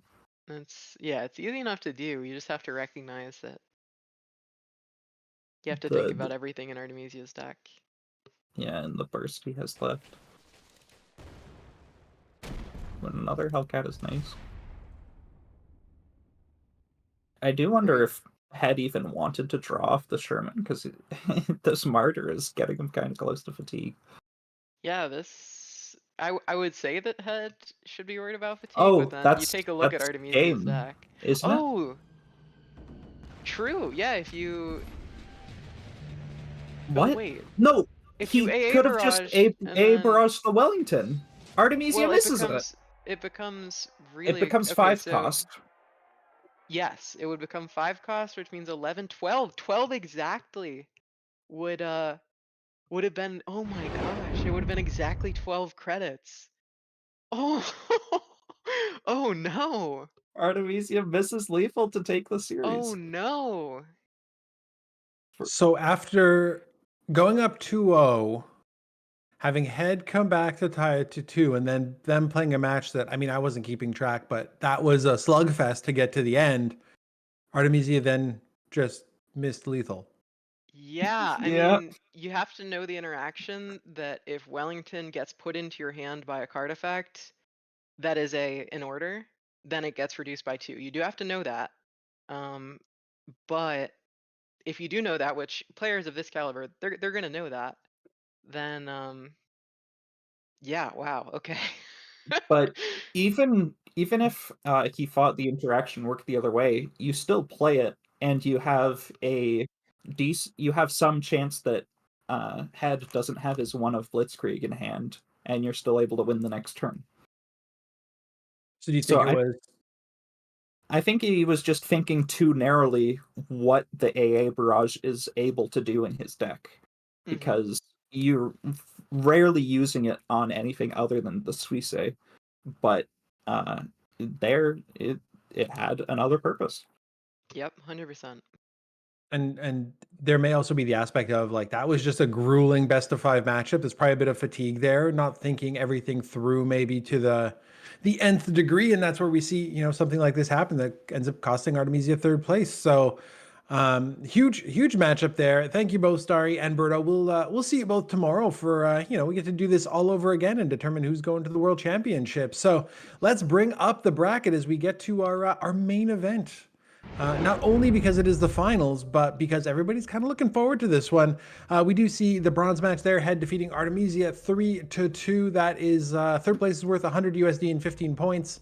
4th place, only diamonds and a few points as well. But hard fought match there.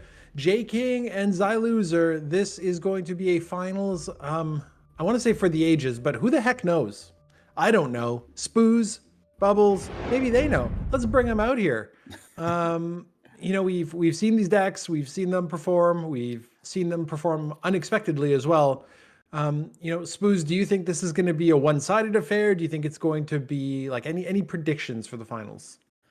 I mean, we just saw this Brit Japan pin deck struggle a little bit against decks that run even a little bit of healing only, and yeah, just not really having the punch to win just by pure force. If you don't if you're not able to bring in the Commonwealth, it's really hard to just just outburn your opponent if they just run a little bit of healing. So I think maybe this deck is the deciding factor here in the finals today, that this deck might not be able to just win fast enough or good enough against J King's lineup to be able to take the win here today. Bubbles, anything you want to add to that, or? Yeah, no, I definitely agree the pin decks can struggle, but I do think Zyloser is running more potential for damage. You've got, you know, a lot of these blitz fighters and things. That last one, we did see the Britain one struggling a lot. And obviously one of your main burn damages when you're playing Britain is Commonwealth. And not only did they not have the health for Commonwealth, it also got overdrew. It did get overdrew at a point in the game where it was no longer too relevant because hitting that 30 HP threshold wasn't really realistic anymore. But I think in a lot of these matchups, the Commonwealth is going to be a fairly important card to play around because there's a good chance one of the two players have it.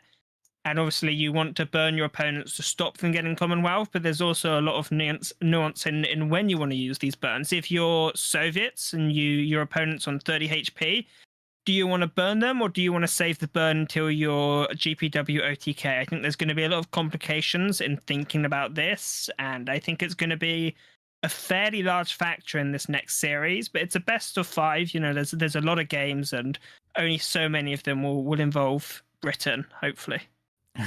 But let's start with you, Bubbles, as we bring up Zyloser's list. All of them will involve Japan because Diplomatic Attaché is the card of the day for Zyloser. Why don't you give us a quick overview of what we've got here? Yeah, so Diplomatic, as you say, it's been the real card that built these 3 decks from what we can tell. We've got this Britain Japan healing deck. We've got the Welsh burn deck and pin deck. You've got the Welsh Guards, which allow you to use Stiff Upper Lip and Convoy to have a lot of card draw. With the Honey, this can quickly turn into a lot of health, and you can try and get a really huge amount of health very quickly. And once you have this health, you can then sit on this, play defensive, and just figure out the puzzle on how to burn out your opponents. You do have Commonwealth, which is a really good way of doing it. You've got the Diplomatic as well. You have the Wellington. And as we saw, you can bounce your own Wellington for that little bit of extra burn damage. The next deck is the Japan-Britain deck. It's pretty similar, but it's flipped on its back. Instead of Commonwealth, you've got cards like Shiden, Kika. You do have slightly better AoE, I'd say, because of Banzai. It's a really nice tool against Frontline. And it's overall, I think, a little bit less one-dimensional than the Brit deck, but that can be both a blessing and a curse. It can be more difficult to find your path to victory, especially because you don't have 20 damage in a single card, which is a lot of damage. If you're new to cards, 20 damage is quite a bit. And then the last deck, Soviet Japan, I think this is probably the strongest of the three. It has this GPW way of just killing in one turn, which we saw earlier. You can obviously use confusion and things later on in the game to help you close out the game as well. I think the main thing about this deck is it has just more ways of clearing the board. It's got more ways of interacting with the board other than Pin. And Pin is great, but we saw in a lot of these matchups, the board state got completely clogged up. And all you need against a clogged board is one bad turn and your opponent have one blitzkrieg and you've lost the game. So it can be really, you can be playing on a knife's edge with these pin decks where you don't find the pin you need, your opponent blitzkriegs you and kills you. This deck, it doesn't quite have that issue because you are actively killing things, and I think killing things is generally preferred. However, you don't get these insane turns where you retreat all your opponent's units, pin everything, and then before we know it, Head lost 15 credits worth of turn against Zailuza earlier today. So it can go either way, and personally, I think I'm going to say Zailuza 3-2 today. I know we've not really done the predictions as much, but I feel like Zailuza's decks against Jaking specifically just have a slight edge. Well, let's find out if Bubble's prediction comes through and take a look at Jaking's list. Spooz, why don't you take us through them? Yeah, so Jaking with a really interesting lineup. Look at this rightmost deck there. It looks really interesting. But let's first of all start with this Brit US kind of ramp OTK deck. So the main win condition here is to cycle through your whole deck until your deck is empty. Then you're left with one Crusader, a few Commandos, and these double strength cards in your hand. So double strength, whenever you play this, you get a copy of a random order in your hand back into your deck.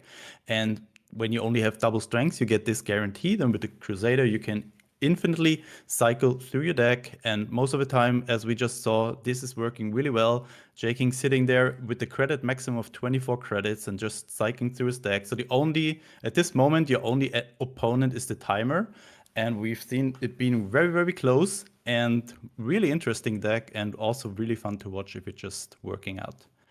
Then we have this German-Japan mid-range deck, which looks really strong. Really strong opening, but also in the mid-range or in the middle part of the game, this deck has some really strong cards like the 7 Schützen, the FW, like both the Jagdbomber and the 190A. Also very strong cards. Jaking is playing with 2 copies of Eagle Claws.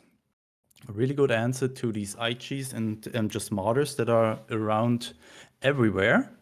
We haven't seen it played by Jaking, but we have seen it in the bronze match, and this deck definitely has some potential to deal a lot of damage early on. And then we have this really cool singleton deck where Jaking just put 1 copy of each good card that Soviet and Britain can provide into one deck. And then we have a really, really long list. You can't build a longer deck than this. I think this deck is not too bad against Zailuza's lineup because, yeah, it's just providing good amount of guards, which are not too important, but also the important healing, and also enough pressure maybe with the KV1 can just deny your opponent's draw. So yeah, I'm interested to see how this finals goes. I think I would go with the advantage for Jaking here, because I think the matchup will be really, really strategic. You really have to know what you're doing in this specific scenario. And I think advantage-wise, Jaking may be having the advantage here because this guy really knows how to play this game and how to get the best out of each matchup. While we wait for the players to get into the game, I'm very excited to hear Bubbles' rebuttal to that comment, since you did say 3-2 Zai loser, and Spooz is kind of leaning the other direction. You see, I'm basing this all on decks. I think Xyluza has the edge in decks. I think Spooz is basing it a little bit on Jaking's performance, which is fair enough. It's fair enough. But I'm going to stick to my guns, 3-2 Xyluza. And yeah, I just hope that Xyluza doesn't let me down. I hope there's no missed lethals. We've had a couple of them today. And, there's been a lot of moving parts in these decks. It's understandable. But hopefully for the finals, it should all be smooth as clockwork. So, Spooz, you were talking mainly about how Jaking, has got the ins and outs to the matchups. He's got the brain for the game, if you will. From a strictly lineup perspective, if we had the identical players piloting both lineups, do you think there is the difference there? Do you think there is one that has an advantage to the other? Or is it really just going to come down to who can better pilot them today?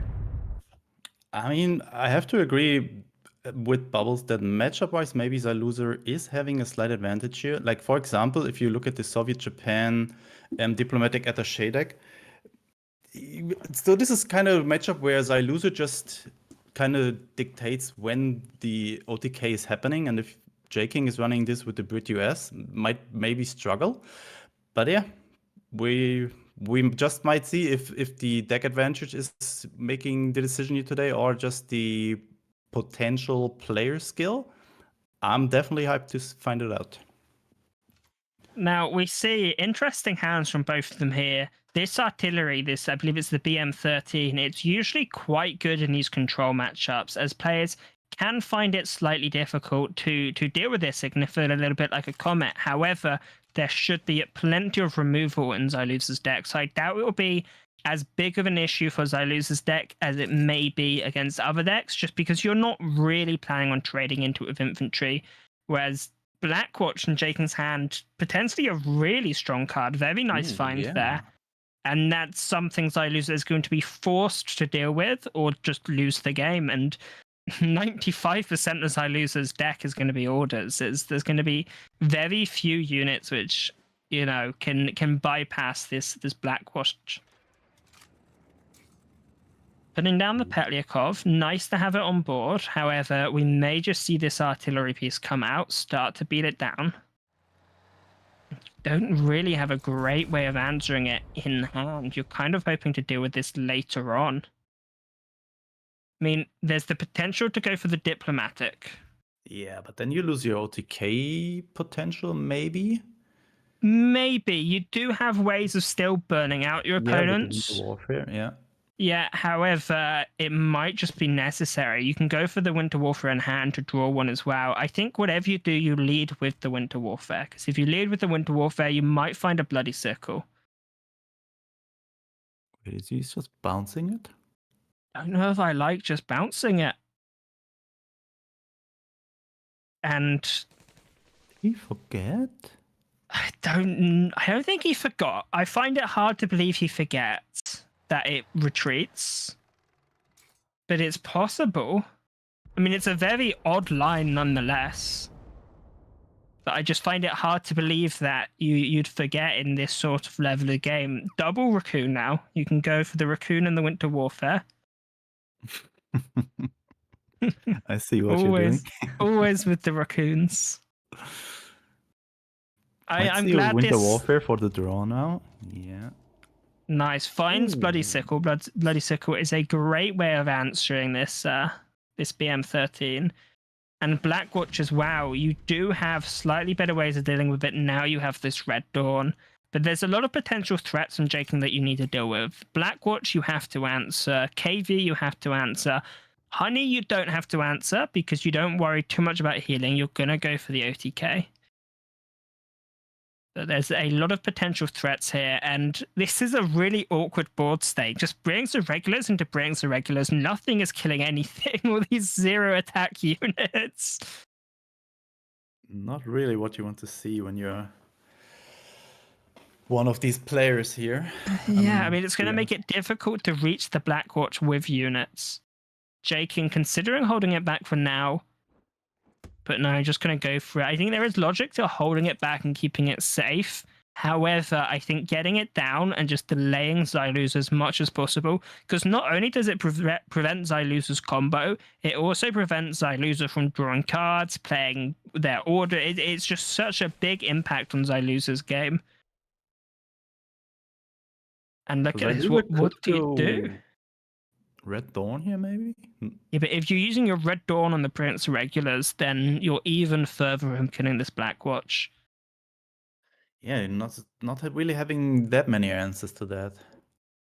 Yak 7, not a bad find. You're a lot more comfortable with this Yak being on board when you have ways of sacrificing it, which you don't really have at the moment, because it can become a real problem for overdraw. And fatigue is possible this match. Fatigue is not that likely, as Jaking does have a lot of ways of closing out the game if Xyluza can't, but it is certainly a possibility.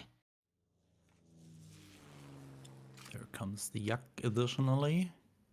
There's 4k lesser of two evils. Blackwatch All of Xyluza's hand is affected by 2 credits now. Wow. And it's such a hit to Xyluza's economy here, and it really makes this game difficult. Confusion is a nice find. You throw away here, scouting party with a full Yeah, hand. you don't need the card draw. There's not much from it, and it's so expensive. I think this move makes sense. I'd kind of like to see a Red Dawn come out onto the Blackwatch, just so that you're less likely to overdraw. And you're wasting less credits as well. If you're going to pass back, then you're losing so much credit-wise. We may even see it take out the Yak, but I think the Red Dawn might just be the better target for it still. As the Yak you can take with Confusion, and you can trade it away to get it killed. Let's see where they play it on. Xyluza appears to have pulled out a magic trick here. They've hidden the order, hidden the Red Dawn, and it comes out on the Prince of Regulars to clear the front line. That is not the target I was expecting. Maybe thinking that they can now push up these irregulars to the front line themselves, but it's a strange target. Cuban Cossacks in the front line could potentially backfire for Jaking if he moves it up, as it's quite a nice target for the Confusion. But I imagine we'll see Jaking taking Confusion into account, considering Xyluza's hand size here. And the deck codes are open, so Jaking knows what's in Xyluza's deck. And there's the overdraw. Yeah. Just imagine, great periodic, I think. Don't say it. Don't say it, Spooz. Because if you say it, I'm quite sick of it. So if you say it, it happens. And this is, you see Jaking playing around this Confusion by moving up this fighter to the front line. Moving up the Yak makes it far more difficult. And now you do have this mobile defense. Possibly why we saw the Prince Irregulars being killed with this Red Dawn may have been to try and clear a path for the mobile defense. But Jaking has so much time to respond and react to it that I doubt we'll see it get through. Something I want to touch upon, we see Green Howards in Jaking's hand. Now, this is something which is mainly made as a veteran card when it came out. However, the reason it's ran in these decks is just because it has really quite nice stats for a guard. It's a little bit like the replacement to C4 Islanders, for those that remember it. And once in a full moon, you'll draw a card from it when your opponent's veteran unit activates. So it's mostly just a guard unit, and you're not too worried about this veteran activation, pardon me. Yeah, as you said, this has really nice stats, and I think C4 Highlanders back in the days was just a little bit too strong. So besides this effect, I think the Green Howards are just a really well statted card, and I like to see it being back in the game, not back in the game, but in the game right now, and that it's getting played. And as you said, sometimes you always get a draw out of it, so a pretty cool card, but not too helpful in this matchup, obviously, other than the guard effect and the 3 attack. I mean, keeping the attack on your opponent's on your turn is quite relevant for clearing into certain decks. You know, for fighting frontline or things, it's quite nice, but a trade away. But like you say, not as relevant for this matchup as it would be in other matchups. Zailu's a bit of a difficult situation here. And this Blackwatch is just winning the game on its own. Yeah, the good thing for Zailuzer, Jaking is only running one copy in it in his singleton Soviet deck here, but See, even that one copy is causing so many problems. now, unfortunately, we do appear to have the clock slightly. I believe that is not the real clock, so don't worry about that. Zailuzer still has time. Blackwatch down to 2 health. So there's light at the end of the tunnel. Spooz, did you see that? The What clock happened? bug just fixed in front of our eyes. The clock disappeared. What just happened? I mean, it was a really long 0-second blinking. Well, there, you but- remember that it always used to get stuck on screen on 0 seconds, right? In replays. Or in spectating, sorry. We always used to have the clock stuck on the screen, and then we had the logo over it, so that because it used to annoy people. Now it And just disappeared. it's been fixed. Nice. Shout out to 1939, developers for fixing it. Definitely helpful not getting crazy while watching the matches. I think I might be the person that's most excited for that change out of anyone in existence. So besides the Blackwatch, Zailuzer is only needing 1 diplomatic attaché and the Great Periodic War, and they're already good to go. But first of all, this Blackwatch has to go. Yeah, you gotta get rid of this Blackwatch. And the KV, if you find the KV, could potentially be a big problem. Now, I was gonna say, usually you have 2 Blackwatches, so usually there's a second Blackwatch somewhere in Jaking's deck, but Jaking's running a singleton list, so there is no other Blackwatch in the deck. So Jaking has to protect this one the best they can, which they are trying to do, and they're doing fairly well. Yeah, maybe at some But- point they're forcing Zailuzer to just play the diplomatic attaché on it. There's the 4th one. Also not enough damage received to draw from island defense by now. I think this looks like a pass, right?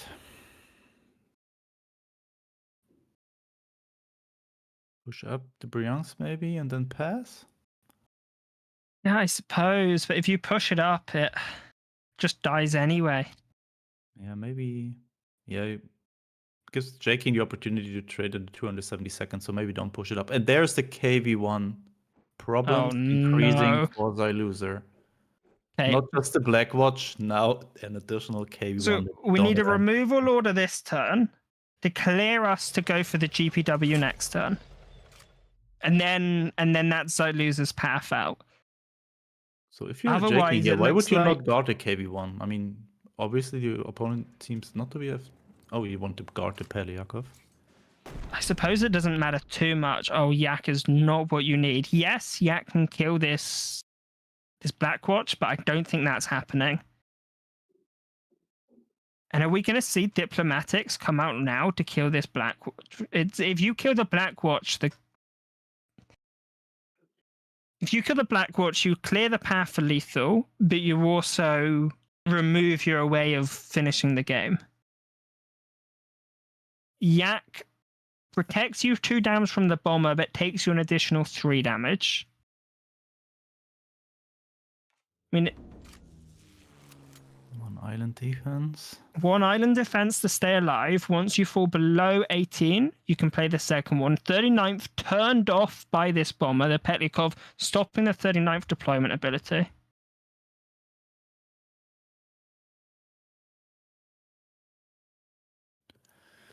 Jaking trying to find out how he can close out the game before Zailuzer finds a way to deal with the Blackwatch.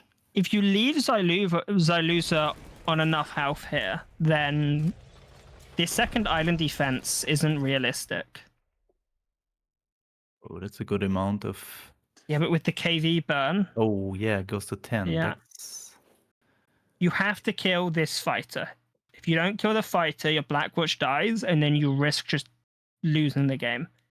In fact, if you don't kill this fighter and a GPW is on the top, Oh the yeah, loser takes the game right there and then. exactly enough credits. Yeah, I really expect Jaking to do this. He's thinking. Okay, goes for the trade. So there's no way now. I mean, we're not. Sickle into you know, sickle, maybe. Oh, enemy at the gates. Not That good. clears the Blackwatch. Then you can heal up. Deadly duty. Not what you need. But this bonus attack to Jaking's army. Okay, that's the 1-0 lead now. Yeah, It's the 1-0 Blackwatch lead. single-handedly just won the game there for Jaking. Also, Xylusa not finding the necessary draw, getting rid of the scouting party early with a full hand. Jaking finding the one of Blackwatch in the singleton deck quite early on. You've got to be unhappy about that if you're Xylusa. Yeah, absolutely. So do we expect Xylusa to just bring the same deck again? Yes. Against Germany, Japan mid-range now. That is not the starting hand. Ooh, Jaking with a really slow starting hand here. No 1, no 2 drop. Xylusa having quite a good opener as well. A lot of ways of interacting with the board. Keeping enemy at the gates here against the early aggression from Jaking that might potentially come there. But we know that there is no turn 1, turn 2 play. And there's no Flampanzer available for Jaking, so you're relatively safe to play this this Engineers. Ooh, There's okay, also no pretty Sudden early. Strike either. Holding back the mobile defense. Might see it next turn, so you can operate both of your tanks to the fullest. However, are you that fussed about the damage? We may just see it saved until there's a unit to fight with it, because the damage isn't too important to you when you have this GPW already in hand. Absolutely. That might just be the target for it, you know? Yeah, and you also get the +4 health when both of these die. Yeah. But I agree, you rather want to play it when there's something on the board for the enemy. Jaking setting up this air superiority as well. The Nebelwerfer ping may not seem relevant, but it puts this Engineers on 3 HP, which means it's something that Jaking can kill with this air superiority. If we see a Whirlwind to the front line, and the Nebelwerfer takes out one of these tanks, that keeps the Nebelwerfer alive. There's another mobile defense. A lot of mobile defense here for Xylusa. Yeah, pretty helpful. I imagine we'll see the Engineers taken out on Jaking's turn. However, that would allow Xylusa to trade very effectively into your units, unless you just run it back. Another Whirlwind. To Same protect again. the Nebelwerfer, yeah. Whirlwind to the front line, use the Nebelwerfer, pass back the turn. I feel like I've seen this one before. Holding back the air superiority, not getting rid of the engineer battalion. Oh, well, you gotta have an air unit down. Oh yeah, you're correct. Oh yeah, I'm stupid. That's okay, we love you anyway. Here for the looks. Now, I wonder, do you just take this Whirlwind with the 39th? Yoink it? Because if you yoink this Whirlwind and have a Whirlwind in the front line, all these air units that Jaking wants to play come in pinned, which is really quite a powerful effect. Yeah, but also knowing that Jaking has stuff like the Schützen maybe. But it would have been a good way to get rid of the Nebelwerfer. Absolutely, but now, because now it's just still sitting there at 1 HP. Yeah. You'd have had to wait another turn though, right? Because of the credit costs to operate. It would have been so slow. And this Comet comes down and takes up the Petlyakov. And there's another mobile defense to try and kill the Whirlwind. This is the third one. So no Wirbelwind von Jaking this time. Oh, but oh my god. Eagle Claws top deck. Are you serious? This Neverwhelmer has gone through hell, but still survives as a swarm of T70s approach it, and one by one they get taken out. Oh lord! Question is, do you kill the? Do you damage the engineers first? Is he just?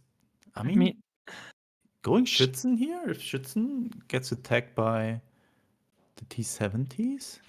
You can shoot one of them to the front line and kill the other one, but you just got to go for this Eagle Claws.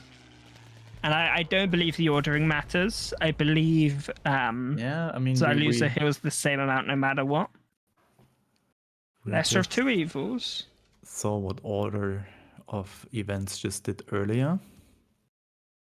Yeah, get rid of Maybe one of do- these Winter Warfares. You can now finish off this Neverwhelmer with a Bloody Sickle. You do have enemy at the gates, which is similar to Root Out, but as we saw earlier, it leaves your opponent with a very, very aggressive statted board, as J King had so much attack down after this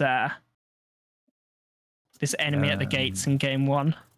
Now we're in the stage of the game where Jaking just bringing those big boys into the game, and as we just saw earlier, Xyluza's deck is not even possible to deal with one Black Watch. So I'm not sure how capable it will be of dealing with all these big fighters and Schützen. Although, yoinking the bomber, putting down a guard, we need a couple more diplomatic attaches if we're Xyluza.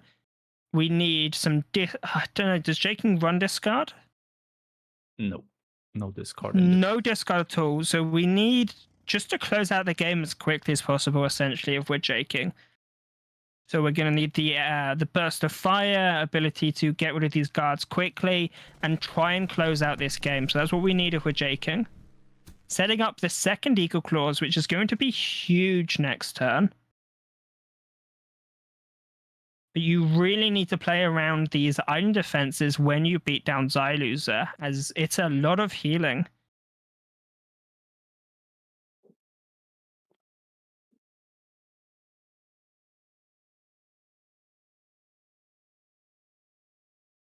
Xyluza has to think about this. Last remaining guard here. Gonna go for the value trade. And this is gonna get spicy next turn. Blackwatch can come down, clear the board, and you can do 11 damage to face with the fighters on board. You got some burn damage from the Stutzen later. You got Comet for extra burn. It's getting to the point where Xyluza needs to close out this game soon, or J-King is going to kill them. And I bet 3-2 on Xyluza. I put down an extra mortgage on my house on the betting for Xyluza to 3-2. So if J-King steals this very quickly, I might have to, pick up some extra jobs. It's going to be awkward. Let's see. The casting isn't going to be enough anymore.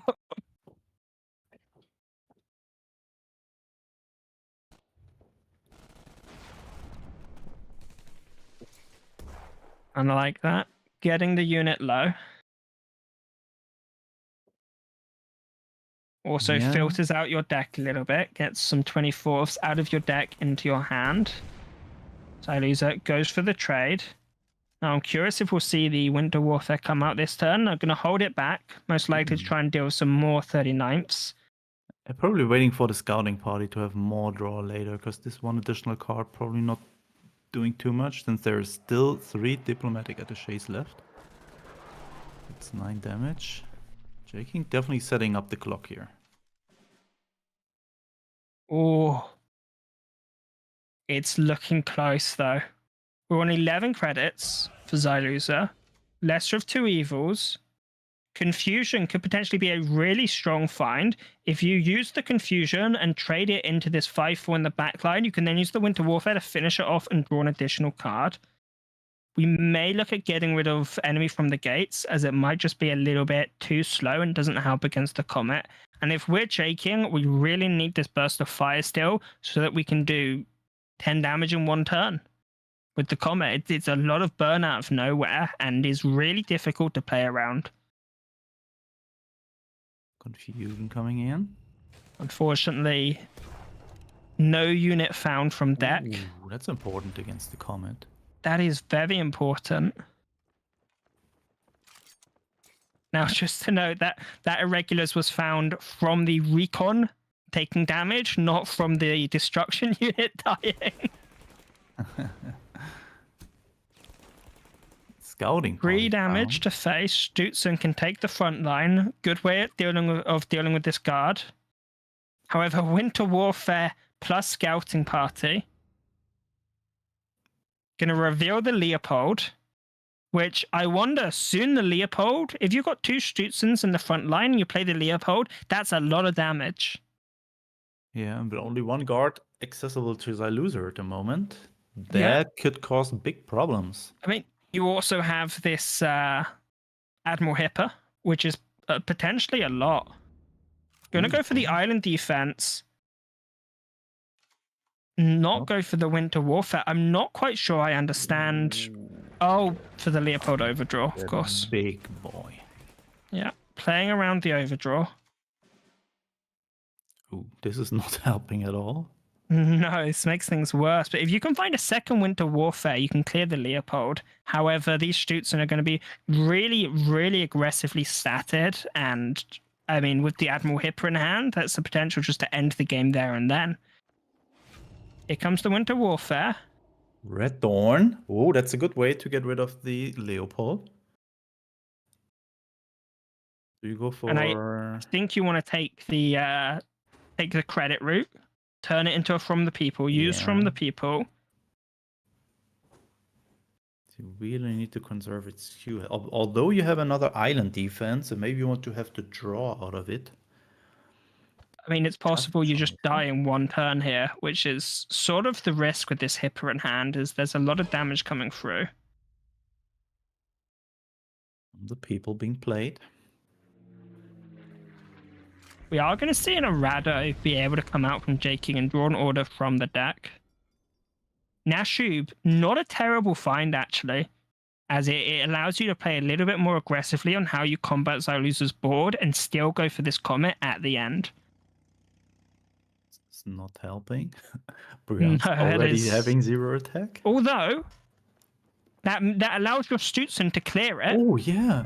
And you get 3 extra points of burn damage. Then it heals back to 5. Heals back to 5. Burns face for 3. Ooh, that's huge. And the Hipper coming in. The Denying Hipper, a draw for Xyloser. You still have 2 draw from the recon. However, that's not enough to find you lethal because you won't have the credits left over to close out the game. Island defense. Go back up to 29. There's a diplomatic. And I think it's time to start trading away these raccoons. Now, enemy at the gates, allows you to clear the board. Oh yeah, with this Red Dawn, you can With clear this the board Red Dawn, you clear the board, and you have not quite lethal. You need 1 more diplomatic. 1 more diplomatic. How close is that game? JK, I'm going to have Comet as well as an equal day, so they're going to get some good card selection next turn. We could see the Nashub woken up, sent to the front line. I thought it was Burst of Fire. I thought this would be Burst of Fire. I mean, there's still a good chance to find it in this spoils. Looks like he did not have FW, very strong find. Nebelwerfer. Oh, God. I mean, do you go Nebelwerfer or do you go Nashub frontline? Nashub frontline's definitely cooler. Nebelwerfer costs less to activate on future turns.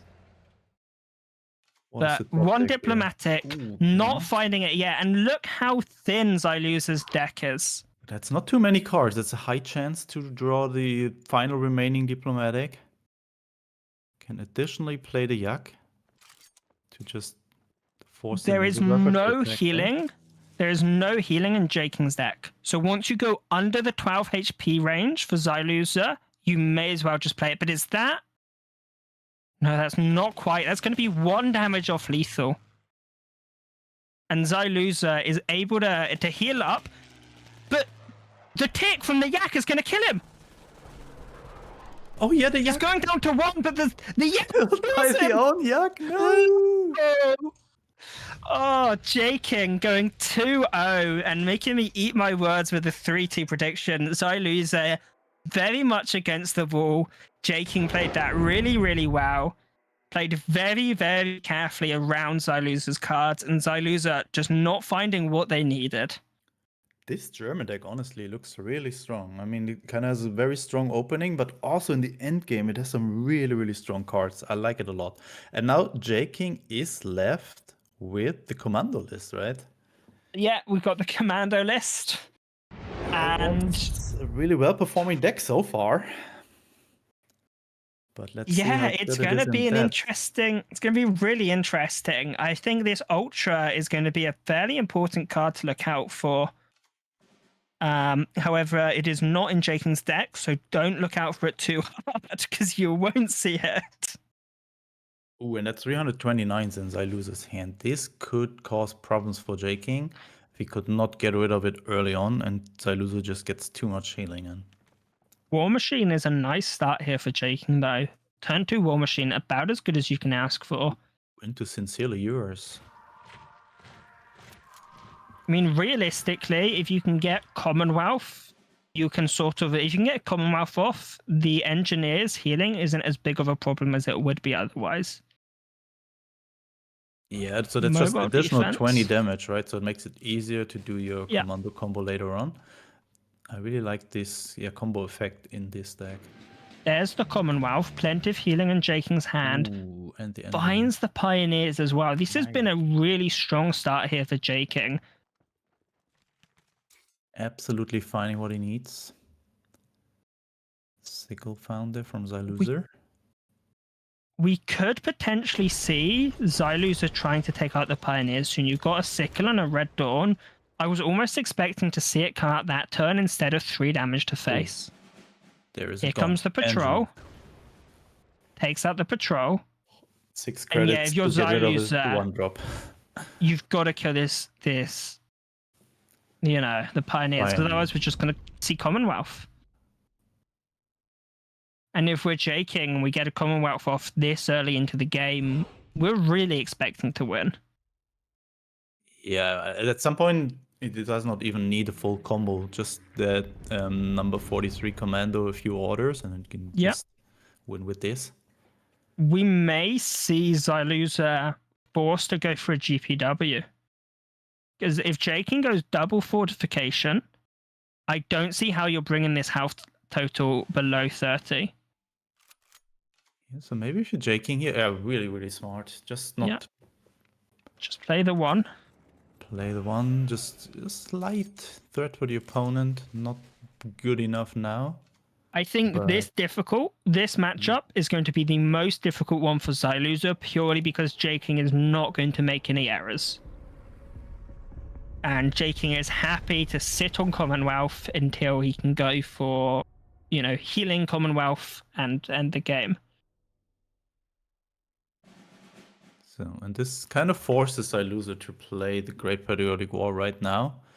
But once they do this and don't really do the full combo, J-King also just expending a lot of healing. I would have been expected him to be a little bit more conservative there. There's still 2 more fortifications in the deck. Ooh, the pass. The pass? No Great Periodic. I mean, you can also just heal back with the Great Periodic. But J-King found another fortification. How is Xyluza ever going to win now?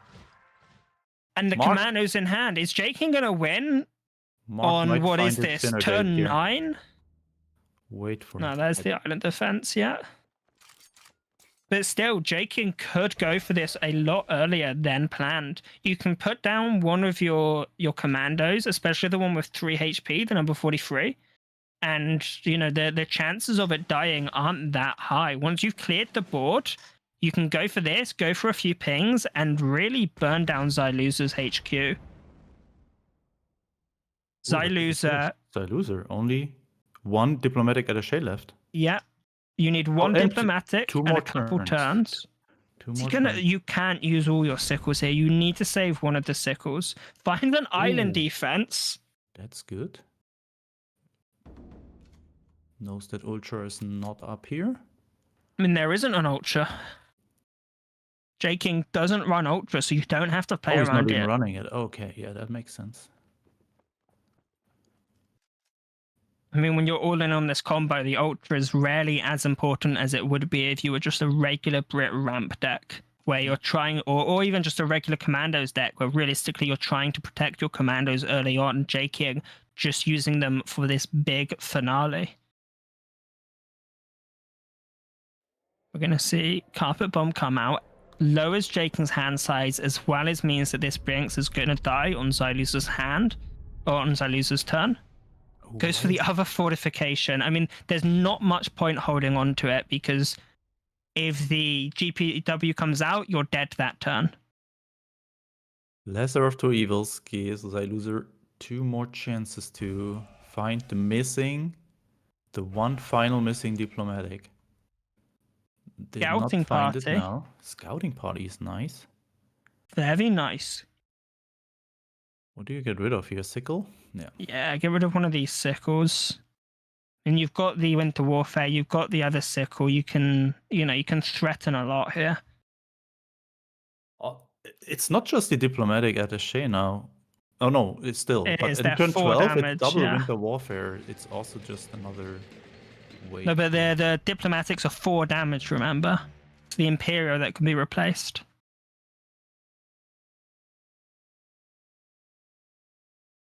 So you need diplomatic. If you're missing Imperial, you can replace that with double Winter Warfare, but you need this 4th diplomatic. Oh, and yeah, it could be the last card in the deck for all we know. This will very likely draw Bryansk. Yeah. Not finding. Yeah, that's the problem when you have such a specific sequence of OTK. It's really hard. And as you said, if the diplomatic is your last card, you're having a really hard time. Is there any... J King has the Crusader. He has double strengths. What you say, maybe go for... I think if you go for lethal, this 19. like... If you try and end the game soon, and it doesn't happen, you're all in on that. You just lost the game right there. So I think if you're J King, use Crusader, use these cards in hand, but don't try and end the game until it's guaranteed. Yeah, just cycle through your deck. Yeah. I mean, why... There's a bit of logic to rushing it, because Xylusa might find the combo, but it's just so unreliable. And you have everything you need in hand. You're not really fussed about overdrawing, which is usually one of the big issues with this Crusader, is you're worried about overdrawing out. Now, Crusader is going to be removed. But I believe there's another one in J King's deck. See, let's hopefully he's not overdrawing it. That is true. If you overdraw that is a big deal. And it's not too many cards left. Maybe 5, maybe 6. I mean, I'd like to see the Yak come out. Because if the Yak comes out, you're not at too high risk of overdrawing. Xylusa so close to finishing this game. Going for the scouting party. Gonna get a peek at one of J King's cards. It's gonna be the War Machine. Hour of Need overdraw. Time for J King to dump some of this hand. Oh, that's additional draw now for Xylusa. Oh my god. So Xylusa has 6 cards in hand and is going to draw 4 cards next turn. However, hold on, he's got it. You attack with the fighter. J King has to pin the fighter or he's dead. Oh yeah. He doesn't pin the fighter, J King's dead. That's it. You're correct. Don't miss this, Xylusa. Don't miss this. You've got it right now. Go GP. Wait, no, it's 4 damage. You don't have it. The missing damage, yeah, from the 4th diplomatic. It's not enough. It's 1, 3, 6, 8. Okay, so you've got to dump some hand. So you've got to get these mobile defense down. You do mobile defense, then you can eat one of your raccoons with the deadly duty. Deadly duty, yeah. That Oh. refills your hand. You can then go for the winter warfare, which replaces itself and kills the yak. The yak would die anyway, however. Helikov, recon, not finding the diplomatic yet. There's There it the is. diplomatic. There it is. Jaking needs to win next turn. And I don't see that happening. I'm going to be honest, I don't see that happening. Can he? Is he going all in? I doubt he's going all in. No, putting 2 commandos down. He And needs to probably kill hoping that Tyler now. Xylusa doesn't have it, but that's going to be Xylusa's game. Finally finding the match they need with this Soviet deck. Putting it to 2-1. But Jaking knows what... Xylusa knows what they're playing against and is going to have to pick between their Japan-Brit deck and their Brit-Japan deck. Jaking not finding the ramp early enough. If he would have found more of these ASW patrols or the finest hour, then he would have had made more credits and could have maybe won with the Crusader and just the plain amount of orders earlier. But now Xylusa is just showing what this combo is able to do. Yeah. Tick, tick, And there tick. we go. 50 we damage go. in 1 turn. No, 12 damage, but 50. And Xylusa finding the match they need. 2-1 now. And Yeah, but this you was know- probably one of the easier tasks, right? yeah, it's gonna take a bit of time from here. Grab a lemonade, sit back and get ready, because this is gonna take a while. I hope you didn't have plans, Spooz. I know some because- people in the background have, but I'm here to Yes. just enjoy the show and see how Jaking, is able to outping this amount of healing that this Brit deck is probably having there. This will be interesting. I'm not sure if Jaking's combo is able to do, because it cannot really reset the health. If Xylusa is healing up to 40 here, I think there's just not enough time for Jaking to do the combo. Yeah, but on the other hand, Xylusa also has to deal with Jaking's 50 health. They're both- Yeah, I mean, we might just see a very, very deep match here, which goes into, both players getting through all of their decks. And definitely taking some time here, I guess. Both players with Commonwealth in their decks. Maybe Commonwealth will be the deciding factor here, that Jaking is able to enable his OTK. Was Now, not I good think- enough last match. I think if the game goes to fatigue, Jaking has the upper hand, because Jaking's going to be fatigue plus 20 damage a turn. Yeah, but it's also drawing a lot of cards right now. Yeah. I mean, Xylusa has to keep back removal. I think your diplomatics are commando killers. They're not here to do this burn damage unless it's going to be GG on that turn. But I think realistically, you probably just use them to kill these commandos. Because if you can survive Jaking's onslaught at the end of the game, if you can survive this like combo turn, kill the commandos or kill the Crusader, you then have a really good chance of closing out the game. Now, Jaking does win points for the card back, because definitely a much cooler card back, and using up removal. Precious removal. Might just see an AS double here. Or just more draw. I think I like the ASW over the supply shortage. But Jaking may actually be waiting to go to 12 credits before using the ASW to get maximum credit slots. Yeah, that was kind of hurt him last match there, sitting at 14 only. Yeah. Spent the ramp early before 12 credits and then did not have enough credits later on to do a nice combo there. Look at Definitely this. not doing this mistake again. Refusing the Welsh Guard draw and saying, you know what, I want to draw less cards in this matchup. I mean, that's cool, right? With Convoy, you always draw 2. With Stiff Upper Yeah. Lip, you kind of can control how much you draw. Really cool.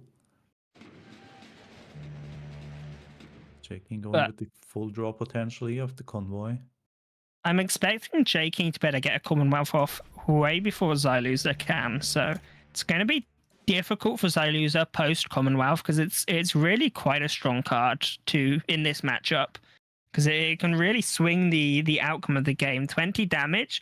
Not only do you get this huge amount of damage, but you really slow down your opponent ever playing their own Commonwealth. Because once you've taken 20 damage, hitting that 30 HP threshold, it's still possible, but it's far more difficult. And neither of these players running Ultra. It's good faith, as intended cards. No Ultras, no countermeasures. And it makes things a lot simpler, makes things a lot easier. Jaking not playing the ASW. He's really holding it back until he has 12 credits. Just, controlling the board a little bit. Because he definitely knows I get my Commonwealth off before you'll do it. Oh, now good Monty value here. There it comes. Now, I believe this Diplomatic is 3 damage. So if Jaking plays one of these healing cards, it'd be very, very difficult for Xyloser here. Oh, now he goes with the ASW, going to 14 credits. Deciding not to heal, so that means... I suppose it doesn't matter. You can just heal on your turn, right?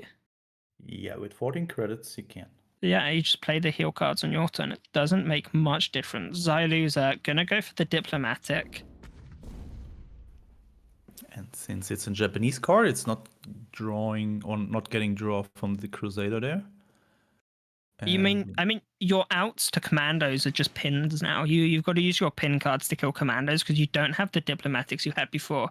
Jaking refusing the Commonwealth, probably worried about overdrawing because you don't have double strength in hand. Just not something I ever thought I'd say. Double strength. Yeah. The cornerstone of competitive cards. And yeah, until you know you're not going to overdraw your win cons, you cannot get away with playing this Commonwealth. If you've got Crusaders and double strength in hand, then sure. But right now, it's just a little bit risky. However, you do need to play it before Xyloser does, because once Xyloser plays it, it becomes far, far more difficult to play your own. So it's a nice balancing act here of trying to play it as soon as possible, but not too late. And it looks like Jaking has found a way to not overdraw from it this turn. Is that your impression of this is the Commonwealth impression. Was perfect, right? Oh, I think you were singing the wrong song. And there, Xyloser down to 8. Jaking going to be able to go up to 40, and it makes it so much more difficult for Xyloser to play their own Commonwealth now. Not impossible, but very, very difficult. Are we going to see a monsoon supply shortage blowout? Yeah, definitely. And then, Xyloser needs to re-heal now. Because Jaking just has all 3 commandos in hand. That means every order that's being played is 4 damage now. And Jaking has 2 cheap ones in hand. I wonder the maths. I assume it's always worth it to play as many commanders as you can. Because you do lose 2 pings for each commander you play. But I'm assuming that you're not realistically going to hit the number where, because you're getting 3 damage per ping, and you lose 2 ping. If you've got 2 commandos, you've got the number 43 and the number 10. You're getting 3 damage per ping. So you get 6 extra damage for not playing a commando, or you can play the other one. I assume it's better to always play them all. Yeah, especially with 17 credits. I think the more orders you play, the more... the more payoff you get for playing both. And look at this. Jaking has the full combo in hand. The full combo. But still cards left in the deck. That's a downside. That it is, because you have to hold off as much as possible. But jaking is all the time in the world.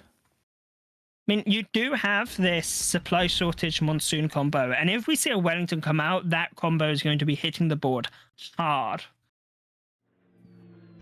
Yeah, that's why Zaluzer's probably holding it back. But Attacking. Zylus is doing a lot of damage here and Jaking. If they fall under 20, they are at risk of being killed by a Commonwealth later into the game. Yeah, but before this happens, Zaluzer needs way more healing, like 14 healing, and I think they're not playing fortifications, are they? They are not playing fortifications.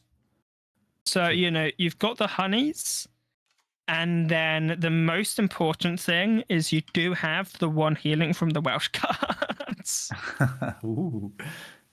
So that's the first Crusader that would be played, right? So I think Jaking just using this to cycle through the deck there. Now, I do have some good news. Good word from the production team. I have news that Jaking has completed his British Orders daily quest. Definitely. For today and for the next 3 years, I guess. Now, I assume they haven't played another Crusader before this, but apparently when they played the Crusader earlier, they then lost the second one to the Convoy. So I like to put faith in Jaking and just assume that if he plays the Crusader, he has the second one somewhere in deck. My logic is I don't need to remember it because Jaking's remembering it for me. Yeah, I think this game he did not play a copy so far. Zaluzer trying to get as much healing in as possible.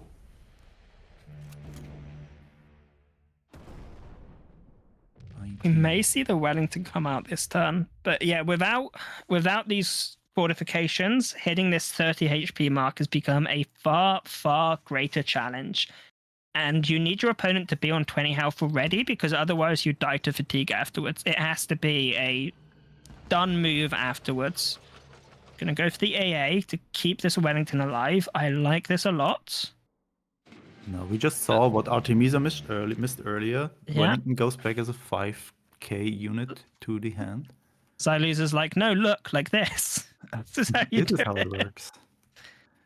And I have to say, this is looking more and more like Jaking's game as time goes on. Landlease on top just has to find a way to get rid of the hand now.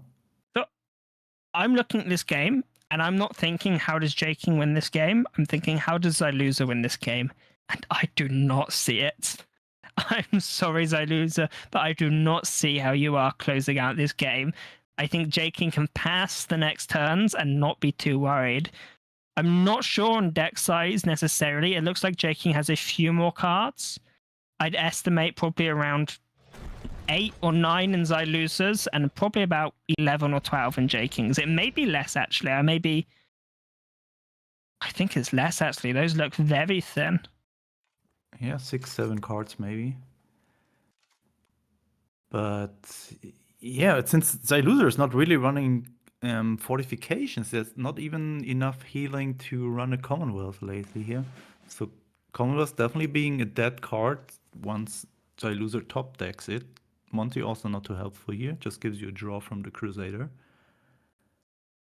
So how is Jaking getting rid of this Landlease later on? It doesn't matter. You just keep it in hand. Why do you have to get rid of it? Otherwise you can't do the combo with the double strength, right? You just risk to shuttle the Landlease back.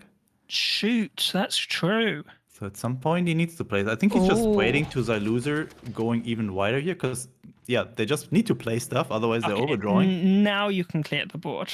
Yeah, they're probably going now. Or even finds another finest hour. Now go Monsoon Rod. I'm ready for the Jaking misclick, play double strength. But then it will hit the double strength. It'll be the just imagine.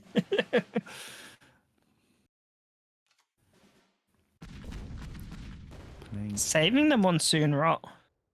I guess there's not too much reason to play it, because you can do number 10 commandos plus Monsoon Rot to kill this Wellington later in the game. 5 cards in Jaking's deck, 4 cards in Zyluzerr. Zyluzerr will not reach Commonwealth. It's not possible for them to get the health total they need to play the Commonwealth anymore. And here you go. Xyluza is very much all in on this board right now. Sexton is not going to be enough to hold back to win this game, and I think this is Jaking's game. Oh my Winning an God, the OCC, perfect draw. winning an OCC with a double strength deck. Just imagine. Double strength nerf when? There comes the land. Please look at this perfectly aligned match So, here. Next Oh, wait, turn, not even playing double the ASW patrol. Get rid of them. Once you've cleared the patrols and the carpet bombing, you've closed out the game. Yeah, it's only 2 more Xyluza. turns. Yeah. What do you do here, buddy? Can't do anything. What do that must you be really do? frustrating. Whole bunch of cards in hand that you could not play the whole game. Like so many draw cards there. Delaying tactics absolutely useless. I mean, there's been plenty of delay, so there's been a lot of delaying tactics. Not the card itself, but just the strategy of this. Oh god! I mean, you could try and do something with surprise attacks to kill the commandos, but it doesn't even matter because Jaken can just counter fatigue. You know, even if you cleared the commandos, Jaken just ignores fatigue, and you lose the game to fatigue damage. And Xyluza is saying, you know what? Give me those last cards. I'll have them. Yeah. What? Like, even if Jaking would just stop playing now, I don't see how Xyluza is ever killing him before dying to their own fatigue. He passes back with the 14k. Not even emptying the hand here. Jaking knows exactly what Xyluza is having and know that there's no way they're ever winning here. I mean, Come on, I think Jaking. Jaking's waiting for this Sexton, and then, oh no, they're just going to go for it now. Yeah, why not? Just Double end it, please. strength, avoids fatigue next turn. Maybe Mark can get to his dinner date, so come on. No, Do it, I Jaking. believe Wow. the time has been missed for that.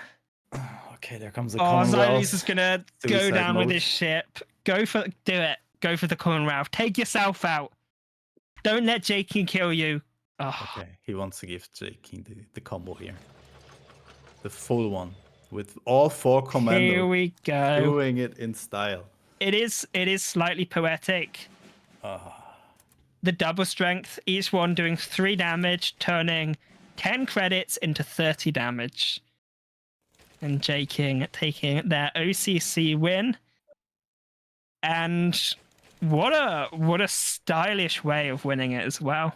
Absolutely. The My perfect worry combo. is that Jaking sees the success today and sticks with this deck for a while, and we have to cast this for the next 6 months. I mean, still better than Resistance and stuff like that. But yeah, congrats to Jaking. 3-1 win over Xyluza here. I'm not sure if Jaking expected to win with this lineup today, but I think everybody just got surprised by this and did not really have any good answers. And yeah, that's very impressive win for Jaking today. So, Bubbles, you had Xyluza winning this 3-2. Obviously, it didn't happen. What went wrong? I don't remember saying that. Oh, I think Spooz said that. I said Jaking 3-1, double strength in the finals.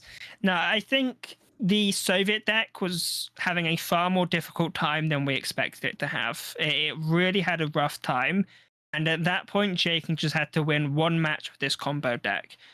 I think it was rather difficult once this first Commonwealth had been played for Xyluza to come back into the game. I think this was a real turning point because now Xyluza's own Commonwealth was just disabled. It wasn't happening, especially without fortifications in the deck. And I think this is where the USA ally for Jaking really came into play because this ramp just allowed them to have so much more maneuverability and do so much more each turn. And Jaking's deck is a little bit unique in the sense that it really doesn't care about the turn timers. It just wants to go off as quickly as possible. If you've got more credits, you're happy to overdraw so long as you've got what you have in your hand. So you'll overdraw, you'll dump everything, And the sooner you've ran out of deck, the better. You're not avoiding fatigue like a lot of control matchups. You are aiming for fatigue, and you will barrel towards it very, very quickly. So Spooz, you said you didn't expect, or nobody expected J King to get anywhere near as far, let alone winning the whole thing. And now we know J King tomorrow goes into the qualifier for the World Championships, and we determined that 4 players who are actually going out to Iceland to compete. Do you think this affects like and don't get me wrong, I don't think J King lacks any confidence, but do you think this helps his momentum, his headspace going into like, hey, I just won a tournament the day before I have to win arguably the second biggest tournament of the KARDS year? Yeah, and he did not just win it, he also just won with these kind of decks that are not really meta at the moment, but I'm definitely sure we might see some of those very often in the ladder, especially this OTK deck from the Brit US one is pretty interesting and kind of seems not too hard to pilot. Sure, you have to take something into consideration that you don't overdraw your combo pieces, how to spend or how to play that land lease later on so you don't overdraw. And yeah, I mean, this should really give him the confidence for tomorrow with the meta decks. But as we just saw today, meta decks can also just struggle against decks that are maybe built against those. So we will see what is happening tomorrow. I think the J King's opponents definitely being afraid of what J King is able to do today and what he's able to do tomorrow with the meta decks. Yeah. It's going to be really interesting to see, to your point, what he does with the meta decks after bringing these shenanigans that went through today. But it's going to be a heck of a day tomorrow as well. Let's bring up the final bracket for you all so you can see how this OCC went down. You got J King taking it all home, taking home $250.25 points. Loser fought a valiant fight, coming in second, $150.18 points. Third place for Head with $100 USD and 15 points. Artemisia on down, walk away with some diamonds and some OCC points for the OCC Ultimate that will be happening next week. But before we get there, we determine who the top 4 players will be going to the World Championships in Iceland. So Spooz, Bubbles, I thank you both so very much. We will see you again tomorrow. Thank you all for watching, and tune in and find out who is going to Iceland.